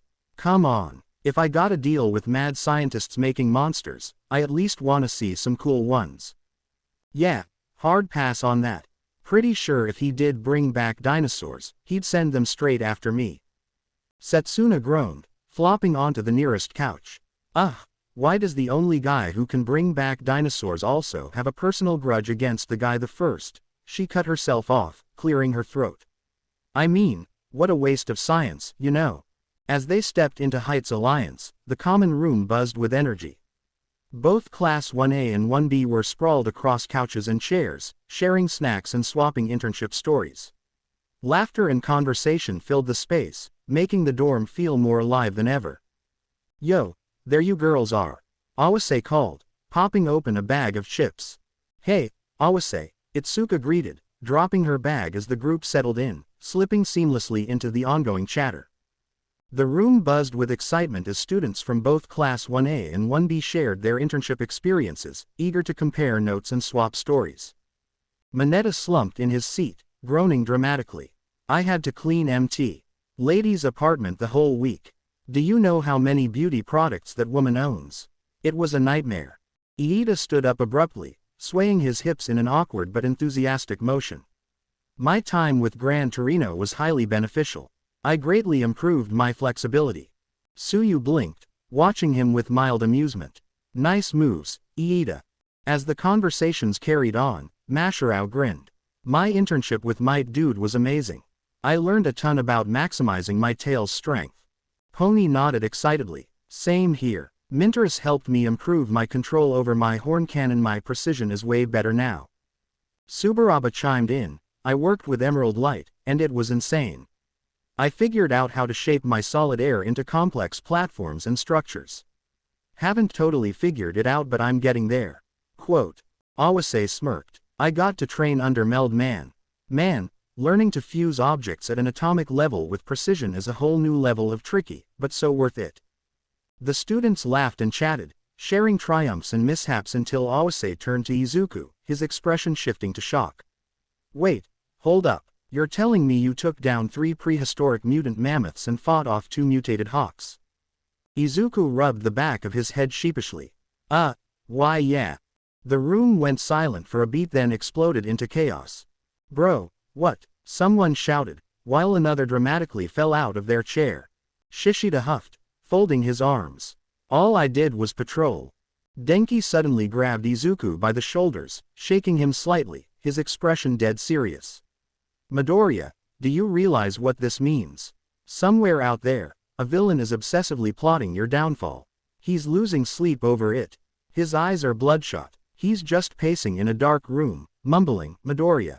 Midoriya, I must get my revenge. Izuku blinked. He's just some crazy guy. Crazy is an understatement. Kaminari pointed dramatically. Bro, this is huge. All the top heroes have nemesis. All Might had Toxic Chainsawman. Hawks has the Flame Emperor. Endeavor has, like, a whole roster of guys who hate him. Pony leaned forward, grinning. It's a rite of passage. If you've got a personal villain, that means you're on your way to the top. Todoroki, calmly eating his soba, added, like Kaigen Mizunami. She used to fight my dad all the time. Almost like a tradition. Izuku groaned with comedic tears. I don't want a personal villain. Awase smirked. Come on, man, it's like having your own Doc Ock. Every great hero's got a nemesis. Jiro hummed thoughtfully. Wait, does that make Midoriya like Spider-Man? Pony gasped. Terrible luck. Constantly targeted by some blonde guy, and surprisingly popular with girls. Yeah, he is Spider-Man. Izuku's face turned pink. Can we not? I already don't want to deal with mutant monsters, especially ones designed to kill Maruko. Monoma, watching with a sharp glint in his eye, suddenly cut in. Hold on. He leaned forward, his usual smug expression shifting into something more thoughtful. You said Dr. Onimo made mutant monsters specifically designed to counter Maruko. Like her natural predators. Quote. Izuku nodded. Yeah. The group chuckled at his flustered reaction, but Monoma suddenly leaned forward, intrigued.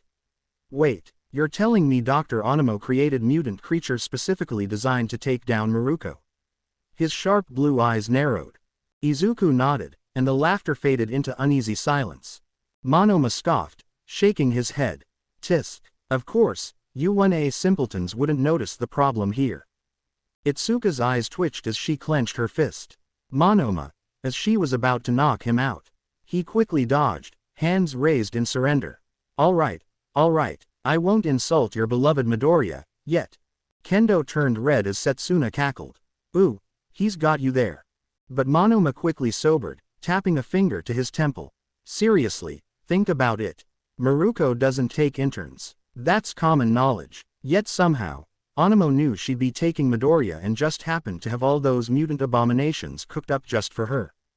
The students exchanged looks, the weight of his words settling in.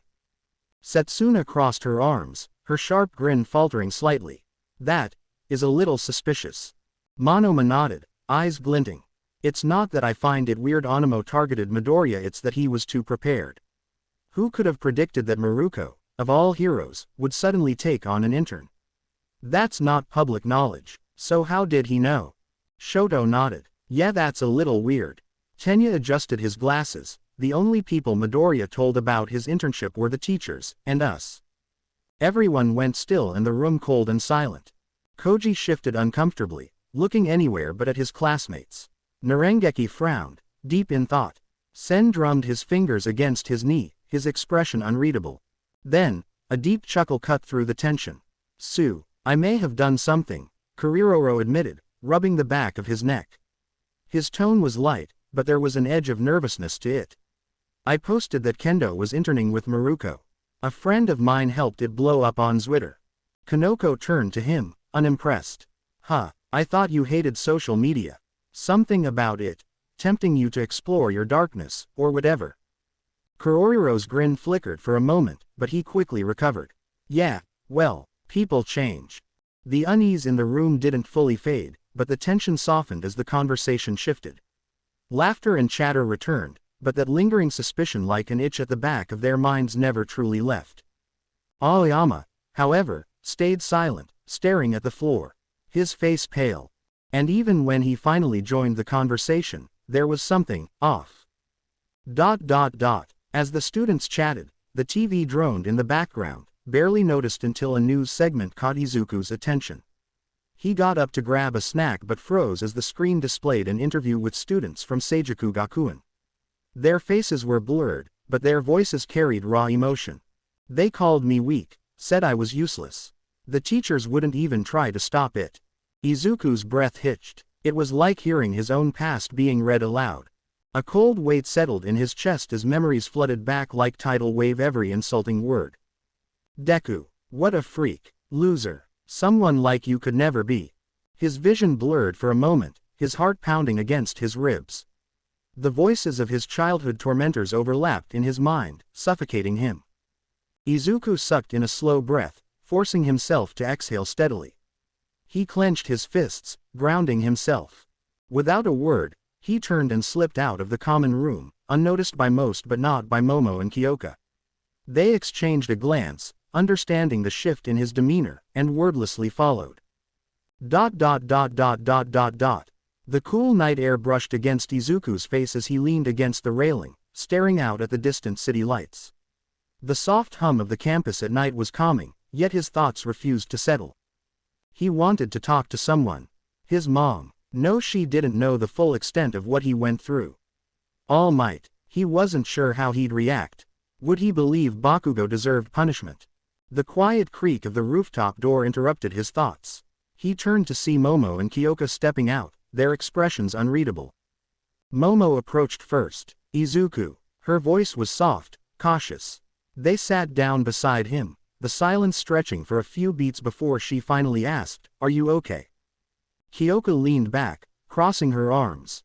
"We figured it out. The Seijuku Gakuen thing. You were there, right? Even if it was just for a day, that must have stirred up some bad memories." Izuku swallowed but said nothing. Momo folded her hands in her lap, choosing her words carefully. "You don't have to talk about it if you're not ready, but, if you did, we'd listen. And we'd keep it between us. You helped me when I was at my lowest, please let us do the same for you." Kiyoka sighed, rubbing the back of her neck. "Look, I know what it's like to keep stuff bottled up. I was terrified to tell my parents I wanted to be a hero, but you gave me the push I needed to speak up. And that was just about my career. This is way heavier." Momo glanced at him, her voice dropping to a whisper. "We're not saying this to repay you, Izuku. We care about you."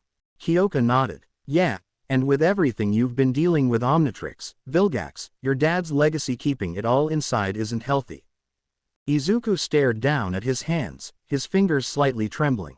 Could he really talk about it? He had spent years pretending he was fine. All Might and his mom only knew pieces of what happened. Kevin had kept the worst of the bullying at bay, but when he wasn't around, Bakugo and his friends had made sure the bruises were unforgettable. Izuku had always felt like a pressurized gas tank, one bad hit away from bursting.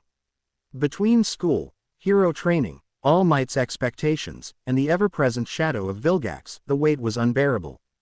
But now, Momo, Kiyoka, and even Tenya had noticed the cracks.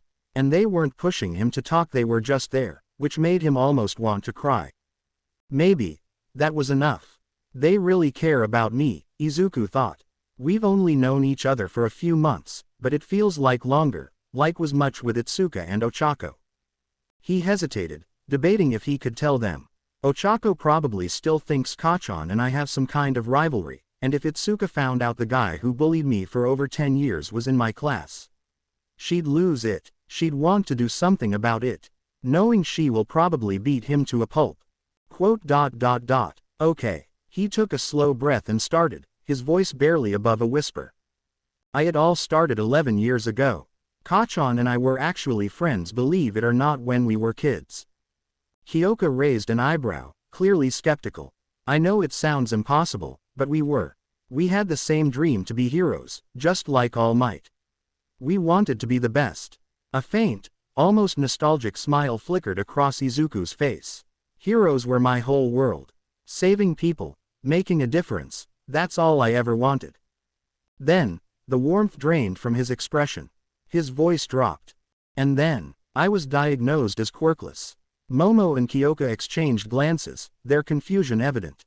But, well, my quirk is complicated. It was dormant. My body wasn't ready for it, not until much later. That's when I met Yagi-sensei. His words tumbled out in a rush, as if hoping they'd just accept it. Kiyoka frowned in thought. That actually makes sense. I mean, considering what you can do now. Momo nodded, though her brows furrowed in concern. If your body now can't handle a quarter of its full power without breaking, I can't even imagine what would have happened if you had tried to use it as a child. Izuku let out a nervous chuckle. Why yeah, I probably wouldn't be here right now. Momo's voice softened. Well, I'm glad you are. Izuku exhaled, then pressed on, sharing how Kevin had been the only thing keeping him from being completely defenseless in middle school. At first, it was just words. He was called weak, useless, a freak. But over time, it escalated. His school desk became a target for cruel messages. Die, freak. Give up already. Every morning, he'd find his books knocked to the floor, his locker stuffed with garbage, or worse, rotting food. The teachers ignored it, and the other students either joined in or looked the other way. Kevin was the only one who kept things from getting worse. With him around, Izuku wasn't outright beaten, but that didn't stop the verbal and psychological torment. And when Kevin wasn't there, that was when Bakugo and his friends made sure the bruises left a lasting impression. Momo's fingers curled into her skirt, her knuckles white. She hated injustice. The idea that Izuku of all people had suffered this was unbearable. Kiyoka's lips pressed into a thin line. Her hands tightened into fists against her knees. She had never liked Bakugo, but this made her want to deck him. I always thought Bakugo was difficult, Momo admitted, her voice tight. But after hearing this, Izuku, this is beyond just difficult. Yeah, Kiyoka muttered, her voice low with restrained anger. Kiyoka suddenly looked up at Izuku, frustration clear on her face.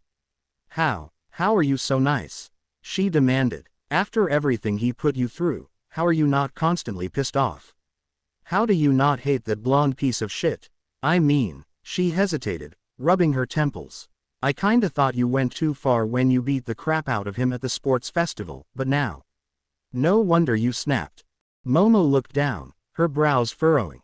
I agree. Her voice was softer, more measured, but the tension in her tone was unmistakable. I'm not saying you should go around seeking revenge, but anyone else would be bitter. Resentful. After what you went through, I wouldn't blame you if you were. She lifted her gaze, her expression unreadable. You're stronger than I could ever hope to be, Izuku. A heavy silence settled over them before Izuku whispered. I used to think I deserved it. Kiyoka and Momo's eyes widened in shock. Izuku exhaled, rubbing his hands together as if trying to ground himself. I thought being quirkless made me worthless. I thought I deserved to be treated that way because I couldn't do anything. He shook his head slowly, the old hurt in his voice. Back then, I thought being powerless was the reason people picked on me. I thought it was just normal. That I was useless because I didn't have a quirk. I figured it was what I deserved. Neither girl spoke. Their faces were filled with quiet devastation. Izuku took a deep breath and straightened. His voice, though quiet, was steady. I think that's why I kept calling Bakugo Kachan, instead of just Bakugo. Kevin always told me what was happening wasn't right, but I wanted to believe we were still friends. A friend. Momo and Kiyoka cut in simultaneously, their voices sharp with disbelief. Izuku sighed, already bracing himself. Izuku, pardon my language, but fuck Bakugo. Momo snapped, her normally composed tone laced with anger. He was never your friend, not even an acquaintance. That word's too generous. He bullied you for over a decade, Izuku. Kiyoka added, her earlobes twitching with frustration. He's an arrogant, selfish, insecure little shit who treats people like garbage just to feel powerful. Why the hell would you still call him a friend? Izuku exhaled, rubbing his temples. I know. He hesitated before running a hand through his hair. Back then, I looked up to him. He never gave up. He worked hard, and for the longest time, he was my image of victory. But now, he clenched his fists. I guess I got a taste of what winning like him feels like. Winning at all costs, just to prove my strength, just to prove he couldn't hurt me anymore. And after the festival, I hated that I let myself fall into that mindset. Momo and Kiyoka exchanged a glance, their frustration softening into concern. I don't know how I feel about him. I don't hate him, or maybe I do. Maybe I just can't bring myself to say it out loud. But Seijuku gave me a different perspective. He paused, his expression clouded. That school, it was full of people like him, people with powerful quirks who treated the weak like they didn't matter. They thought strength was everything, that it made them better than everyone else. The ones at the bottom. They hated them. They resented them so much they wanted them to suffer. His voice lowered, and I understood that feeling. Seeing it from an outside perspective. It was an eye-opener. I'd never seen that perspective before. I was always the one being looked down on. But seeing it from the outside, watching powerless people get humiliated, told they were worthless, given nicknames that crushed their self-worth. Izuku's fists clenched. And the worst part, it made me sick, because I admired someone just like that. Just because he had things I didn't. Because he was strong. Because he was confident. Because he had a quirk. Momo's eyes softened. Izuku. He exhaled. I made excuses for him, he admitted, his voice raw. I told myself he was still a hero, that he was my all might. No matter how he treated me, I kept thinking he could be one. But the truth is, the only thing I really saw was how easily he could beat people down. His breath hitched for a moment before he forced himself to continue. That's why I looked up to him. Not because he was good, not because he was kind, but because he had everything I didn't. And I let that blind me to what he really was. He shook his head. Strength doesn't justify cruelty. Hard work and determination don't erase how you treat people. I spent so much time admiring his drive, his talent, his refusal to back down, but I never let myself fully acknowledge the harm he caused, at least, not to me. He let out a bitter chuckle. If I ignore someone's cruelty just because they're powerful, then what kind of hero does that make me? That's a lot to unpack, Kiyoka muttered before giving him a small, approving smirk. But at least you finally get that he's a complete asshole. Izuku let out a quiet chuckle, the tension in his shoulders easing. Yeah, I know. After the sports festival, I finally understood we're not friends. Kevin was right. Bakugo sucked, and I just didn't want to admit it. But after Seijuku, I couldn't ignore it anymore. Momo and Kiyoka shared a glance before Momo nodded firmly. Then you should stop calling him Kachan. Momo and Kiyoka exchanged a look before Momo nodded decisively. Then stop calling him Kachan. Izuku sighed, rubbing the back of his neck. That's gonna be a tough habit to break. Don't worry, I'll make sure you do, Momo said, folding her arms. Yeah, same here, Kiyoka added before scoffing. Not like he deserves a nickname anyway. Honestly, I still kinda wanna punch him. Izuku chuckled lightly, then nearly jolted when Momo leaned in, pressing a quick, soft kiss to his cheek. Thank you for trusting us, she said, her voice warm. Izuku's face turned red instantly. It's fine. Please don't actually try to kill Bakugo. Kiyoka snorted. Kiyoka, Izuku said warningly. Kiyoka glanced away, feigning innocence. Kiyoka, he repeated, narrowing his eyes. Fiend, she groaned, waving a hand dismissively. But if I get the chance, I'm at least tripping him down a flight of stairs. Izuku stared at her. That's really the best I'm gonna get, huh? Yep, they both said at the same time, exaggerating the P. Momo dusted off her skirt. Now, let's head back to the dorms. Kiyoka stretched with a yawn. Yeah, enough heavy talk. Sato's making cupcakes, and I desperately need something sweet after all this emotional unpacking. Izuku chuckled, feeling lighter than he had in a long time. Yeah, I think we all do. 2 days had passed, and the internship buzz had finally died down. Class 1A had settled back into their routine, chatting quietly as they waited for their teacher to arrive. Wait, your costume still isn't repaired? Ochako asked, eyes wide. Iida sighed heavily, adjusting his glasses.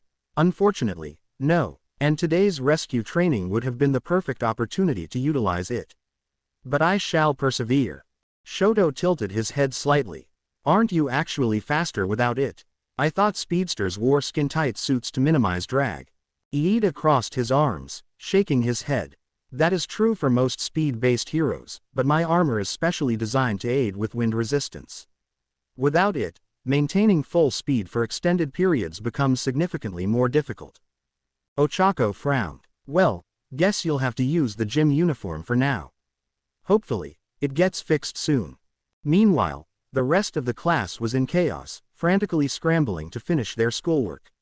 Papers were strewn across desks, the frantic scribbling of pencils filling the air as students desperately tried to complete assignments before the deadline. Mina groaned, flopping onto her desk. I totally forgot about this. Kaminari paled. Oh man, ectoplasm's gonna kill me. Mina turned to Momo with a pleading look. Momo, she whined, please let me copy your homework. I swear I'll do better next time. Momo frowned, considering. Mina, if I give you my work every time, you'll never learn to manage your assignments properly. Mina clasped her hands together, eyes shimmering dramatically. I know I should have done it earlier, but between the internships and the sports festival, I just didn't have time. Just this once, please. Momo sighed, shaking her head before pulling a book from her bag. Fine, but only the math homework. You're on your own for everything else. Mina beamed. Thanks, Momo, you're the best. Kaminari laughed. Man, you're lucky Momo's a softie. Momo arched an eyebrow. For that softie comment, you don't get to copy. Kaminari immediately dropped to his knees, hands clasped in exaggerated desperation.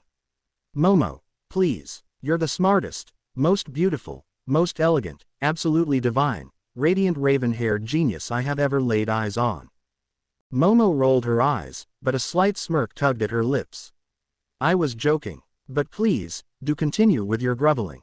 Mina and Hagakure snickered as Kaminari's face burned red. By the way, Shoji spoke up, still focused on his English work, don't forget we have Present Mike's essay due this week. And Midnight's assignment on the history of vigilantes turning into pro-heroes. Kiyoka groaned, tapping her earphone jacks against the table. Right, one crisis at a time, though hey, Green, help me out with this math problem. She extended her earphone jack, lightly flicking it against Izuku's forehead. Izuku, who had been deeply focused on sketching buzzsaw in his notebook, blinked in surprise. Math, help, now, Kiyoka repeated, deadpan. Izuku chuckled and got up to assist her. As he leaned over her desk, Momo passed by, glancing at his notebook. She caught a glimpse of the sketch and noted with mild amusement, buzzsaw, kind of cute. As she was about to move on, her eyes landed on something that made her pause. Note. Curious, will I be able to send an electrical current through Blackwhip? Momo frowned slightly. Blackwhip. Before she could dwell on it, the sound of footsteps approaching caught her attention. Crap, Hagakure whispered. The room immediately descended into controlled chaos as everyone scrambled to their seats. Hope that helped, Izuku whispered as he hurried back to his desk. Yeah, it did. Thanks, Moptop, Kiyoka whispered back. Aizawa entered, his usual tired expression in place. Morning, class. Morning, Mr. Aizawa, they responded in unison. Aizawa barely wasted a second before getting to the point. For heroics today, we'll be doing a rescue exercise. 13, All Might, and I will be overseeing it. This won't be a basic drill, we're making it more extreme than usual. You'll be divided into teams and meet at the downpour zone. I'll assign the teams now to save time. The class perked up, the excitement building. Team 1. Momo Yaoyorozu, Kiyoka Jiro, Denki Kaminari, Toru Hagakure, and Minoru Manetta. Manetta immediately shot to his feet, fists raised in triumph. Yes, I'm on a team with two of the hottest girls in class. Momo gave him a deadpan stare. 3, she corrected icily. Hagakure added, equally unimpressed, and none of us are interested, perv. Before Manetta could keep running his mouth, Kaminari leaned over, nudging him. Dude, maybe quit while you're ahead. Aizawa's voice cut through any further stupidity. Manetta, shut up. Nobody wants to hear your opinions on your classmates. Manetta flinched and slumped back into his seat as a few students chuckled. Aizawa moved on. Team 2. Izuku Midoriya, Ochako Uraraka, Tenya Iida, Tsuyu Asui, and Shoto Todoroki. Izuku nodded, already running through strategies in his mind. Tsuyu smiled to herself. I get to be on a team with Midoriya-chan. This'll be good, ribbit. Ochako beamed. This is gonna be fun. Working with my best friends and Dekiru. Awesome. She stole a glance at Izuku, and when he looked back with a small smile, her face heated up slightly. Aizawa continued. Team 3. Katsuki Bakugo, Mina Ishido, Eijiro Kirishima, Hontasiro, and Yuga Aoyama. Aoyama struck a dazzling pose. Do not let my radiance blind you, Mizami. Bakugo scowled. You extras better not slow me down. Siro side-eyed him. Yeah, we get it, dude. Team 4. Rikido Sato, Mashirao Ojiro, Koji Koda, Mezzo Shoji, and Fumikage Tokiyami. With the teams assigned, Aizawa closed his notebook. That's it. Now, Mike, get started. Before anyone could bombard Aizawa with questions, Present Mike had already launched into the day's lesson. Present Mike was one of the more laid-back teachers at UA, and when his class finished early, he sometimes let them use the remaining time as they saw fit. Today was one of those days. Most of the students were frantically trying to complete their English essay on Julian and Rowan, which was due in 3 days. Ojiro sighed, rubbing his temples. Man, a 500-word essay. I'm never putting this off again. Looks like I'll be pulling an all-nighter. Siro groaned, his head hitting his desk. Same here, dude. I can already feel my soul leaving my body. Even the class's most diligent students, Momo and Iida, were working on the assignment, though at a more controlled pace. Meanwhile, Ochako glanced at Izuku with concern, and Tsuyu tilted her head as she observed him. They both knew how much he pushed himself. Dekiru's been running himself ragged with training. I bet he barely had time for homework, Ochako thought. Midoriya-chan never seems to take a break. I really hope he doesn't overdo it and collapse, Tsuyu thought, her lips pursed in concern. Momo had a similar thought, watching Izuku out of the corner of her eye. Knowing him, he won't ask for help even if he needs it. Maybe I should offer to help him catch up, assuming he isn't too stubborn to accept it. But to their surprise, Izuku suddenly stood up and walked to present Mike's desk, handing over a neatly stapled essay. Sensei, I finished the essay on Julian and Rowan. Since it's due Friday, I figured I'd submit it early. Present Mike raised an eyebrow. Whoa, already? You sure it's not just a bunch of rambling?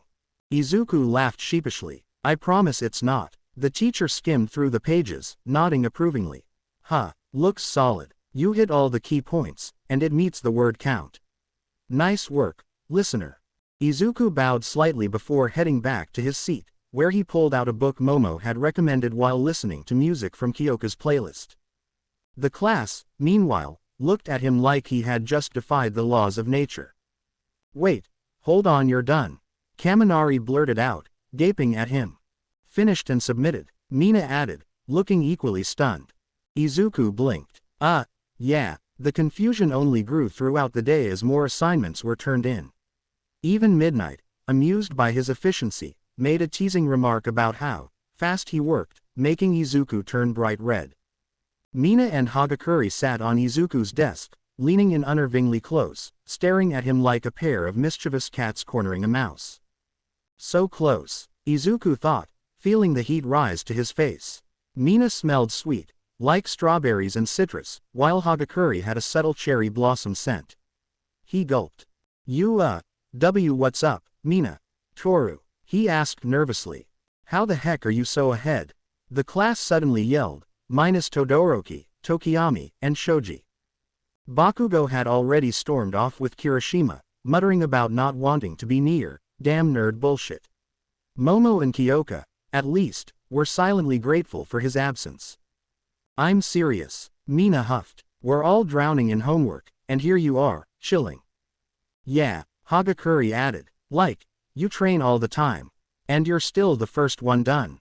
Tenya adjusted his glasses, hands chopping through the air.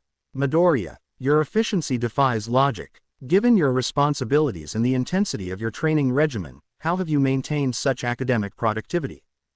Kaminari flopped dramatically onto Izuku's desk. Dude, tell us your secrets. I wanna have time to hang out with Esther. Momo crossed her arms. I've been wondering the same thing. You never seem overwhelmed by deadlines, yet you also train harder than anyone else. Izuku swallowed a bite of his lunch and, with a completely casual expression, lifted his wrist to show the Omnitrix. Oh, I just use fast track. Silence. You what? Izuku took another bite. Yeah, it usually takes, like, 20 seconds to 2 minutes to finish everything, so I don't have to worry about falling behind. That's totally cheating, the class yelled in unison. Izuku winced at the volume. I mean, yeah, kinda. Mina dramatically clutched her chest. Midoriya, using your quirk for personal gain like this.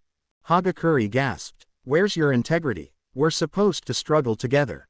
Kaminari, Manetta, and Sato shouted. Izuku just shrugged, looking innocent. Momo pinched the bridge of her nose. Kiyoka, however, just smirked. Honestly, respect. Hagakure turned to her. Wait, you're not mad. Kiyoka shrugged. I mean, yeah, I'm super jealous, but it's not like he's using it to boost his IQ or anything. He's just speeding through stuff he already understands. Exactly, Tsuyu added. And let's be real, if any of you had the option, wouldn't you do the same? Everyone looked away, suddenly sweating. Kaminari groaned. Fine, yeah, I totally would. Same, Mina muttered. If I had Brainstorm, I'd use him shamelessly, Kaminari admitted. If it makes you feel better, when I'm stuck on a question, I just ask Momo for help, Izuku admitted with a small smile. It's actually kinda fun. Momo's cheeks tinged pink, and she glanced down, tucking a strand of hair behind her ear. Manetta gawked. So let me get this straight, when you're struggling, you've got a literal genius bombshell at your beck and call. The perfect mix of brains and... Jiro's earjack whipped out and smacked him on the head before he could finish. Ow, I'm just stating facts, Manetta whined, rubbing the spot where Jiro smacked him. Yaoyorozu, with that smoking hot bod, is basically a goddess of perfection. The goddess Aphrodite known for her beauty and elegance. He threw his hands up, as if presenting an invisible shrine to Momo. Izuku frowned slightly. Momo is beautiful, sure, but if we're making comparisons, she's more like Athena, the goddess of wisdom, he corrected, his voice completely sincere. Momo's breath hitched, her blush deepening as her heart fluttered at the unexpected but thoughtful compliment. She tried to suppress the pleased smile tugging at her lips, pressing her fingers together and glancing away, suddenly very interested in the table. Tsuyu tilted her head. Why are we using Greek mythology when we're Japanese? She asked, blinking. Tsuyu tilted her head. Why are we using Greek mythology when we're Japanese? Details. Details, Kaminari waved off. Point is, Midoriya's basically cheating at life. Todoroki, who had been silently observing, crossed his arms. You all realize Midoriya trains constantly and has to manage 20 different alien forms, right? I only have 2 powers, and even that's difficult to balance. Mina and Hagakure, who had been pouting at Izuku's effortless workload, exchanged glances before Toru suddenly brightened. Fine, you can help us but only on one condition, she said, leaning forward with a sly grin. Izuku blinked. Sure, what is it? I'll tell you later. Toru blushed slightly and turned away, leaving Izuku baffled. Everyone else groaned. And it's not like Midoriya's the only one who could do this, Zero pointed out, smirking as he elbowed Iida. Right, class rep. Iida stiffened. I prioritize efficiency in my studies, he said with a sharp nod. Every moment must be optimized for productivity. His hands began chopping the air as if to emphasize his point. You just like doing homework, don't you? Ochako teased, crossing her arms. Iida hesitated for only a second before nodding. Quote. Yes, he admitted with complete sincerity. The class snickered. Even Todoroki let out a small huff of amusement. Izuku chuckled before he turned to Momo. I could help you out with vice representative duties if you ever need it. Momo immediately shook her head, sitting up straighter. I appreciate the offer, Izuku, but no. You have your responsibilities, and I have mine. But, it's a matter of principle, she insisted. A leader should be able to handle their own duties, and I wouldn't feel right burdening you when you already do so much. Then she smiled, warm and reassuring. Besides, if I ever do need help, I know exactly who to ask. Izuku blinked at her for a moment before a small, understanding smile formed on his lips. All right, he said, nodding. Just know I'm happy to help anytime. Izuku turned the dial of the Omnitrix, cycling through the options before tapping the faceplate. Nothing happened. He slumped against his seat with a sigh, his shoulders dropping in dejection. Man, at this rate, I'm never going to get it, he thought, staring down at the alien device latched onto his wrist. He'd been trying to understand its functions better, but the more he experimented, the more it felt like it had a mind of its own. Around him, the class chattered among themselves. He absent-mindedly pulled out his notebook, flipping to a page filled with notes and rough sketches.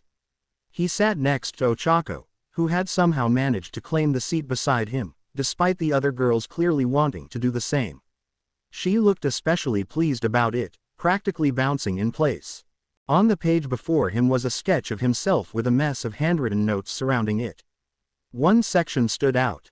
Black whip. Curious about what it actually looks like. Does it resemble a literal whip, just black? Below that was a crude drawing of what looked like an old-fashioned whip, hastily scribbled in black ink. Huh, what's black whip? Ochako asked, leaning in close to peek at his notebook. Izuku stiffened as his face instantly turned red at her proximity. She was really close enough that he could feel the warmth of her shoulder against his. His flustered state quickly turned into panic. It's just some doodles. Nothing really, he stammered, hurriedly flipping the page before pausing, realizing that might seem even more suspicious. I just got bored and thought, having whips like Midnight would be really cool. Ochako blinked at him before tilting her head, a small smirk forming. That's a little weird, Dekiru. Why yeah, he admitted sheepishly, rubbing the back of his neck. Why did I say Midnight? That makes it sound worse. She giggled at his embarrassment before pointing at the notebook. Can I take a look, though? Izuku hesitated for a moment before nodding, handing it over. His face was still a bit red as she studied the page, humming thoughtfully.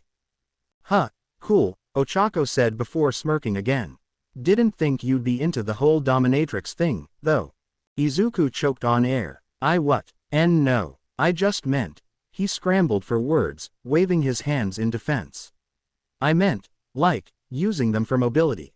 You know, to latch onto things and swing around like Spider-Man, Ochako interjected, her grin widening. Izuku blinked. Actually, I was gonna say Zero, but that's way better. They both chuckled at that, the tension easing into something comfortable. Ochako turned back to the description of Black Whip, scanning the details with interest. A thoughtful expression crossed her face as an idea started forming in her mind. Before she could say anything, Aizawa's voice cut through the chatter. All right, heads up, we'll be arriving at USJ soon. Stay focused. The energy in the bus shifted, the previous casual atmosphere replaced with anticipation. Ochako handed Izuku back his notebook, her fingers brushing against his. Better be ready, Dekiru, she teased lightly before sitting up straight. Izuku nodded, stuffing the notebook back into his bag. To be continued. I hope you guys enjoyed this video and make sure to like and subscribe to the channel. Now we will see you in the next video.